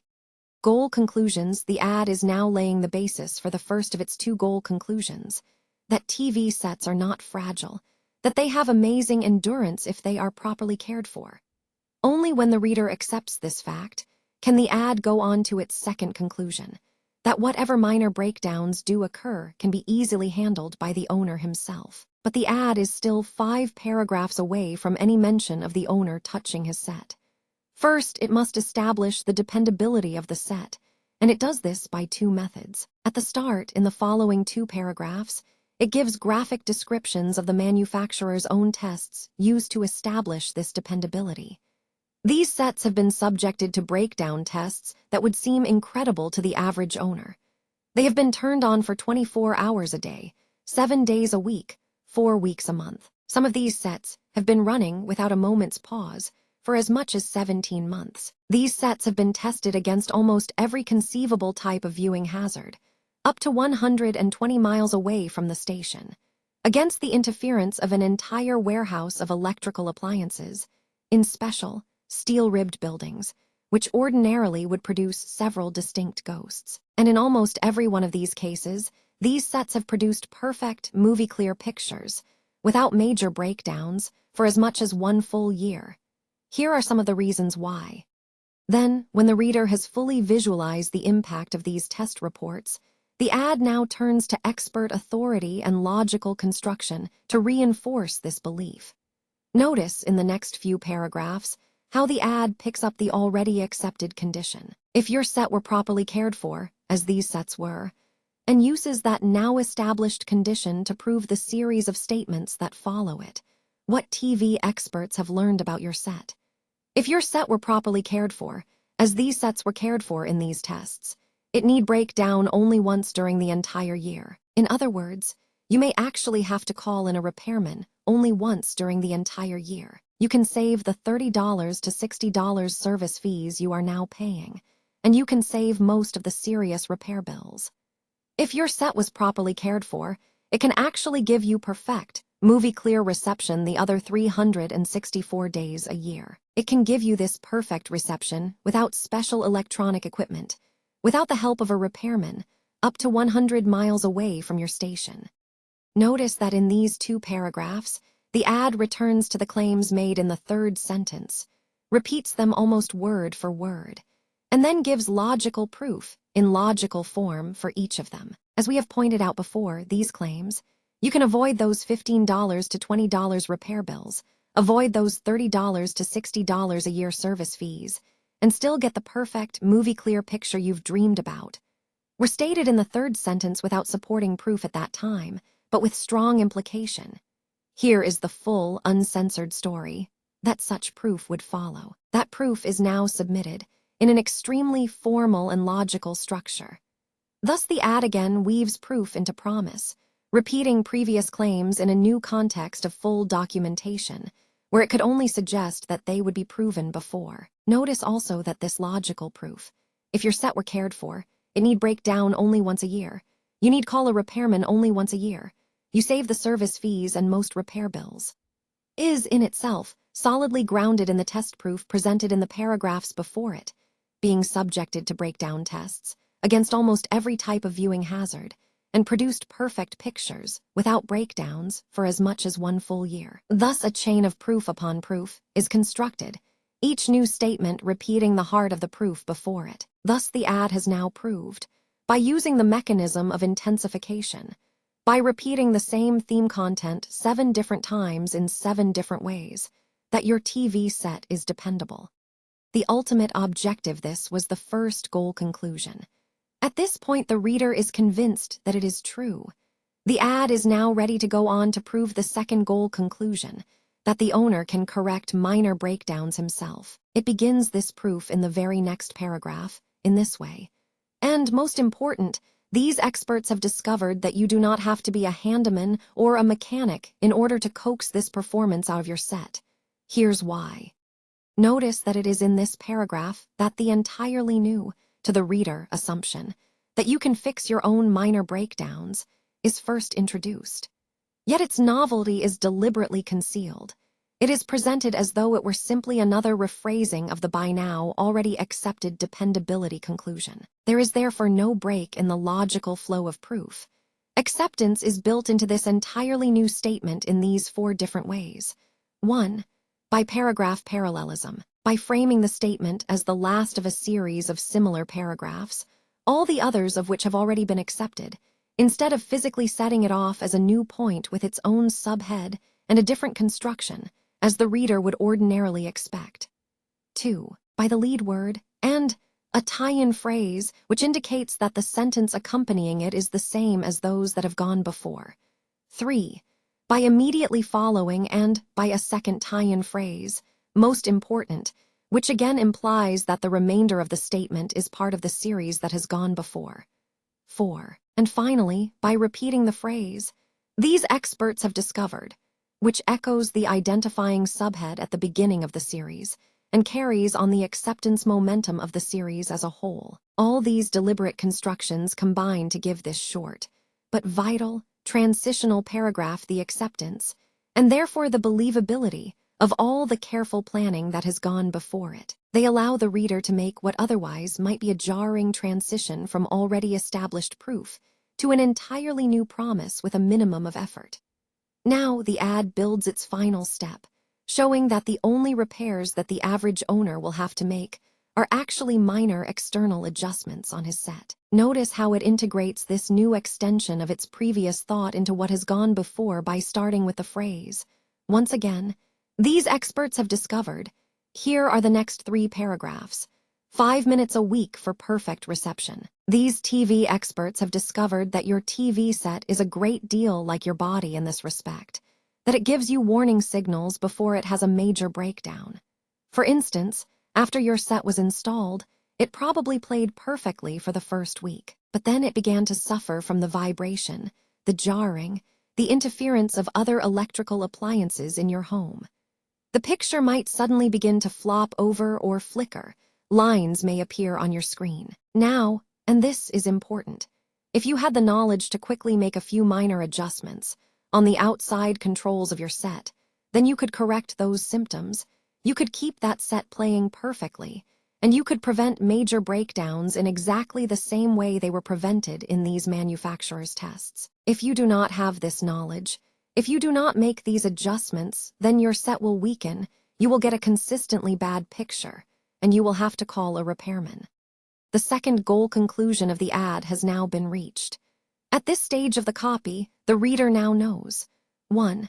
That his set is dependable enough to avoid major breakdowns during by far the greatest majority of the time he will play it, and 2. That if he obtains the proper knowledge, he can correct minor breakdowns himself, and help prevent the gradual formation of major breakdowns, by making a few simple adjustments to the outside controls of his set. Therefore, the stage has now been set for the final conclusion, the payoff conclusion, a conclusion with all the inevitable logical force of a syllogism. That, 3. The owner should obtain this knowledge, make these minor adjustments himself, and therefore save the money he is paying today for service contracts, and save by far the greatest majority of the money he is paying for repair bills. Here is how this final conclusion is phrased by the copy. It's as simple as that. You pay a repairman, not for his work, but for his knowledge. If you had that knowledge yourself, then you would not have to pay him at all. A restatement of our basic theory, we have taken a great deal of space to analyze, in exact detail, one ad, and the structure of believability that underlies the effectiveness of its claims. We have done this for two reasons. 1. To show how the goal conclusion, the introduction of the product claim itself, may be made far more effective if it is delayed till the prospect has been prepared to accept it. And 2. To show how this full acceptance, this willingness to believe without question can gradually be built up, layer by layer, agreement by agreement, by use of the proper structure. Let us now state formally some of the rules we have discovered in this analysis, and some of the devices you can use time after time to create the maximum structural believability for each of your advertisements. Here are the basic principles. Gradualization is the art of stating a claim in such a way that it will receive the greatest possible acceptance and/or believability from your prospect. Belief ultimately depends upon structure. Just as desire depends upon promise, so belief in that promise depends upon the amount of preparation that promise has been given before your reader is asked to accept it. One fully believed promise has 10 times the sales power of 10 partially believed promises. Most copywriters try to strengthen ads by piling promise upon promise. What they usually get for their troubles is greater sales resistance from their prospects and trouble from the FTC. They could far better invest the same time in strengthening the believability structure of the original justifiable promise. Now, how do you strengthen this believability structure? What are the devices you can choose from to add believability to any promise, in any ad? Here are at least a few of them. Once you get the feel of using them, you'll probably develop a whole armory of your own. 1. The inclusion question, designed to permit immediate identification with your story. To show the prospect that you're talking about him, not about someone else who would answer no to the question. Therefore, once he's identified with the questions, once he's made his first agreements with you and placed himself in the yes-answer group, then your recommendations will have special meaning for him. This is perhaps the most direct way of building agreement at the beginning of the ad.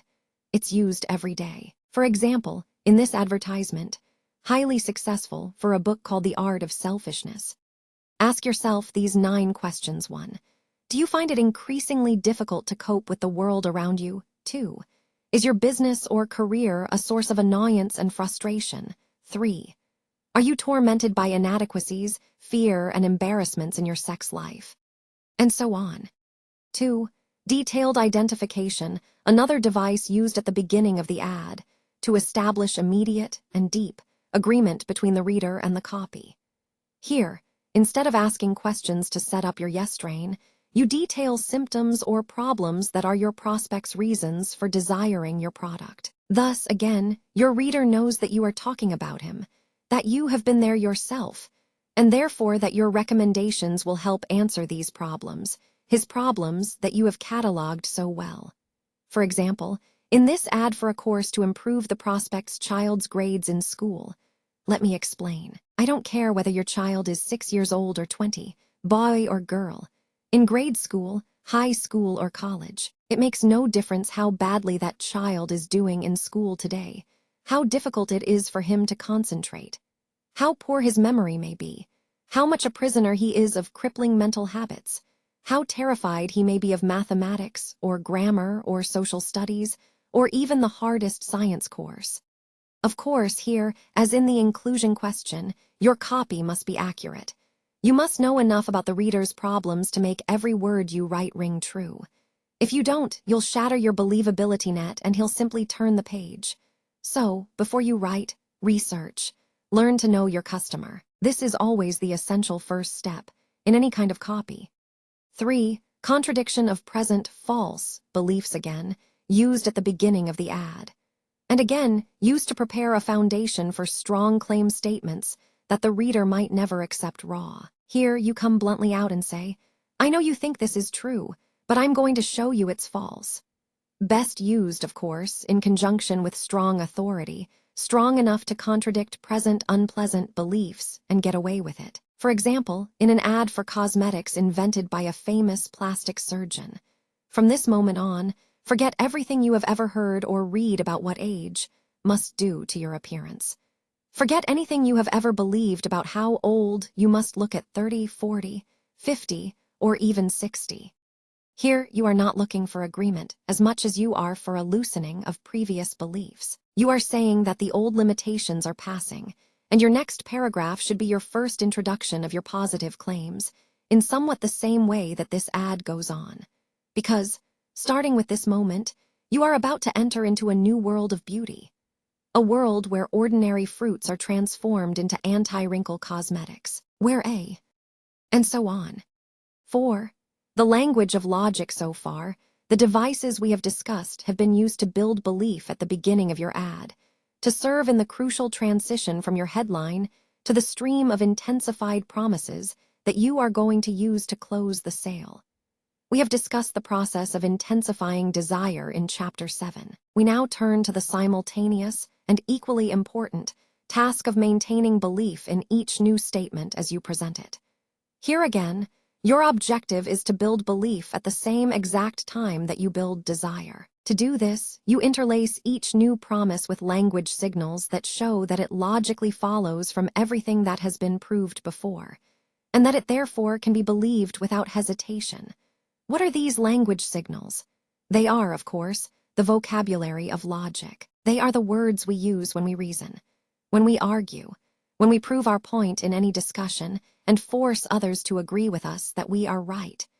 They are among the most powerful words in the English language, for the very simple reason that they give the flavor of conviction to the promises into which we weave them. These words have been used for centuries in court, in politics, in science, even in that most loved form of American fiction, detective stories, to show others that proof has been offered, that reason has been used, that one statement logically and inevitably follows from another. Therefore, after centuries of conditioning, the words themselves, regardless of the content of the statements to which they are attached, now carry conviction. Therefore, they should be woven throughout your ad, wherever they logically apply. For example, let's look at some individual lines in a number of different ads. Let's see how each of these words, which I'll italicize, gives a tone of reason and logic to those sentences in which they are incorporated. For example, in the famous Sherwin-Cody ad, why do so many find themselves at a loss for words to express their meaning adequately? The reason for this deficiency is clear.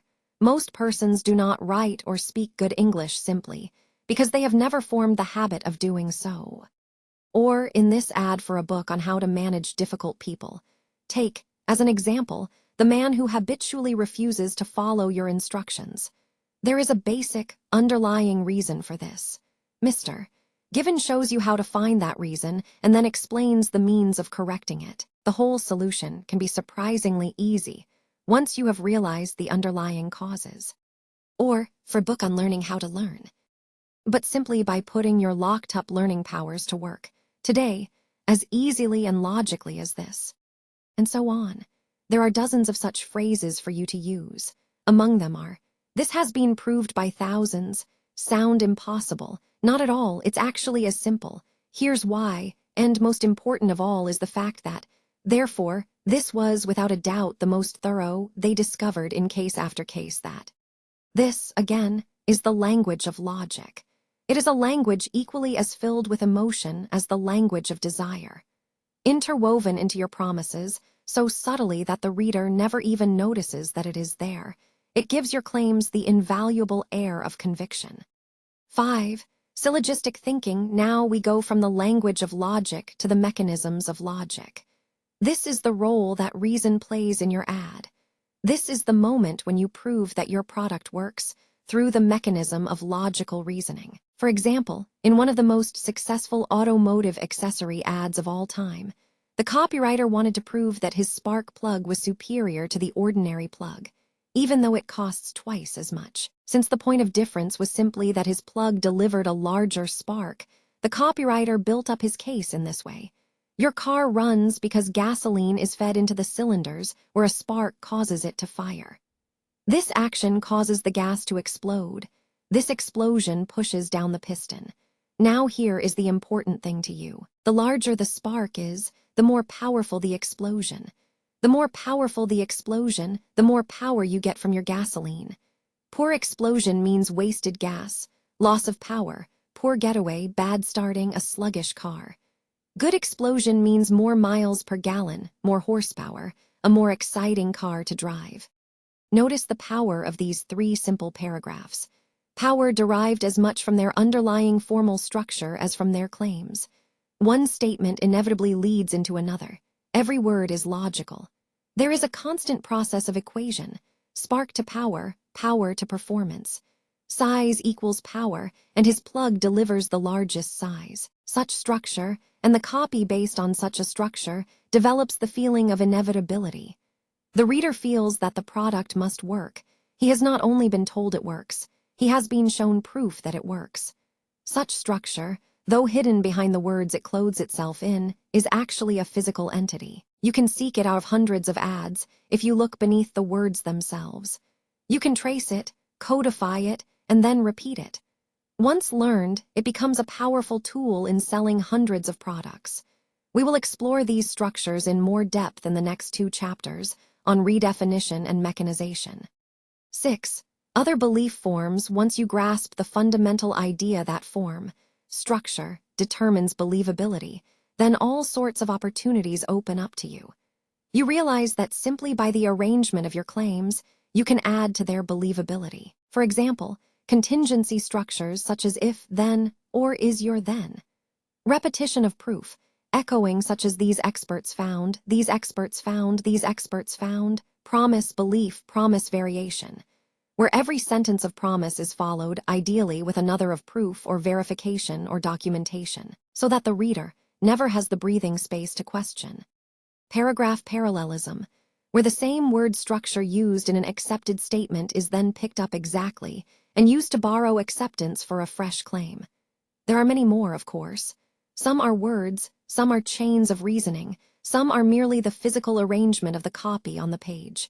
All have the same objective: to gain continued acceptance, to prevent rejection, to build conviction. Belief is the goal.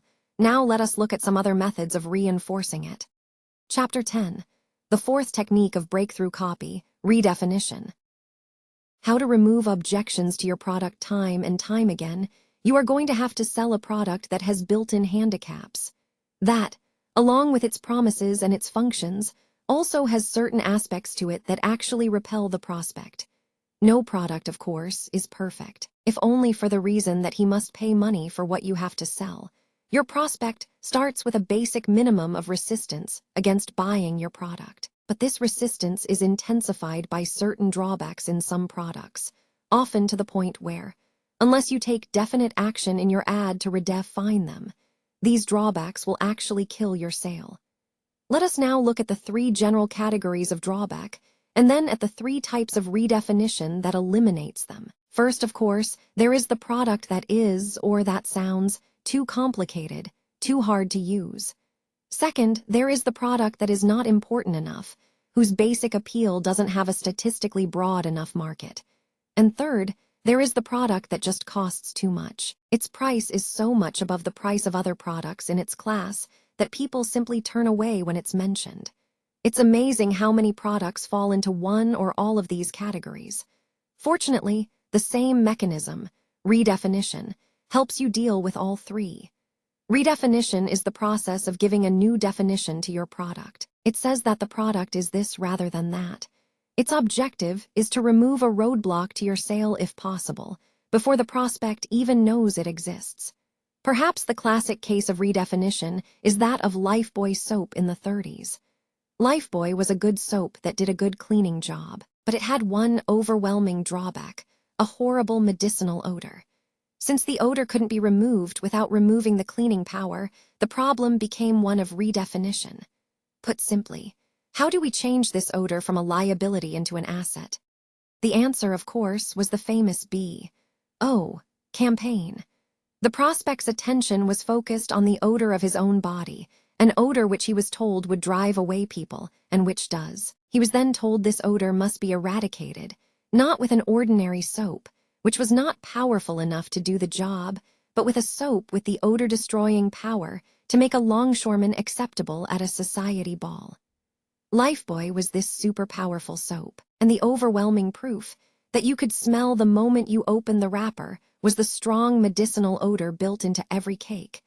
This is the simplest and often the most effective kind of redefinition. A simple concept judo, a complete reversal, turning a liability into an asset with a single idea. Wherever you can use this IP-op method, do so. But most problems of redefinition are more complicated and demand more complicated means of dealing with them, using many of the devices we have just examined in the process of gradualization. Let us now turn to these devices and see how they can present an entirely different image of the product to the prospect than you would have imagined, had you not thought them through beforehand. 1. Simplification. Our first category is the overcomplicated product, the product that sounds too hard. To see how to replace this image with a more favorable one, let's look again at the television repair book ad that we discussed in the last chapter. As you remember, the original ad for this product failed because it promised, "Do your own TV repairs" in its headline. This was considered too difficult by the average set owner, even though the ad said it's easy, it's simple, it's quick in the next paragraph. Therefore, since the ad confronted the prospect with the fact that he would have to make repairs before it made those repairs easy and simple and quick, he simply turned the page and tuned the ad out. The second ad did not discuss repairs. It discussed breakdowns and expenses, and as we have seen, it spent its first several paragraphs showing that these breakdowns and expenses did not have to occur at all if the sets were given the proper care. Up to this point, the ad has talked about the prospect's world and compared it with a far more promising world where expert care produces trouble-free TV viewing. Now the two worlds must be joined through the product. This joining is called by the pitchman the turn. It is a transition of great delicacy. It must be accomplished without a jar. In this ad, it begins in this paragraph. And most important, these experts have discovered that you do not have to be a handyman or a mechanic in order to coax this performance out of your set. Here's why. We have already seen how the repetition, these experts have discovered, and the paragraph parallelism tie this statement into the stream of belief that has been built up before it. Now, however, we are going to look at this same paragraph from another point of view, to see how it provides the first step in eliminating any fear of making your own repairs. Notice, of course, that the very fear of the average owner that he is not a repairman is here brought out in the open, specifically stated, but now framed as a promise. Notice, too, that there is no mention of the word repair at this point. It is still too early at this point. Though the average owner might be willing to accept the idea that he could coax better performance out of his set, it would still be too much to ask him to believe that he could make repairs on that set at this point. This leads to the final step. The ad must now redefine what the reader thinks of when he hears the word repairs.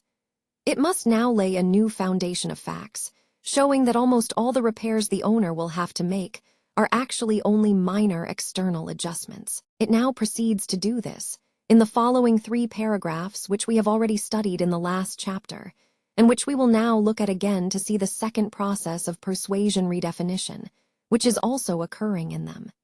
Here are the paragraphs again. 5 minutes a week for perfect reception.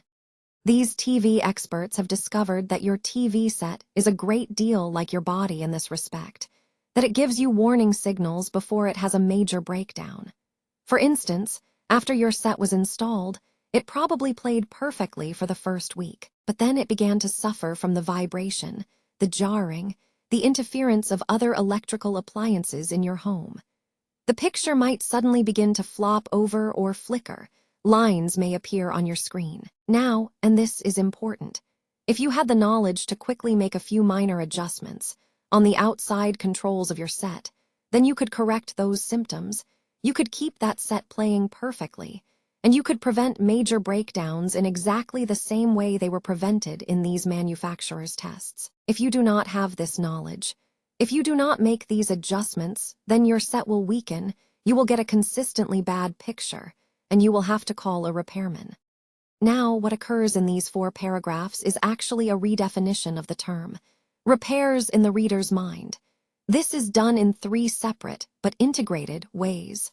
1. By immediately comparing the television set to the human body, and therefore minor maladjustments in the set to warning signals given off by the body before it becomes seriously ill. By making this comparison, the copy relates the intricate, technical working of a television set to something as commonplace and familiar as the running nose that warns you of an approaching cold. Because of this comparison, some of the mystery of the set is explained away, and the owner gains a new feeling of confidence in dealing with it himself as something he understands. And at the same time, this comparison distinguishes between the relatively rare major breakdowns and the far more frequent minor maladjustments, which he can now treat himself as easily as he'd take a cold tablet to stop his running nose.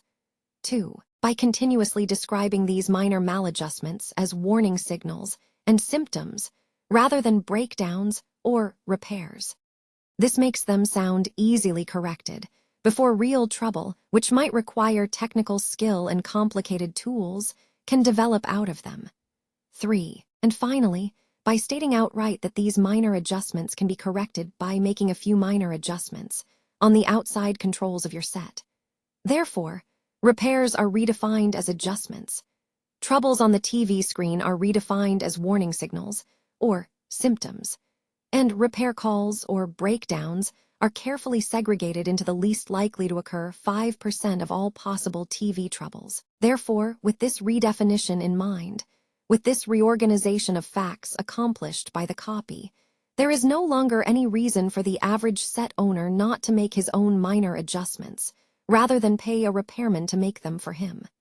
The objective has been accomplished. The ad can now go on to specifically state how much money the owner will save by making these adjustments, and where he can buy the book that tells him how. In exactly the same way, whenever there is a process which is difficult, whenever there is a product which is hard to use or difficult to apply, the copywriter's first task is to simplify that application in his prospect's mind. This holds especially true for new inventions which actually simplify processes which formerly were too difficult for the average prospect.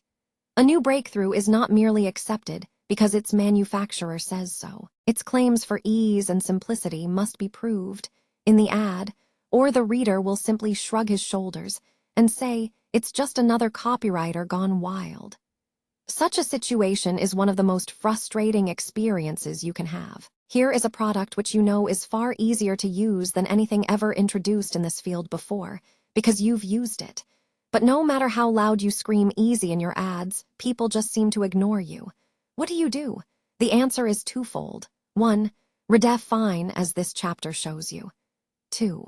Mechanize the new simplicity, as you'll see in the next chapter. Remember, innovation without acceptance is valueless.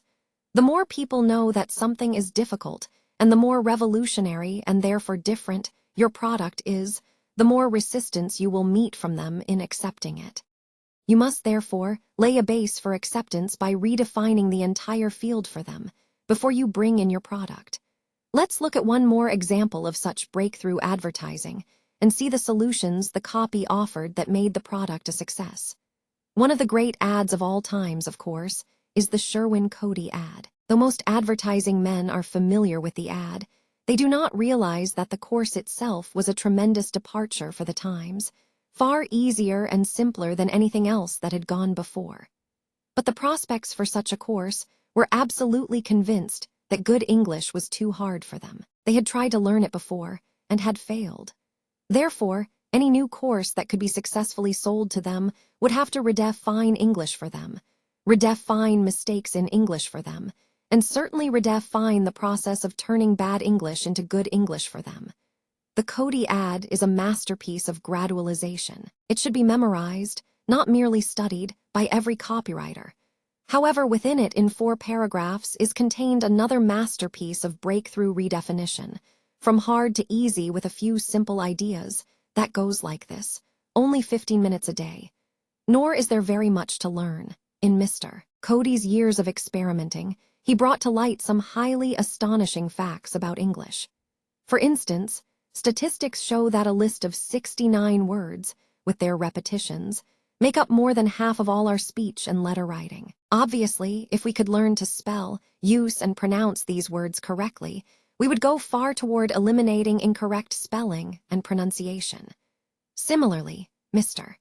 Cody proved that there were no more than 12 fundamental principles of punctuation. If we mastered these principles, there would be no bugbear of punctuation to hamper us in our writing. Finally, he discovered that 25 typical errors in grammar constitute 9/10 of our everyday mistakes. When one has learned how to avoid these 25 pitfalls, how readily one can obtain the facility of speech, which denotes the person of breeding and education. When the study of English is made so simple, it becomes clear that progress can be made in a very short time. No more than 15 minutes a day is required. Thus, the complicated becomes simple, the hard becomes easy. This is the first use of redefinition. Now let's look at the second. 2. Escalation. Here you are dealing with a product which works, and which is acknowledged to be easy enough to use, but which simply does not have an appeal broad enough to assure it of a mass market. Your job here is to escalate your product, to give it more importance in your prospect's eyes. You do this again by redefinition. You broaden the horizon of benefits of the product. You redefine the role that the product plays in the prospect's life. You widen the area of reward that your product yields to the prospect, showing him that it enters into dozens of vital situations every day, paying off for him where he might least expect it. For example, let's look at another ad for another English course 40 years later. By now, people are not as sensitive to their punctuation or grammar. Now the negative aspect has lost its appeal. People want good English as a persuasion tool to win over other people. So good English must cease to be an end in itself. It must be redefined, to become instead a means to a more important end, one which is desired by far more people. And since the positive aspect must now be dominant, that part of good English which has the greatest value for persuading people, vocabulary, must now be featured. Here is the ad. Revolutionary new word power machine makes you a master of English overnight. Automatically gives you a power-packed vocabulary to make your ideas crackle with excitement, to hold others spellbound with the power of your speech and your written word. Automatically spots embarrassing errors in grammar, spelling, pronunciation you didn't even know you were making. Clears them up at once. Frees your mind from worry. Lets you feel at ease in any company. Gives you the blazing new self-confidence you need to make anybody like you, to win people over irresistibly to your point of view. This approach redefines the benefits of the product, shifting them from a less desirable area to one that will generate more sales appeal. But this use of escalation, to increase benefit appeal, is only one of the ways it can serve you. Another is to increase the importance of the product, showing that something the prospect wants very much hinges directly upon the performance of your product. For example, in an ad for Spark plugs, this fact was pointed out to the reader. Yes, you pay $2,000, $3,000, $4,000 for your car, and a single 99-cent part robs you of the real power and enjoyment that car should give you. Or here, in an advertisement for a speed math course. If you want to get ahead fast, if you want a position of real importance and responsibility, then a knowledge of this kind of super fast, super accurate mathematics is an absolute necessity for your future. Or escalation can be used to show the prospect that your product is not something to be put to work just once or twice a week, but that it will be needed and used by him almost every waking minute. Here's how this was done, in a single sub-headline, in an ad for a course on handling people. Your entire life is spent trying to get others to do what you want without friction. You must agree with this statement, and therefore you must redefine the importance to yourself of a technique which allows you to accomplish the all-pervading task more easily, more effectively, and more rapidly. This is the second use of redefinition, escalation. Now let's look at the third. 3. Price reduction. Here you have the product which, quite simply, costs too much.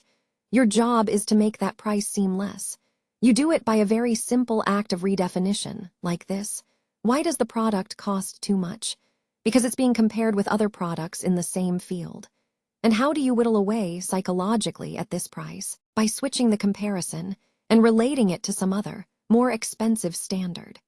For example, here is an enormously successful mail order ad for spark plugs, which sold for $1.49 each, or 1.5 times the standard for the field, and twice as much as the discount price. Did the copywriter therefore say that they may cost a little more, but they're worth every cent of it? Of course not. He made them cheap, and he did it in these 2 paragraphs of psychological redefinition. Up to now, these extraordinary SAW fire injectors were practically made by hand and would have to sell for as high as $5 each. But we knew that $30 or $40 was more than the average driver could afford. So we decided to get the price down so low that these injectors would pay for themselves 12 times in 1 year of driving. So here is my astonishing proposition. If you will check your car's performance before and after you install your SAW fire injector system, and then tell your friends and neighbors about them, here is what I am prepared to do for you. You can have a set of SAW fire injectors for the year and model of your car for only a fraction of their value. If you act now, they are only $1.49 each. Do you see how he does it? Do you see how many times he does it in these 2 short paragraphs? As a last review of redefinition, because its techniques are so important to you, let's just list the individual phrases that build up again and again the feeling of value and bargain. Here they are. Did you catch them all? Practically made by hand, would have to sell for as high as $5 each, $30 or $40. Notice that he repeats the handmade price twice. First he gives it to you per plug, and then for the entire set. Thus the new comparative price is reinforced. You practically wince at the $40 figure since you want the plugs by this time, and you're going to feel pretty good when he brings in the now lower figure in the next paragraph. Get the price down so low. Here is the magic word, low, now legitimatized in your eyes by the description of the handmade set in the phrases that preceded it. That these injectors would pay for themselves 12 times in 1 year of driving. Not only value, but reward. Not only low-priced, but gas-saving. And again, the comparison to a higher figure, this time the money you'll save on gas. Astonishing proposition.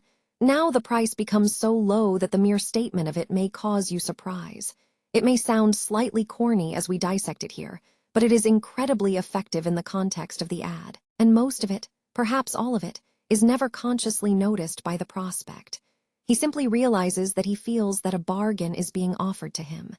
If you will check your car's performance and tell your friends and neighbors about them, the introduction of a condition, an action you must perform in order to get the now low price, used before in the last chapter in a different context.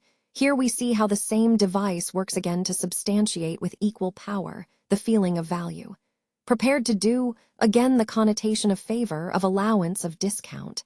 You can have, not, you can buy. He is letting you have the plugs at the low price. Again, he is doing you a favor. You are getting a bargain. Only $1.49 each, the classic modifier, the 10th bargain phrase in these 2 paragraphs. Notice how similar gradualization and redefinition are. Notice how each operates below the surface of the conscious mind. Gradualization by its structure, by its arrangement of facts and phrases.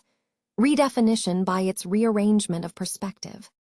Each is an extremely subtle and powerful way of building belief. Each deserves much more study than we can give it in this book. Let us now turn to some equally powerful but more apparent mechanisms that also build belief. Chapter 11. The 5th technique of breakthrough copy, mechanization. How to verbally prove that your product does what you claim. As we have observed repeatedly, good advertising copy exists simultaneously in 2 different places. Part of that copy is words on a page, or sounds carried by radio waves, or pictures and sounds coming out of a television set. But the other part of that copy, the crucial part, takes place in your prospect's brain. It is the series of reactions, planned reactions and anticipated reactions, that your copy causes in his mind and his emotions.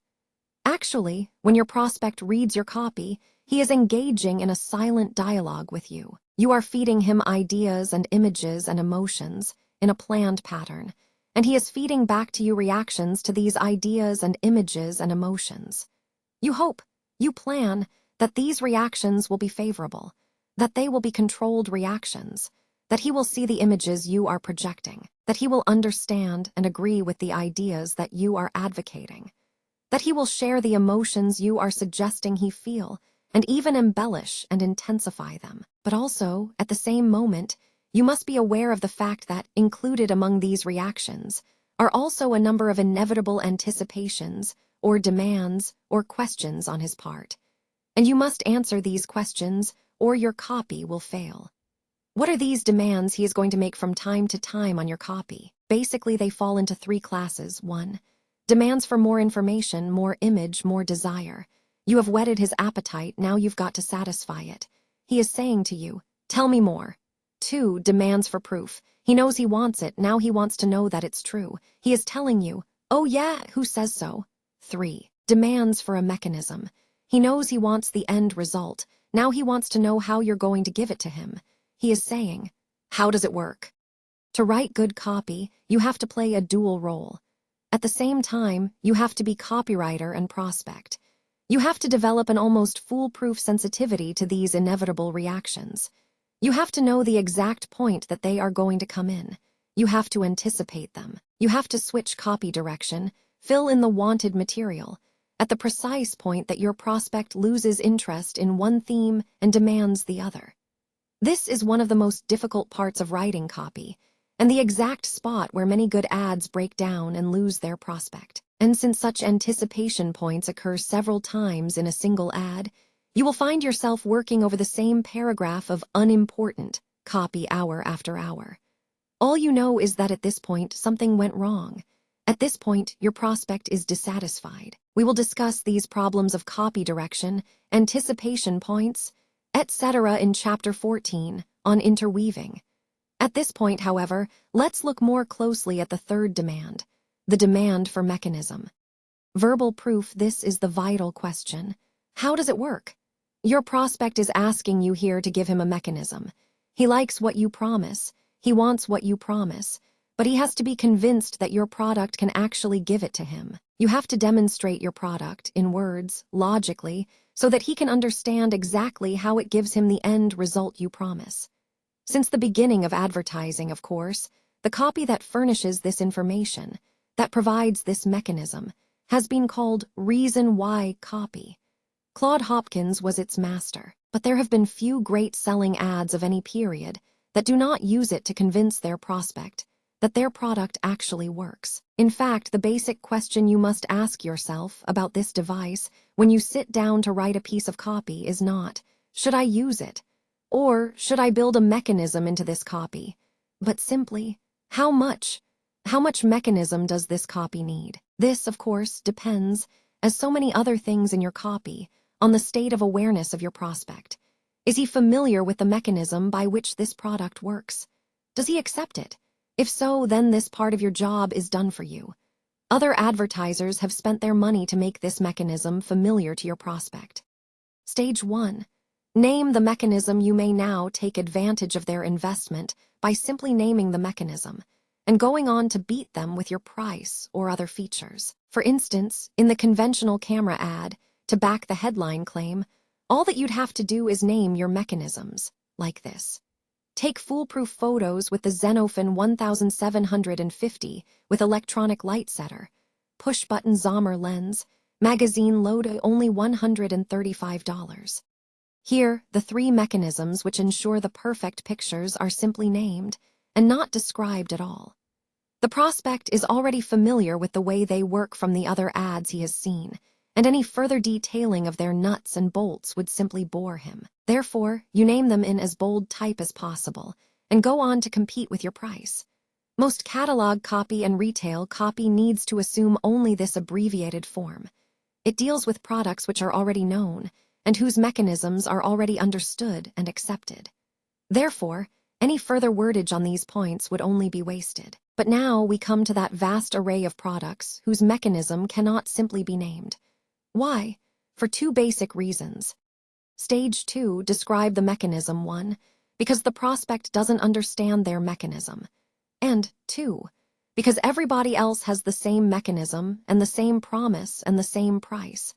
And the market is getting tired and you need a new way to compete. Let's look at the simplest case number 1 first. Here your mechanism is not so well known or not known at all, and you can't simply name it. You have to go into more detail, you have to describe it. So you have the classic situation of promise, reason why. You build a strong, quick promise, and then you follow up with the reason why you can deliver that promise. This 1-2 punch of promise and reason why is as old as advertising itself. Here, for instance, is how Rinso used it in 1926. First, they give the promise like this. Who else wants a whiter wash, with no hard work? How would you like to see your wash come out of a simple soaking, whiter than hours of scrubbing could make it? Millions of women do it every week. They've given up washboards for good. They've freed themselves forever from the hard work and reddened hands of wash day. Now they just soak, rinse, and hang out to dry. In half the time, without a bit of hard rubbing, the wash is on the line, whiter than ever. Notice how the original promise in the headline has been taken and intensified in these first 3 paragraphs of copy. The promise is repeated, in different words and from different perspectives, over and over again in those first 3 paragraphs. But notice too that, as the copy builds desire, it also builds a growing reaction on the part of the woman reading it. This reaction can be expressed in one word. How? This promise sounds better and better. It begins to sound too good to be true. Now she needs reassurance fast. So the whiteness claims stop. The copy shifts direction and now begins to sell the mechanism like this. Dirt floats off, stains go. The secret is simply Rinso, a mild, granulated soap that gives rich, lasting suds even in the hardest water. Just soak the clothes in the creamy Rinso suds and the dirt and stains float off. Rinse, and the wash is spotless. Even the most soiled parts need only a gentle rub between the fingers to make them snowy. Thus clothes last longer, for there's no hard rubbing against a board. Notice, first of all, that this mechanism, the suds that float off dirt, is sold just as hard as the whiteness story it is brought in to prove. The first rule of mechanism copy is that it is not scientific discourse. You must never allow it to become dull or merely factual. You must load it with promise, load it with emotion. Every word in good copy, including mechanism copy, sells. Only in these paragraphs, the copy is selling a secondary claim, dirt oating off, that proves the primary claim, a whiter wash. But still, it sells. Secondly, of course, you'll immediately notice how simple the mechanism is in this 1926 copy, as compared with the same field today. In those days, it was enough to mention the facts that the suds oated off the dirt. The reader accepted, as an evident truth, the fact that they would do so. Today, of course, in our much more sophisticated and exploited market, she would no longer do so. Today, you would need far more mechanism. You would have to explain more, promise deeper, perhaps even invent a miracle ingredient to do the work for you. Stage 3.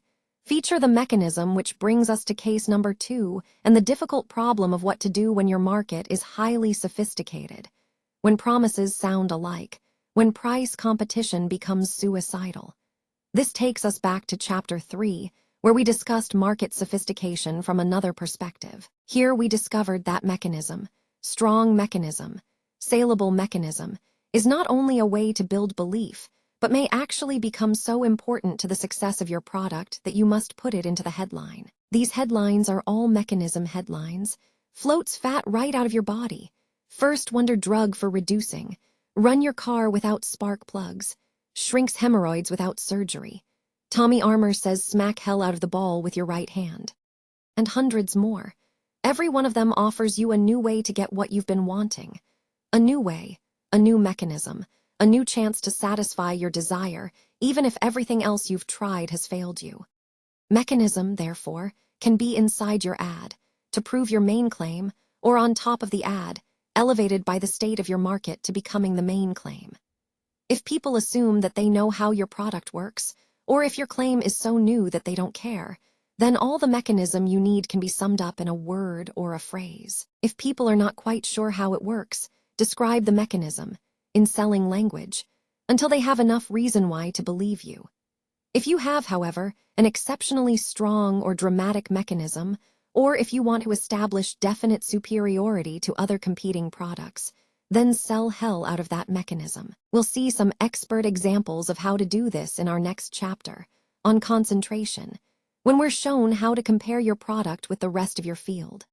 On the importance of mechanism, when you want to convince your reader that you're giving him a bargain, one of the sad truths of our time and profession is that our readers do not always believe the truth when we tell it to them. Every copywriter has had, at one time or another, a perfectly marvelous product that just couldn't be sold, because people wouldn't believe that it could do what he knew it could do.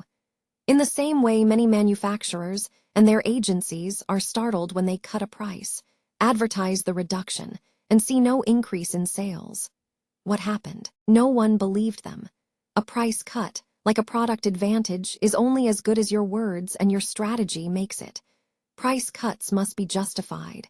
There must be a reason for them, a mechanism behind them. Without such a mechanism, without such a reason why you should give this bargain, you are going to get only a fraction of its real sales power. The great master of price cut mechanization was Robert Collier. His book, The Robert Collier Letter Book, is one of the great classics of copywriting know-how. Here is just one example of how Collier made his price cuts not only believable but dramatic. Before the price goes up, dear sir, a short time ago one of the old, reliable mills that makes the finer qualities of woven madras for shirts began sending out SOS calls. They had kept their plant going steadily for months, thinking that the usual demand would easily take care of their excess output. But with the weather so generally unseasonable, the usual demand didn't materialize. And there they were, heavily overstocked and needing money. If we would take all their surplus stock of the finer grades of woven madras, amounting to 250,000 yards, they offered to let us have them at way below any price we had ever paid for shirtings in all our years in business, at far less than they could make the materials and sell them for today. We took them, the whole 250,000 yards, at a tremendous savings in cost, a bargain you may never get again. Let me point out the difference between this logical, carefully prepared introduction to the price slash and a simple, bare announcement of that slash. Here, the copywriter not only emphasizes bargain over and over again, but brings in quality as a counter-desire time after time. He thus uses a mechanism within a mechanism. 1. The unseasonable weather causing 2. The factory to become overstocked, resulting in the primary markdown, to build belief upon belief. Here the copy starts with the mechanism, and only goes into the bargain claims 6 paragraphs later. Again, he has taken the creative gamble. In this case, that he could hold the reader's interest for those 6 paragraphs. And because of this gamble, he reaps 10 times the believability for every word he said about the bargain value of his offer from that point on. Chapter 12. The 6th technique of breakthrough copy, concentration. How to destroy alternate ways for your prospect to satisfy his desire. As you know, in the final analysis, no successful copy ever sells a product. It sells a way of satisfying a particular desire, and its power to sell ultimately comes from the intensity of that desire. If the desire is commercial, that is, if it is shared by masses of people, and if each of these people want that satisfaction enough to pay the price required for a mechanism to satisfy it, then it is highly probable that many firms will try to deliver that mechanism or product to them. The almost universal condition of commercial life is competition. No one who sells anything, of course, can avoid it. As you write, one eye is fixed on your market and the other on your competitors. We have described in this book several different ways of beating competition. Let's stop for a moment and review them. First, of course, is superiority of product. This is the ultimate weapon in the war for the consumer's dollar. If you produce the best product, your advertising has 100 times the chance of success than if you produce only a fair product. Most great ads have been associated with great products. Most great copy claims come from the assembly line. If yours does not, if your copy is better than your product, then send it to your client instead of your prospect and tell him to make it a reality. But even the best product needs equally as effective copy to induce people to try it. Otherwise, the excessive cost of getting the first purchase may drive the product off the market before the repeat sales can build up high enough to earn it through. So we come to our second weapon to beat competition: superiority of promise. A stronger promise that evokes more desire. A wider promise that causes more people to buy. A more believable promise that brings in the skeptics as well as the susceptible. This entire book has been a blueprint for developing such promises. Third, we have the weapon of product role. The role the product allows its consumer to play. The personality, the identification, the prestige, the status, the excitement you can bring out of your product or graft onto it. Fourth, we have response and reaction as a competitive force. The ability to one-up the competition, to escalate claims when necessary, to shift mechanisms, to invade new markets. And fifth, the technique we will discuss in this chapter is direct attack. Direct attack, the mechanism of concentration, differs completely from the other four methods we have discussed above. All these techniques have the common element of ignoring the competition. They concentrate on your story, your promises, your benefits, your product. They act as though there is no other one possible of gaining the satisfaction your prospect desires. Therefore, they are most effective when you dominate a field.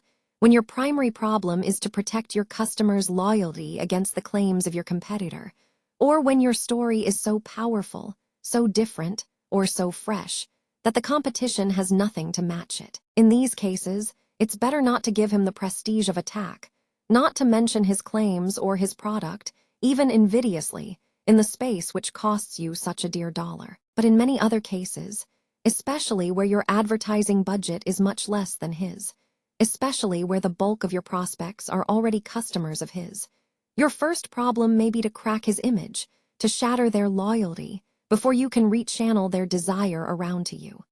What concentration is but this process of concentration, this careful, logical, documented process of proving ineffectual other ways of satisfying your prospect's desire, is much more than mere attack. If you can only attack another product, without showing at the same time, by comparison, how your product provides what the other lacks, then say nothing at all.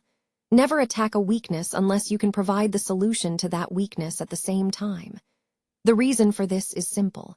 Your prospect knows that your attack is biased. If, therefore, you are attacking another product only for your own good, in other words, to win the sale by disparaging your competitor, what you will probably evoke in his mind is skepticism and dislike, and very little else. But, and this is the critical point in this process, if you can show your customer that this attack is for his own good, in his service, because your product will eliminate this weakness, then you have a sales story he will accept. Then you will make him question even the most ingrained loyalty. Concentration, therefore, is the process of pointing out weaknesses in the competition, emphasizing their disservice to your prospect, and then proving to him that your product gives him what he wants without them. Notice that all the techniques that we have developed in the last few chapters are used here. Intensification to show the penalties of continuing with the old product. Gradualization to show the logical cause of the weaknesses and how they can now be cured. Mechanization to prove that your product removes the weakness, and so on. Concentration is therefore a complicated process, taking up sizable space to do its job properly, and combining almost every trick you have learned in this book. To see how incredibly effective it can be, however, let us look at two masterful examples. The first is our spark plug ad again. As you remember, in the copywriter has told his prospect that he can run his car without spark plugs, that he can get more gas mileage and more power if he puts fire injectors into his car instead of the old-fashioned plugs. Now he goes on to 1. Provide the mechanisms which prove his own claim, and 2. To destroy the prospect's confidence in plugs forever, in this brilliant piece of interweaving copy. Mechanics and engineers read this carefully, and for you mechanics and engineers, let me tell you why fire injection must give you these results. A spark plug jumps a spark of electricity across an air gap. This is the most wasteful and power-consuming way to get electricity from one place to another, and it limits the size of the spark. A fire injector fires on the surface of an electrical conductor. This is the most efficient way to get a big, powerful spark into your cylinder.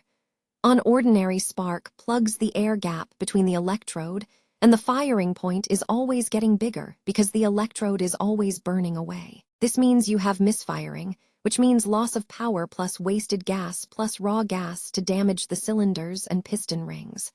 On fire injectors, there is no air gap and no electrode to burn away. That means maximum gas explosion, which means full power, full economy, and no raw gas to wash away the oil protection from cylinder walls and pistons. A spark plug accumulates filth and carbon because of inefficient firing. This means you need regular cleaning, setting, and expensive replacement.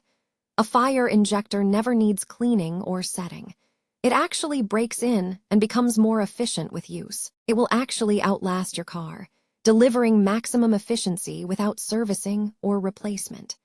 A spark plug gives you a thin, skimpy spark that actually blows out under pressure of less than 120 pounds. A fire injector gives you a heavy, powerful flame that will not blow out at pressures far heavier than those created by even the highest compression engine, with ordinary spark plugs you are using. Or should be using premium gas, which costs from 4 to 8 cents more than ordinary gas. And despite this, you're getting inefficient, wasteful gas consumption. With fire injectors, regular gas will give you up to 8 more gas miles per gallon, up to 31 more horsepower, plus easier starting in all weather. Add these savings together and see for yourself why I say that fire injectors will pay for themselves every single month that you drive your car. Ordinary spark plugs have to be replaced regularly. In some of the new high-compression cars, a set of plugs will burn up in a couple of months. A fire injector installation is guaranteed for the life of your car without cleaning, servicing, or replacing. These are some of the reasons that the U.S. Air Force pays premium prices for surface-supported injectors for their aircraft, and why you will ultimately find fire injectors in all automobiles. Let's see how he does it. I hope that by now you have spotted many of the techniques he uses to gain his effects, to build the overall power of this sequence. Let's just check off a few of them right now. First, of course, is the interweaving contrast. A weakness in the operation of the spark plug is pointed out, and then immediately counteracted by the benefit the injector gives you. Bad, good, bad, good, bad, good. This is the underlying structure of this sequence. But this is only one use he makes of parallelism. He repeats words to contrast the inherent weakness of the plug with the inherent strength of the injector. A spark plug jumps a spark. A fire injector fires on. Spark is a weak word. Fire is much stronger visually. And he later intensifies this contrast of image by saying, a spark plug gives you a thin, skimpy spark, against a fire injector gives you a heavy, powerful flame. You can picture the difference. Throughout the copy, definition and redefinition take place. Spark firing is the most wasteful and power-consuming way, as opposed to the most efficient way to get a big, powerful spark. Misfiring means loss of power plus, while maximum gas explosion means full power, full economy. Notice the parallel sentence structure here sharpening the contrast. And, in a beautiful image, the fire injector actually breaks in. A masterpiece of redefinition by analogy. Of course, almost every benefit has its documentary mechanism. The air gap in ordinary plugs gets bigger because the electrode is burning away. The spark plug gets dirty because of inefficient firing. And so on. Let me point out again the general structure of this sequence. It is bad, good, bad, good, bad. Good, and so on. It thus offers repeated, direct, one-for-one contrast. It explores a number of performance factors of vital interest in the prospect, showing the bad and then the good side of each of them. A second strategy, this is one way of accomplishing your concentration. But of course, it is not always feasible, because the points you wish to contrast may not be so easily and clearly broken down, one by one. You may be dealing, instead, with a time sequence, a recurring, unpleasant experience with which the prospect is familiar, and which you wish to sharpen before you provide him with the antidote. In this case, your concentration copy would adopt a different structure, something that looks more like this. What happens to you now with the product or products you are using currently? What will happen when you switch to the new product? Here is such a structure for an ad selling a reducing pill. Let's look first at the negative copy. For years, doctors have known that ordinary reducing plans that you pay $5, $10, and even $15 for in the stores are completely passive, that they depend strictly on your own willpower, on your ability to starve that fat off your body. All that these ordinary reducing plans are able to give you for your $5 or $10 or $15 are hunger-appeasing products, pills, powders, and liquids that do nothing more than swell up in your stomach, that do nothing more than dull your hunger a little. But not one of these products could do anything to actively help you reduce your weight, to take the strain off that starvation diet, to actually help you burn up that ugly fat, oxidize that fat melted away, forever. So what happened? If you were overweight, you struggled to do the job of reducing by yourself. You took your hunger-appeasing pills religiously. You pushed away the foods you love. You spent week after week of torture. And finally, if you were lucky, you carved off 5, 10, or even 12 precious pounds. And then your willpower snapped. You broke your terrible diet. You discovered that your little pills were useless to keep you away from the foods you loved. And the fat flowed back, heavier and uglier and more deadly than ever before. Again, let's glance at the means the writer used to get his total effect. In the first and second paragraphs, definitions and redefinition. Ordinary reducing plans are passive. They depend on your own willpower. They can do nothing to actively burn up fat. And in the third paragraph, the equating of taking ordinary reducing pills with doing the job of reducing yourself. Next, logic, cause, and effect. Given the acceptance of these definitions by the reader, the third and fourth paragraphs become a logical necessity. This tone of cause and effect is conveyed in the phrase, "So what happened?" Now, of course, the third and fourth paragraphs condense an experience which is all too common to every woman who has ever tried to reduce. She has lived through this herself, time after time. She recognizes each of the symptoms, and so she finds herself nodding her head, agreeing with each in its turn, building up a stream of acceptances which carries more and more conviction as she finds her own experiences more and more thoroughly described. And then, at the climax, in the last line of the fourth paragraph, the destruction of the old methods of reducing is complete. Notice the use of the word, and to tie this final indictment in structurally with the stream of sensory experiences that have gone before it. There is no doubt that the fat has come back again in this woman's life. If it hadn't, she wouldn't have read this much of the ad. But here the inevitable implication, buried in a sentence with which no woman could disagree, is that it was the failure of the pills that caused the failure of the diet. Thus the stage is set for the hero product to emerge. It has already been foreshadowed in the second paragraph, in the negative accusations that these ordinary methods can do nothing, actively, to burn away fat.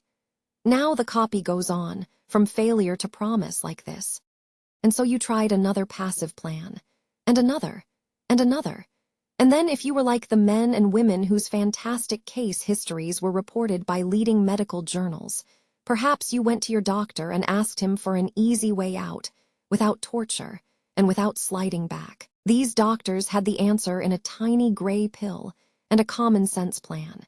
In their hands, so tiny that they could balance it on the tip of their little finger, was perhaps the greatest weapon ever discovered against deadly, excess fat. It was a miraculous compound called lecithin, brand new, whose amazing fat-dissolving properties had been discovered by a Nobel Prize winner, the co-discoverer of insulin, because this product was perfectly safe and as easy to take as an aspirin. Many had used it themselves when they wanted to lose weight. They were not given any starvation diets. They never experienced a single hungry moment. They reported in case after case that they felt more pep, more energy, more youth and vitality than they had known in years. And then, day after day, faster and easier and safer than they had ever known before, the ugly excess fat around their bodies melted away. While they were eating 3 delicious meals a day, they were shedding as much as 5 pounds a week, while they were feasting on mouth-watering steaks. And so on.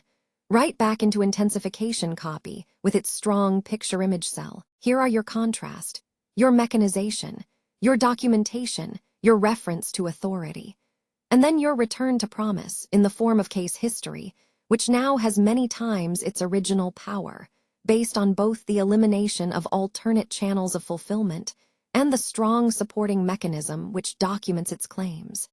One final word on concentration. I have purposely chosen extreme examples to illustrate each mechanism. These copy blocks are longer than concentration need logically be. The same effect may be boiled down into 2 or 3 sentences, or even a single phrase, as in this classic headline, "Shrinks hemorrhoids without surgery." Here is contrast, implied weakness in other products, compensating promise in your own.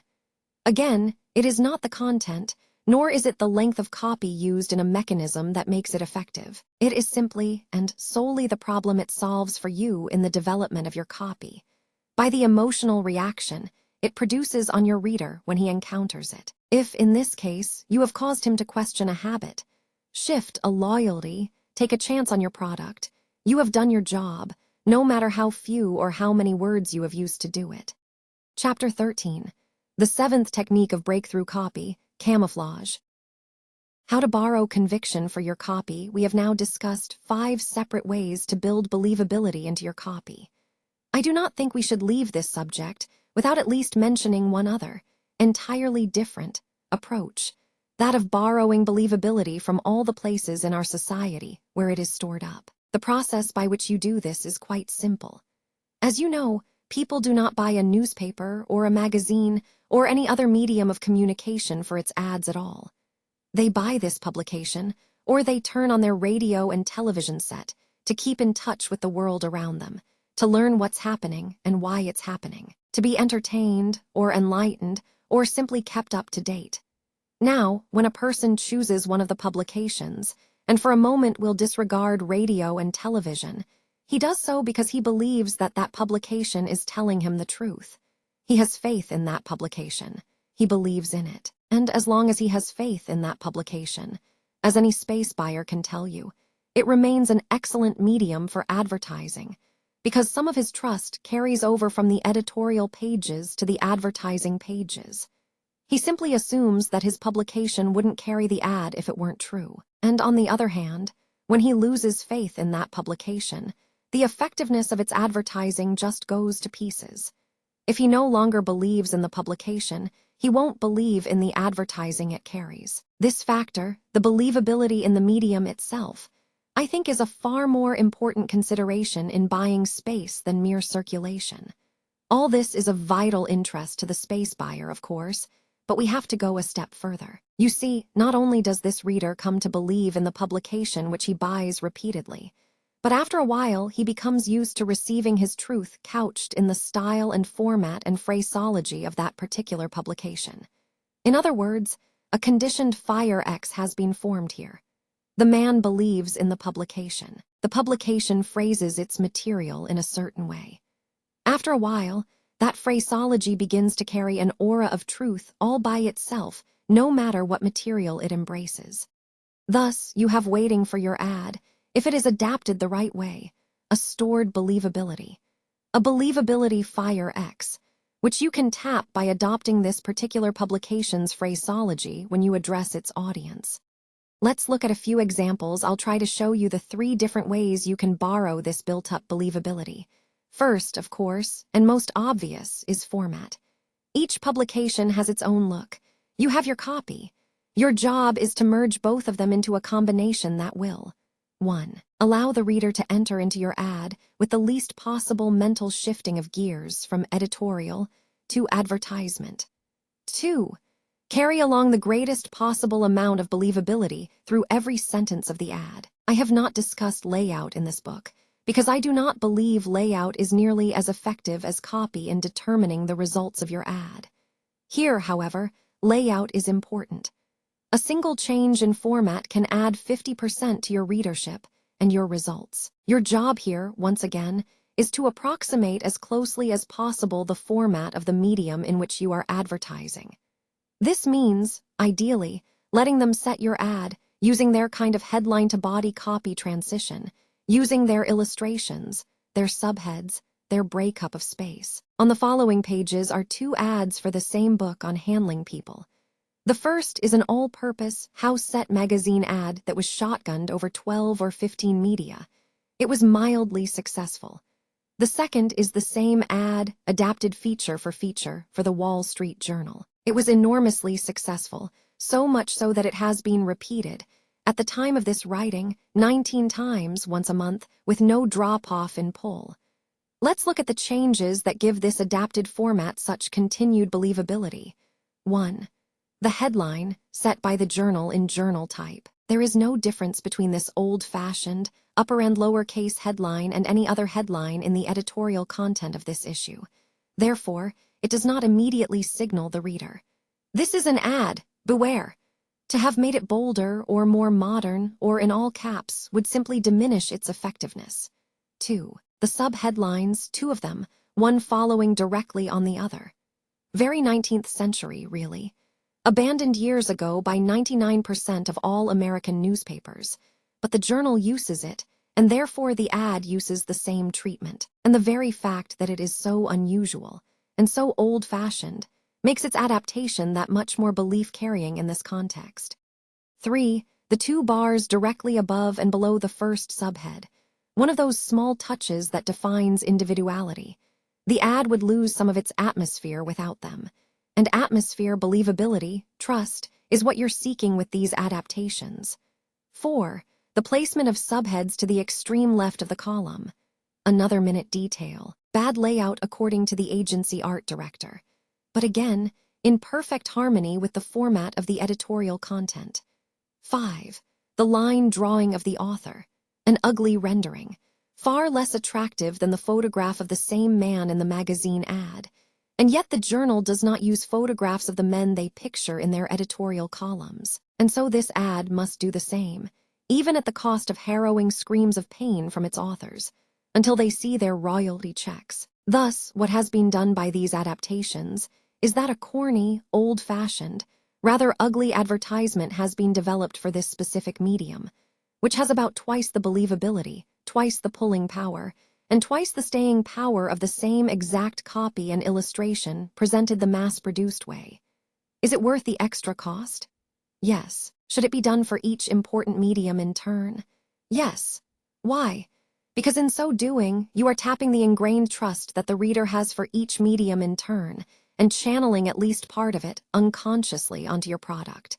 This, then, is the first method of borrowing this built-in believability, adopting format. The second way to borrow believability, the second, slightly less specific, is adopting phraseology. This method stems from the fact that certain media, or classes of media, use certain stereotyped phrases over and over again, which after a while take on a believability of their own. In newspapers, to take the most obvious example, there is usually an issue date, a city of origin, and perhaps a byline. Each of these news indicators may be picked up by the copywriter to add believability to his opening, as in this extremely successful example. Skin Specialist demonstrates how to rinse away your blackheads by Claire Hoffman. New York, N.Y. A leading doctor today showed an audience of men, women, and skin-troubled teenagers how to clean oily skin and shrink enlarged pores with a 10-minute home medical treatment he has perfected. And so on. The news tone has been set by the opening phrases. The entire remainder of the copy has been given the atmosphere of a report rather than a sales story by these first few sentences. The same principle can be used for each of the other classes of media you employ. In direct mail, look for the key correspondence your prospect receives that are opened instantly without exception. Some examples would be refund checks, government correspondence, dividend notices, confidential reports, high-priced newsletters, etc. In radio and TV, adopt the news format and the news phraseology. Even, if possible, adopt the news sound. the clipped phrase of the newscaster, the insider tone of the analyst, the documentary feel of the news handheld camera. Study the channels of communication that people believe in. Adopt their tone, their feel, their style, their sincerity. Make your ads blend in so there is no jarring transition. Camouflage them. Believability borrowing strategy number 3 in a later chapter will deal with mood directly. However, as the last method of borrowing believability, I want to mention 2 mood adaptations that rightly belong in this discussion. We've seen that you borrow your publication's format and your publication's phraseology or style. These 2 methods of adding confidence to your copy depend directly on the particular medium you are using at any particular moment. You pick up that publication's appearance and idiom, as it were, because people have come to contrast that editorial manner of presentation with advertising language in general, and because they automatically trust the first and automatically approach the second with an ingrained skepticism. In other words, advertising language, which is a more naturally-based language and emotionally charged language, tends to produce a counterreaction in its prospects by its very appearance. To overcome this instant and automatic skepticism, besides borrowing our host publication's idiom, we also have 2 other idioms which allow us to escape the hard sell stereotype.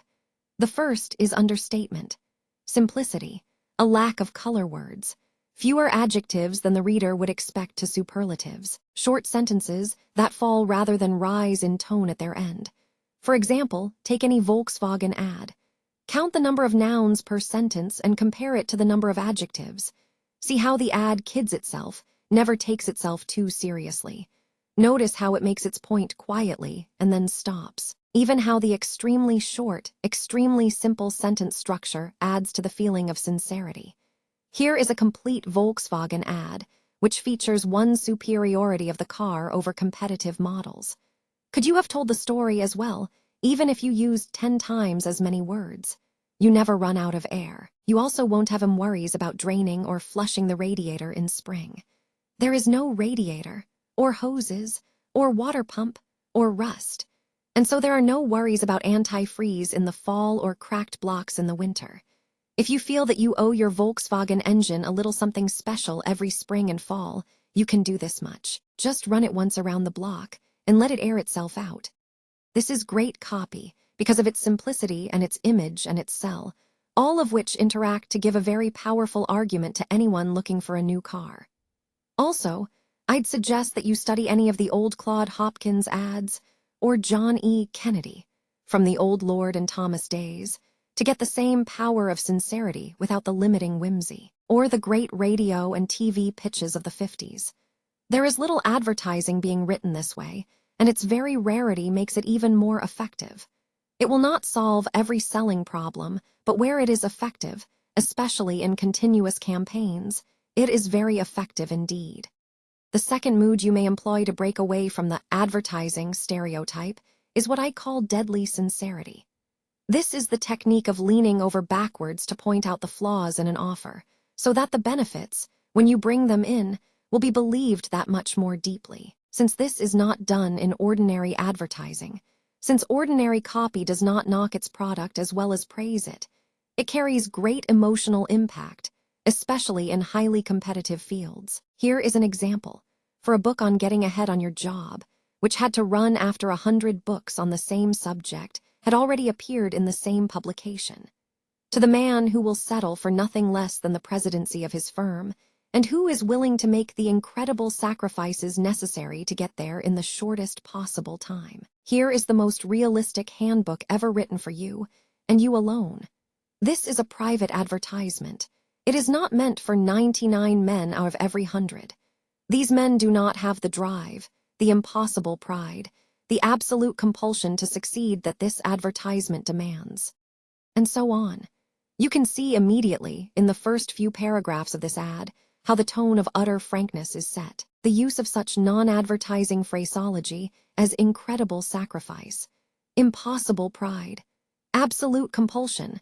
This advertisement demands set the ad off from the others around it.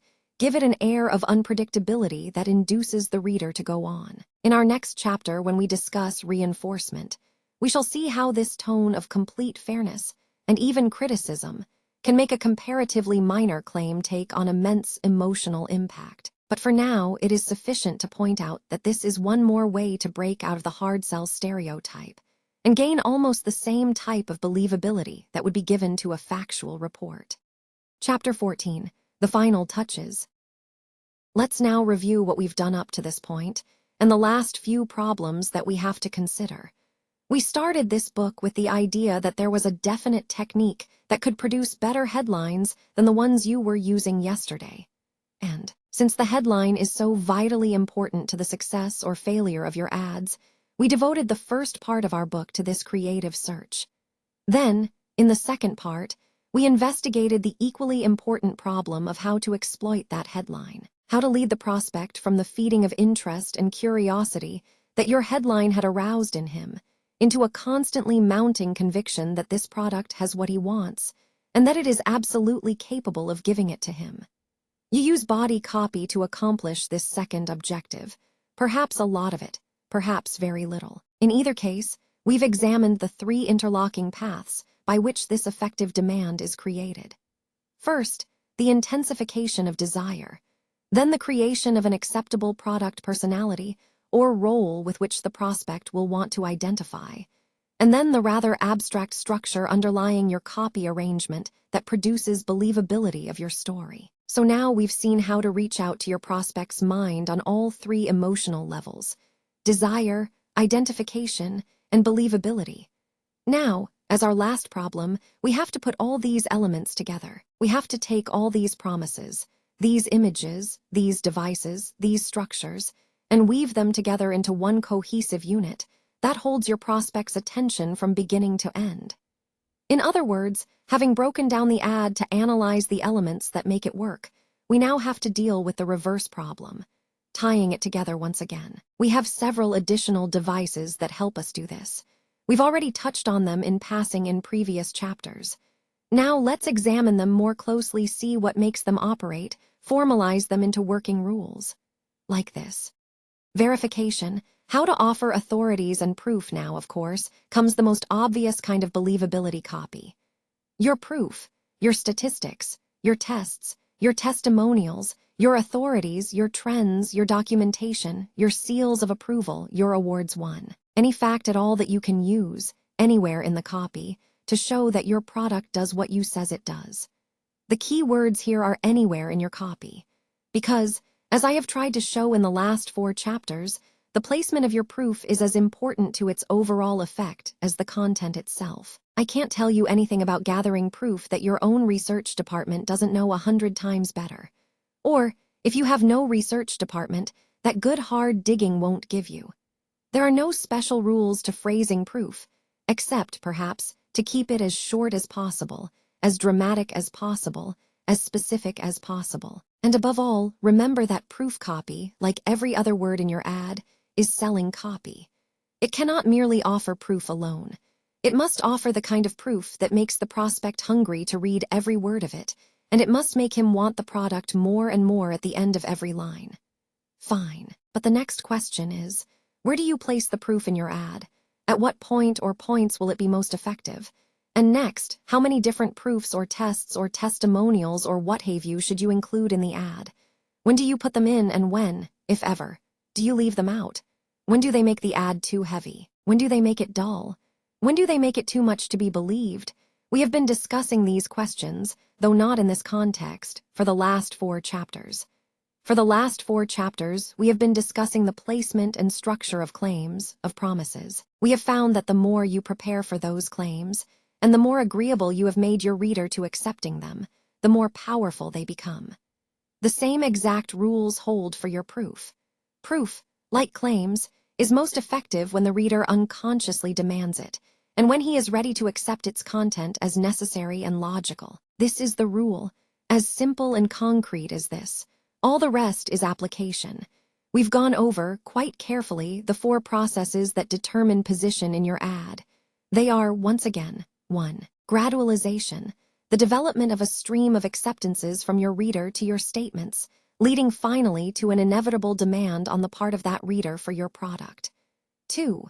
Redefinition, the removal of preconceived objections on the part of your prospect toward your product by providing him with a new definition of that product.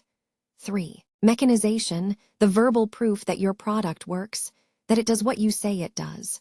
4. Concentration, the verbal proof that other alternate products do not do this essential function as well. Now, every one of these processes is effective, not only in increasing the believability of your claims, but also in increasing the believability of your proof. And, in exactly the same way, in every one of these processes, there is a place for your proof to appear where it will do twice as much good for your copy as it would anywhere else. For example, go back and look at the concentration copy in the Spark Plug ad that we analyzed in Chapter 12. Here was a point-after-point comparison of the weaknesses of spark plugs contrasted with similar strengths in fire injectors. At the end of this sequence, the writer had built up tremendous believability. He could have done many things with that believability. He could have switched it into an immediate restatement of his main claims. He could have channeled it directly into asking for the order. He could have gone into a money-back guarantee, etc. Instead, he chose to pile proof upon believability in this way. These are some of the reasons that the U.S. Air Force pays premium prices for surface-supported injectors for their aircraft, and, in so doing, strengthens the power of both the believability copy that went before and the authority reference that now follows. Thus, and we'll take this up in greater detail in the reinforcement section that follows, in copy 1 + 1 can often equal 10. By adding one powerful piece of copy, at precisely the right moment, to another, you can get an overall effect far greater than these two pieces of copy would ever produce if they were just spread out all over the page. Position increases power. We continue to find new examples of this every time we explore another copy process. And how about the other three processes? How does your proof interact with them? Well, take gradualization. Study the TV repair manual ad again. Notice the exact point that the manufacturer's test rooms are brought into the copy, at the very moment that the reader is begging for some sort of solution to the problems that the copy has intensified over and over again.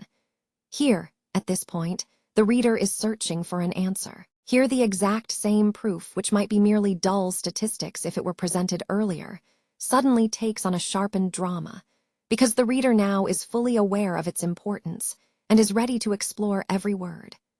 Again, I must repeat that the main problem with documentation is that it is inherently dull. Your job, therefore, is to add excitement to it. You have to stage it. You have to develop a drama in your reader's mind into which your documentation enters as the hero, in which statistics suddenly become charged with emotion, because you've made them the solution to whatever stands between your reader and the satisfactions that he craves. I could go on and give examples of the interaction of proof and each of the remaining mechanisms, but I think you would gain far more by doing it yourself. Instead, let me sum up by saying this. Documentation is any sort of proof, statistics, facts, tests, etc., that your product works. Mechanization, on the other hand, in case there may be a confusion in your mind, is the verbal and logical demonstration, and thus also proof, that your product works. Mechanization does not necessarily have to incorporate any outside documentation at all to prove its point. It does this on the strength of its logic and its structure alone. Verification, which is different from both of them, is the process of arranging your documentation within your copy so that it gains the greatest immediate acceptance from your reader and has the greatest emotional effect on him. Thus, I would suggest that you stop thinking of placing your documentation only in the headline of your ad, or in the subhead, or in a separate box labeled, "Here's proof." I would suggest instead that you start thinking of documentation as one more element, along with promises, belief words, momentum builders, image sharpeners, emotion definers, and all the rest which we'll explore before we finish, to be interwoven together, side by side, so that, combined, they give you far greater emotional power and believability than any one of them could separately. Reinforcement. How to make two claims do the work of four. The first rule of all copy, of course, is that it produce an emotional impact. As we have seen over and over again, even in believability copy, even in documentation, every word must carry image, picture, feeling. Now, the wonderful thing about emotional writing, of which copy is one form, is this: that if you employ it skillfully, then the impact of one emotion plus the impact of a second emotion will often add up, non-mathematically, to the impact of 4 emotions. In mathematics, 1 plus 1 always equals 2, never more. In emotional writing, 1 plus 1 can often equal 10. In other words, 2 emotional images, joined together in the right way, can often have 10 times the impact that either of these images has by itself. For example, in the classic Avis campaign, the main theme was "We try harder." Good by itself, but nowhere near as powerful as it became when it was reinforced by the reason why Avis tries harder. We're only second. These 2 separate ideas. 1, we're second. 2, therefore, we try harder. When they are combined, take on a joint impact far greater than you could ever logically expect if you simply examined each one of them by itself. In fact, we can even define one type of creativity as the ability to combine separate images into a new identity that is much more powerful than the mere logical sum of its parts. This is how new words are born, as well as new phrases, slogans, concepts, ideas, and, of course, headlines. Your job, and it's a tough one, is to do just this, image by image, throughout the entire body copy of your ad. For example, in the ad for "The Man Who Will Settle for Nothing Less Than the Presidency of His Firm" that we quoted in the last chapter, this sequence occurs. This is John Horn's first book. He is not an accomplished writer, and it has flaws. If you read for style or for literary quality, this is not your book. But there are paragraphs in his book, ideas in this book, whole chapters in this book which have never been put down on paper before that may open doors to you, tomorrow, that otherwise might take a lifetime of waiting for you to walk through. Notice how the startling frankness of the first paragraph, which goes out of its way to call the reader's attention to flaws in its product, serves as an intensifying contrast to the positive claims of the second paragraph, making them far more believable and therefore far more powerful to the reader who is now convinced that he is receiving a fair report on this book. It is the juxtaposition of these 2 paragraphs, one following right on top of the other, that makes their combination so effective. Copywriting, in many phases, is the search for such juxtapositions. The last 5 chapters have been full of examples of them. I suggest that you go back and read these examples again and underline the combination points and junctures, where one claim blends into another and either sharpens it, pours strength into it, or makes it more believable. So, one way you tie your ad together is to constantly build one claim on top of another, always seeking to make each stronger and more believable by the combination. This same principle applies in a smaller way in our next device. Interweaving. How to blend emotion, image, and logic into the same sentence. Let me mention at this point a thought that has probably occurred to you several times over the past few chapters. The big trouble with analysis of the kind we've been doing in the second part of this book is that after a while it begins to sound quite mechanical. You've probably thought that I'm suggesting that you abandon any kind of creative flow and work like a sort of phrase carpenter. Here you put in a promise, there you nail on a believability sentence, then cover both of them with a good, strong identification. This is what it sounds like, because it takes so long to identify each one of these devices and show you how to work them. Because of this need for analysis, which always requires that you cut individual elements out of the life flow of a growing ad, it sounds like you should actually be conscious of each device as you are using it to write that ad, even going so far as to name the device as you weave it in. I don't think I have to tell you that this mechanical approach is not my idea and that it won't work. What I'm trying to do is exactly the same procedure that a golf pro uses when he wants to improve your game. He doesn't just let you go out and play. He stops you, makes you notice your hands, rationalize your grip, shift your fingers, get used to the new feel of the club as you lift it this new way, and then take a few practice swings, all at the same time that he's telling you why you're doing it this way. When you're swinging for the first few times, this new way, you feel pretty awkward, and you're conscious of every muscle in your arms. That's why he has you keep swinging through 1 bucket, 2 buckets, 10 buckets of balls. Pretty soon, though, those arm muscles are going to feel comfortable in that new swing, and you're going to lose your conscious awareness of them. At that point, what was mechanical before becomes intuitive now. But it's a new kind of intuition, far more skillful and effective than you had before. This is the kind of intuition I'm trying to build in you.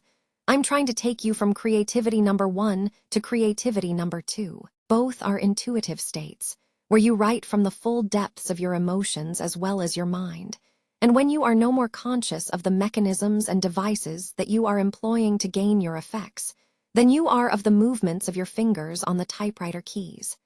But to get you from state number 1 to state number 2, I have to bring all these details to consciousness and make you awkward in a new and more effective way than you were when you first learned to write copy, so that you can take these insights and techniques and bury them inside your own talent, so that you can automatically employ them, without thinking about them at all, when you want to express most powerfully your ideas, your emotions, and your sales philosophy. This whole process of new awkwardness leading to new ability is seen quite clearly in the very simple technique of interweaving, which I learned from a brilliant man by the name of Walter S. Campbell. Every copywriter should read Campbell's book, Writing Nonfiction, The Writer, Inc., 1961. In the next chapter, I'll list other books you should have, but this is certainly one of the important ones that you can probably master in a weekend. Campbell is talking about reporting and not copywriting, but the structural principles are the same. He says that even in the most factual reporting, no sentence can be effective if it contains only the facts alone. It must also contain emotion, evaluation, impact, if those facts are to be given meaning and importance to the reader. The same is true for every sentence you write of copy. That sentence should contain not only promise, not only image, not only logic, but as much of all three as possible. Weave together your promise, your logic, your emotion, your image. Pack your sentences full of every one of them. Make them blend into each other, till it's almost impossible to pull out the individual threads of the rich pattern of conviction and desire you're weaving. For example, go back to the fire injector ad in Chapter 12 and see how promise is interwoven in every sentence of the believability copy, where the injectors are being contrasted with the old-fashioned plugs. In these two sentences, for instance, with ordinary spark plugs you are using, or should he using premium gas, disadvantage, which costs from 4 to 8 cents more than ordinary gas, disadvantage. And despite this disadvantage, you're getting inefficient, disadvantage, wasteful, disadvantage, gas consumption, disadvantage. In this first sentence, which is part of a logical sequence offered as proof of superiority through comparison of performance characteristics, the copywriter has managed to insert 6 disadvantage images for the reader to remember the next time he considers buying ordinary plugs. Now the copywriter goes on to his contrasting sentence about the injectors.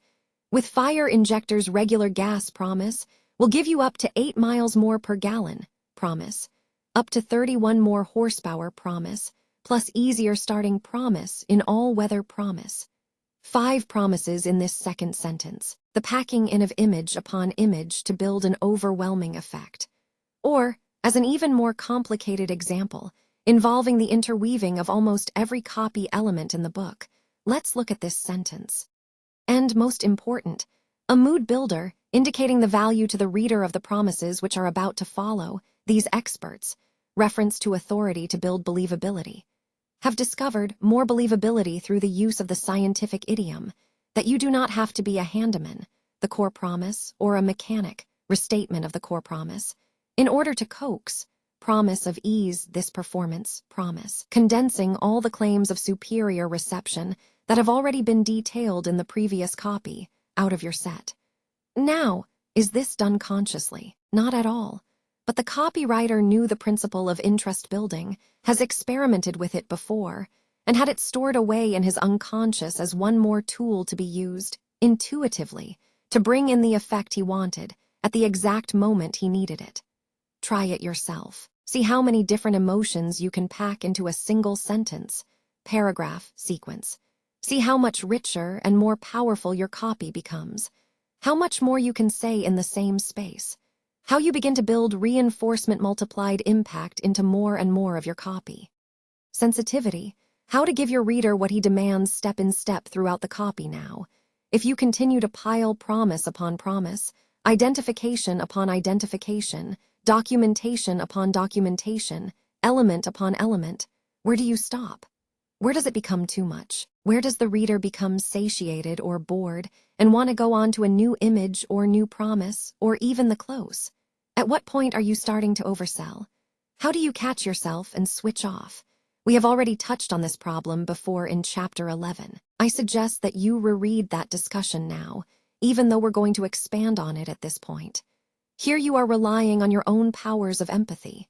You must be, at the same time, not only the writer of your ad but its reader. You must anticipate that point in the copy flow as it is transformed into a series of impressions in your reader's mind, where he is going to say, "I've read enough about this.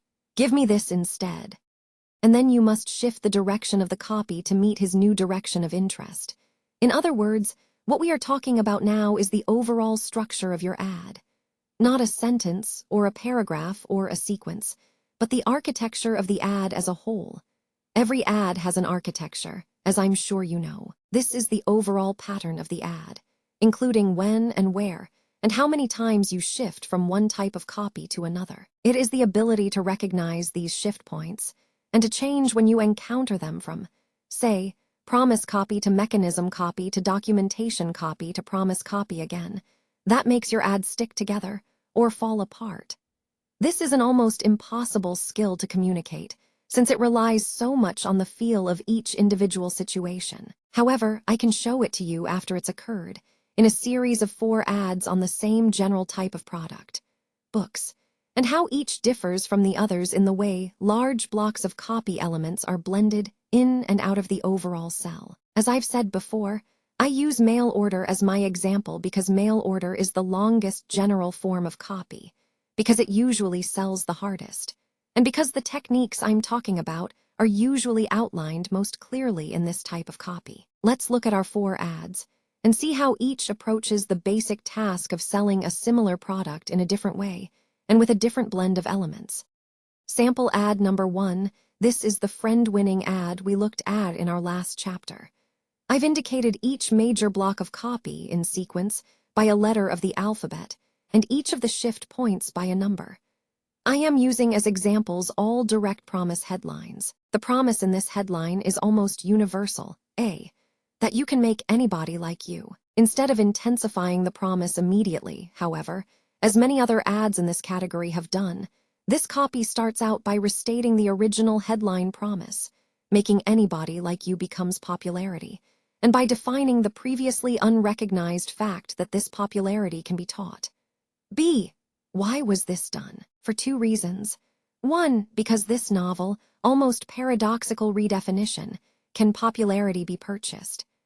Established an immediate point of difference between this book and the dozens of similar titles that had come before it, always a critical problem. And 2, because this ad's subject was a teacher, and the ad's whole believability rested upon the fact that so many large and respected corporations had paid this man so much money to reach these techniques to their employees. This is established by the ad's first shift point and first transitional sentence.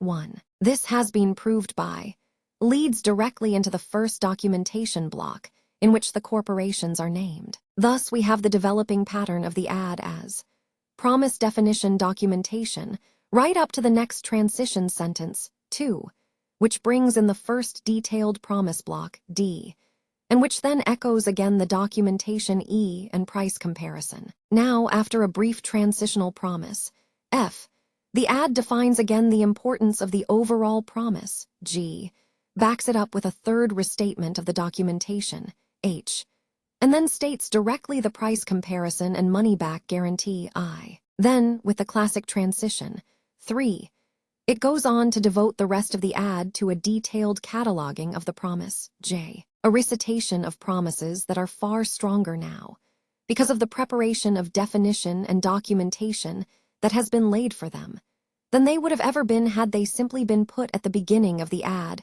without such preparation. Incidentally, notice how the negative promises, K, and the full list of documentation, L, have been placed out of the mainstream of the ad where they can be read, or not read, by those who are interested in them.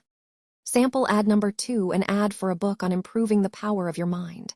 Again, the promise headline A, intensified by, this time, an elaboration of this promise B. See page 212. Now, using its first transitional sentence, 1, the ad moves into 2 paragraphs of negative C and positive D redefinition, and then, with a single transition word, simply 2, again elaborates the promise, making it stronger and stronger and more detailed, and at the same time giving it the believability tone of definition. This definition tone is unchanged throughout F, where promise is again interwoven with fact, leading immediately into a transition, 3, in which the tone is that of proof, but the content is straight promise G. Then this proof is connected, 4, with the entire promise catalog, H, which fills the rest of the ad. This ad, enormously successful, is one of the best examples of interweaving we have. There is so subtle a blending here of definition, documentation, and promise that every word of the copy soon takes on the aura of pure fact. Sample ad number 3 now, we move on to the straight promise ad. This is the raw-chem, saw-chem type, dominated by promise and mechanism promise, which gains its power from the sheer momentum and relentlessness of its claims. See page 216. It again starts with the overall promise, A, which it immediately follows up with a second, elaborating promise, B. Then it moves directly into its fundamental definition, C, which it equates in a single phrase, then you could, one with a greatly detailed promise, D, and then follows up with a beautifully condensed paragraph which consists of a transition in 2 to a restatement of its fundamental redefinition, E, and out again, 3 to the remainder of the ad, F, which is sheer promise and promise mechanism from then on. Here, documentation is disregarded entirely. The full weight of the sale depends on the power and momentum of the promise strain. Sample ad number 4, and finally, we have a beauty book. Here, the main promise headline B is preceded by the critical authority reference, A, which, first, sets it apart from the other similar products it must erase from the prospect's mind, and second, brings in immediately the key persuader of its author. See page 220. C block, while promise copy, also serves the simultaneous purpose of being a momentum builder, a technique we will discuss in a moment. Using the different typefaces and sizes as transitional elements, the copy then introduces its crucial concentration copy, D, in which it redefines what the woman can now expect from her appearance, and in which it outdates other approaches to giving this fulfillment to her. After 1, because, comes the first promise elaboration block, but there is no piling up of claim upon claim here. There is too much ingrained skepticism in this prospect, too much awareness of other, previous claims that have disappointed her in the past. This skepticism must be anticipated and answered. This is done, first F, by agreeing with it, and then G, by shifting the entire story onto the doctor for 12 paragraphs, by far the longest reference to authority of any of our 4 sample ads. Then a transition, 2, back to promise H, which fills out the rest of the ad. See how the structure differs, let me say this. Although I have not pointed out every transition, nor every blending of different types of copy, I have, I hope, given you enough material to see clearly how ads differ in overall structure, as they differ in content, as the demands of their material differ. They range from the simplest promise elaboration, example 3, to the most subtle blending of all the various elements of desire, image, proof, definition, and what have you, example 2, to the most complicated promise and proof reinforcement, example 4. Each problem demands a different structure. Each signals as you write it that here, at this precise point, your copy has left your reader. You have gone on straight when he wants to turn left. You are piling on promise after promise when he no longer believes you. You are burying him under a sea of statistics when he is convinced you are telling the truth and wants you to make those delicious promises all over again. This is what you feel when you are writing the ad, probably a kind of irritating confusion, a blockage, a sense that the copy has suddenly gone dead and all you are writing now is words. So you stop and think and look for a new direction. I hope, in this section, that I have given you a faint indication of what some of these directions might be. What, on the other hand, can you learn from analyzing the structure of your ads or other writers after you have finished them? Primarily, what kind of ad you have written. Is it straight promise? Too much documentation? Too little definition of the new world of possibilities your product has created? Does it still sound too much like everyone else's copy or product? Could you put another brand name on it and not make any difference? Have you left anything out?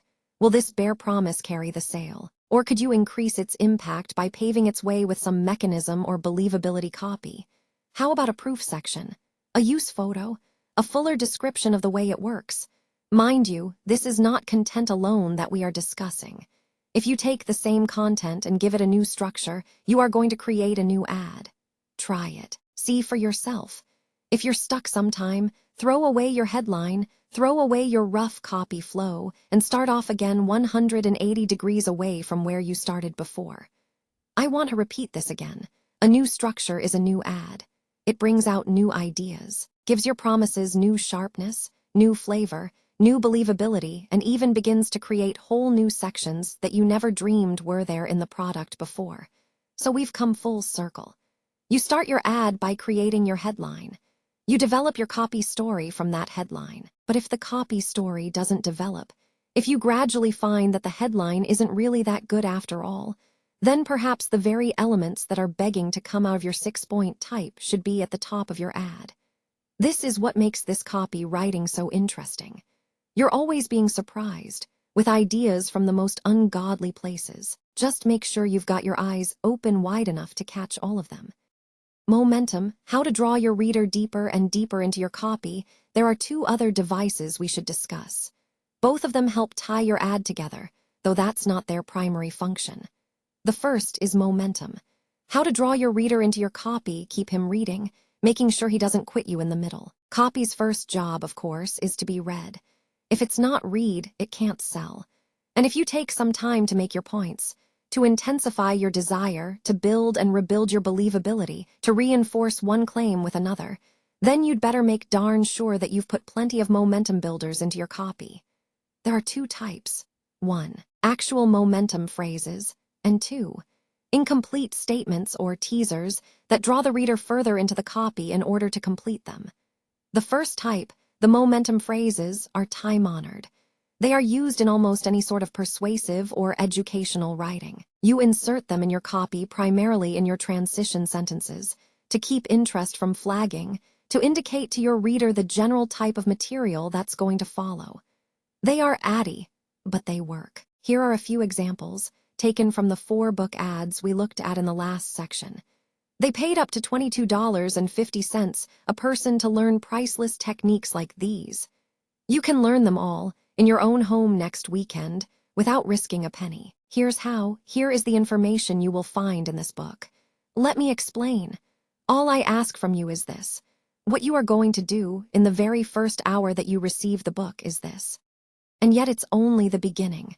Then put this simple trick to work for you that very same hour. For example, read the thrilling answer below. To start with, just wait till you try this. And so on. These are actual invitations to read on. If you write long copy, they should be spotted throughout it. The second category of momentum builder is much more subtle and gives you thousands of ways to keep drawing your reader along after your developing thought. It's based on the simple principle that if you make a statement that interests your reader, and if you purposely and skillfully do not complete that statement, so that there is a question of how it can be done, then he will read on to find out more. In other words, you are continually throughout the copy. 1. Creating interest in a specific point. 2. Raising a question in his mind about that point. And 3. Implying an answer to that question later in the copy. Here are some examples of this technique. And you will do it often using nothing more than ordinary tap water, your own 10 fingers, and the contents of your garden and your refrigerator.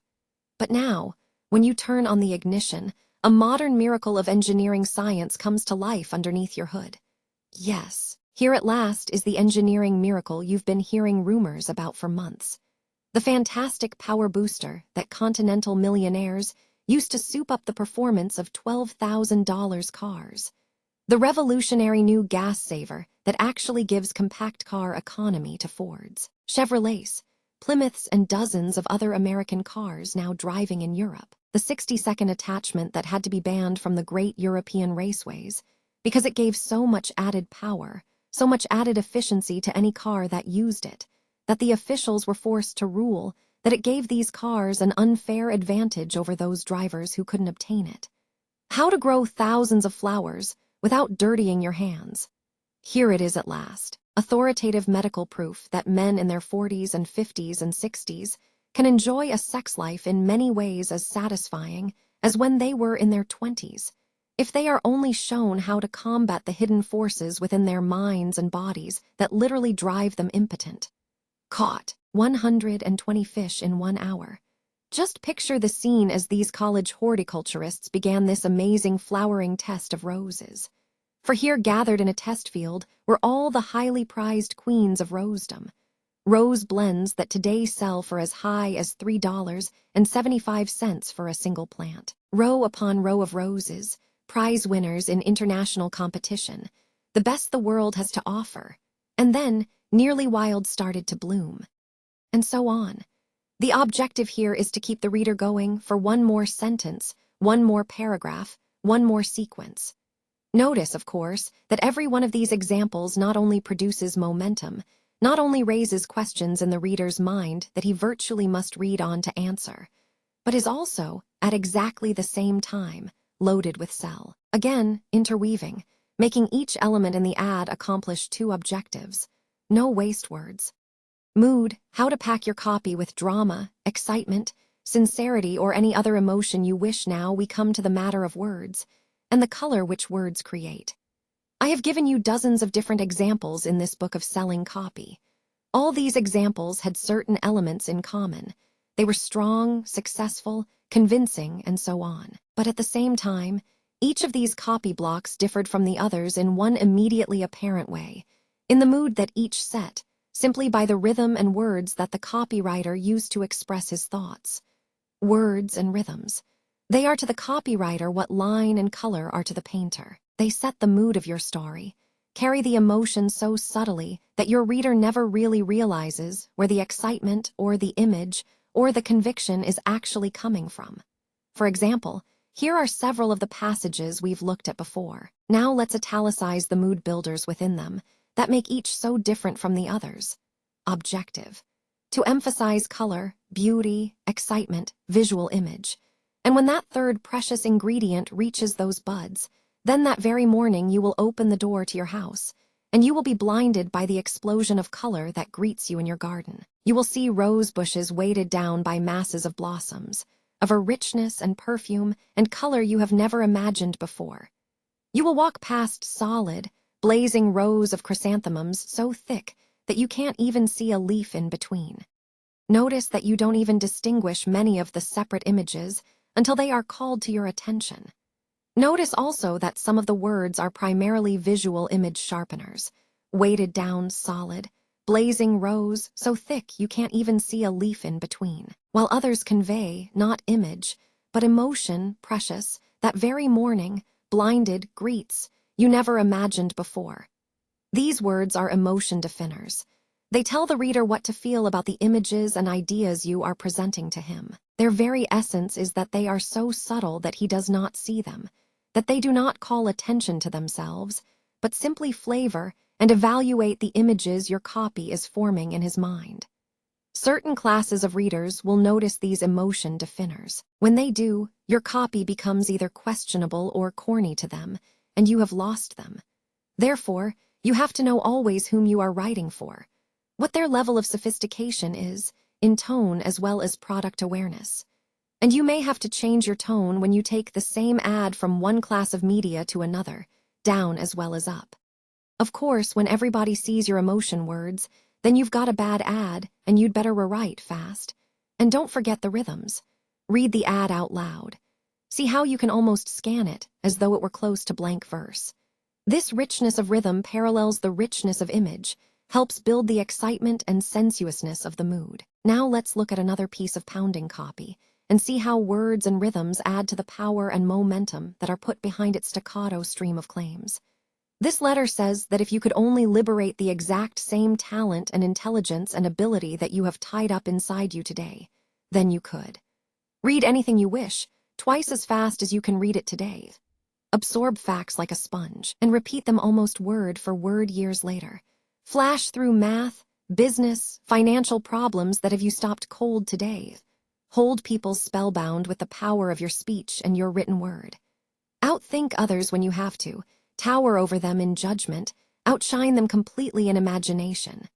Here again, there are two types of emotion definers. The power words, liberate, hold spellbound, outthink, tower over, outshine completely, which build a subconscious current of potency that permeates each individual claim as it occurs in the copy. And the frankness, man-to-man, let's let our hair down tone builders. This letter says, tied up inside you like a sponge you stopped cold, that say silently that there's no nonsense here, no highfalutin phrases, just common sense which can be absorbed by anyone. And of course, the machine gun rhythm. Short, choppy sentences. Verb, claim, claim, claim. Propelling the reader through the copy. Piling promise upon promise, image upon image in an attempt to overwhelm him. Notice especially the vast difference between these two highly successful pieces of copy. Their vocabulary, the type of emotions they strive to arouse, the images they use, the models of speech they borrow, the length of sentence and paragraph, the ratio of adjectives to nouns and verbs, etc. We could go on, of course. Go back to the Volkswagen copy and see how the emotional tone of sincerity is conveyed by the absence of adjectives in all the places you'd ordinarily expect to find them. As well as whimsy, a continuous self-kidding, which builds first a sort of corporate affection and then trust. Try the fire injector ad again. Notice how the long, rather clumsy sentences give a feeling of ingenuousness and reason to the copy. Try to read them out loud. You can't. They don't scan. They have no definable rhythm. They don't look like a copywriter wrote them at all. And of course, there is the same straight-from-the-shoulder phraseology to reinforce this feeling of honest appraisal. All this, I repeat, is done unconsciously. You do not see it unless you look for it. And sometimes you have to dig very deep indeed to get every piece of it. Mood building is deliberate on the part of the copywriter, unnoticed on the part of his reader. As with so much of the rest of the ad, it lies underneath the surface to do its work imperceptibly. Epilogue, a copywriter's library. I have now given you what I've learned about writing copy. It has taken many years to learn it, 3 more to set it down to my own satisfaction. I hope it will help you in the only way that really counts, to do a better job and make a little more money. There are, of course, many men in this industry who know far more about these techniques, and who can produce far better copy than I.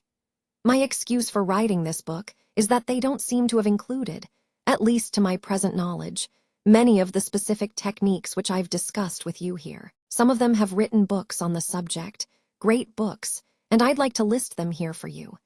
I think you should buy and read every one of them and then thumb through them again every year or so, just to catch what you may have forgotten. Here they are. Indispensable, of course, is Julian Watkins' great anthology, The 100 Greatest Advertisements, Moore Publishing, 1949. Claude Hopkins wrote a great book, My Life in Advertising, Harper, 1927. Make them dig it up for you, and see if you can't get some of the old Hopkins ads. John E. Kennedy, not F. wrote a little pamphlet many years ago called Intensive Advertising, which has just been republished by Printers, Inc. Get it. It'll be the most profitable evening's reading you've ever done. J.K. Lasker, who worked with both these great writers, never wrote anything himself, but he did give a series of talks before his staff one week, and Printers, Inc. has again captured them. They're called The Lasker Story. Robert Collier's letter book is published by Prentice Hall. It's a gold mine. David Ogilvy wrote Confessions of an Advertising Man, which you can buy as a paperback. Charming and wonderfully profitable.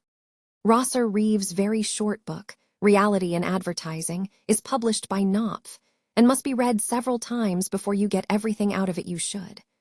Milton Beo's book, Butting In, is marvelous in the first half, repetitive in the second. And don't forget Campbell's book, Writing Nonfiction, or those by Capels, Young, Glim, and Bedell, or the motivation research books by Dichter and Martineau, or the great book on layout, Visual Persuasion by Baker. Then there are the books on American society today by Mills, Reisman, Fromm, Cardiner, and all the rest, and the articles on the emerging trends in the media, and the media themselves, and of course your primary source, the ads themselves. Keep reading, keep analyzing, keep writing, keep looking for the new idea, the $1 million hidden somewhere in that typewriter of yours. Always shoot for the moon. It's one of the few real thrills left today.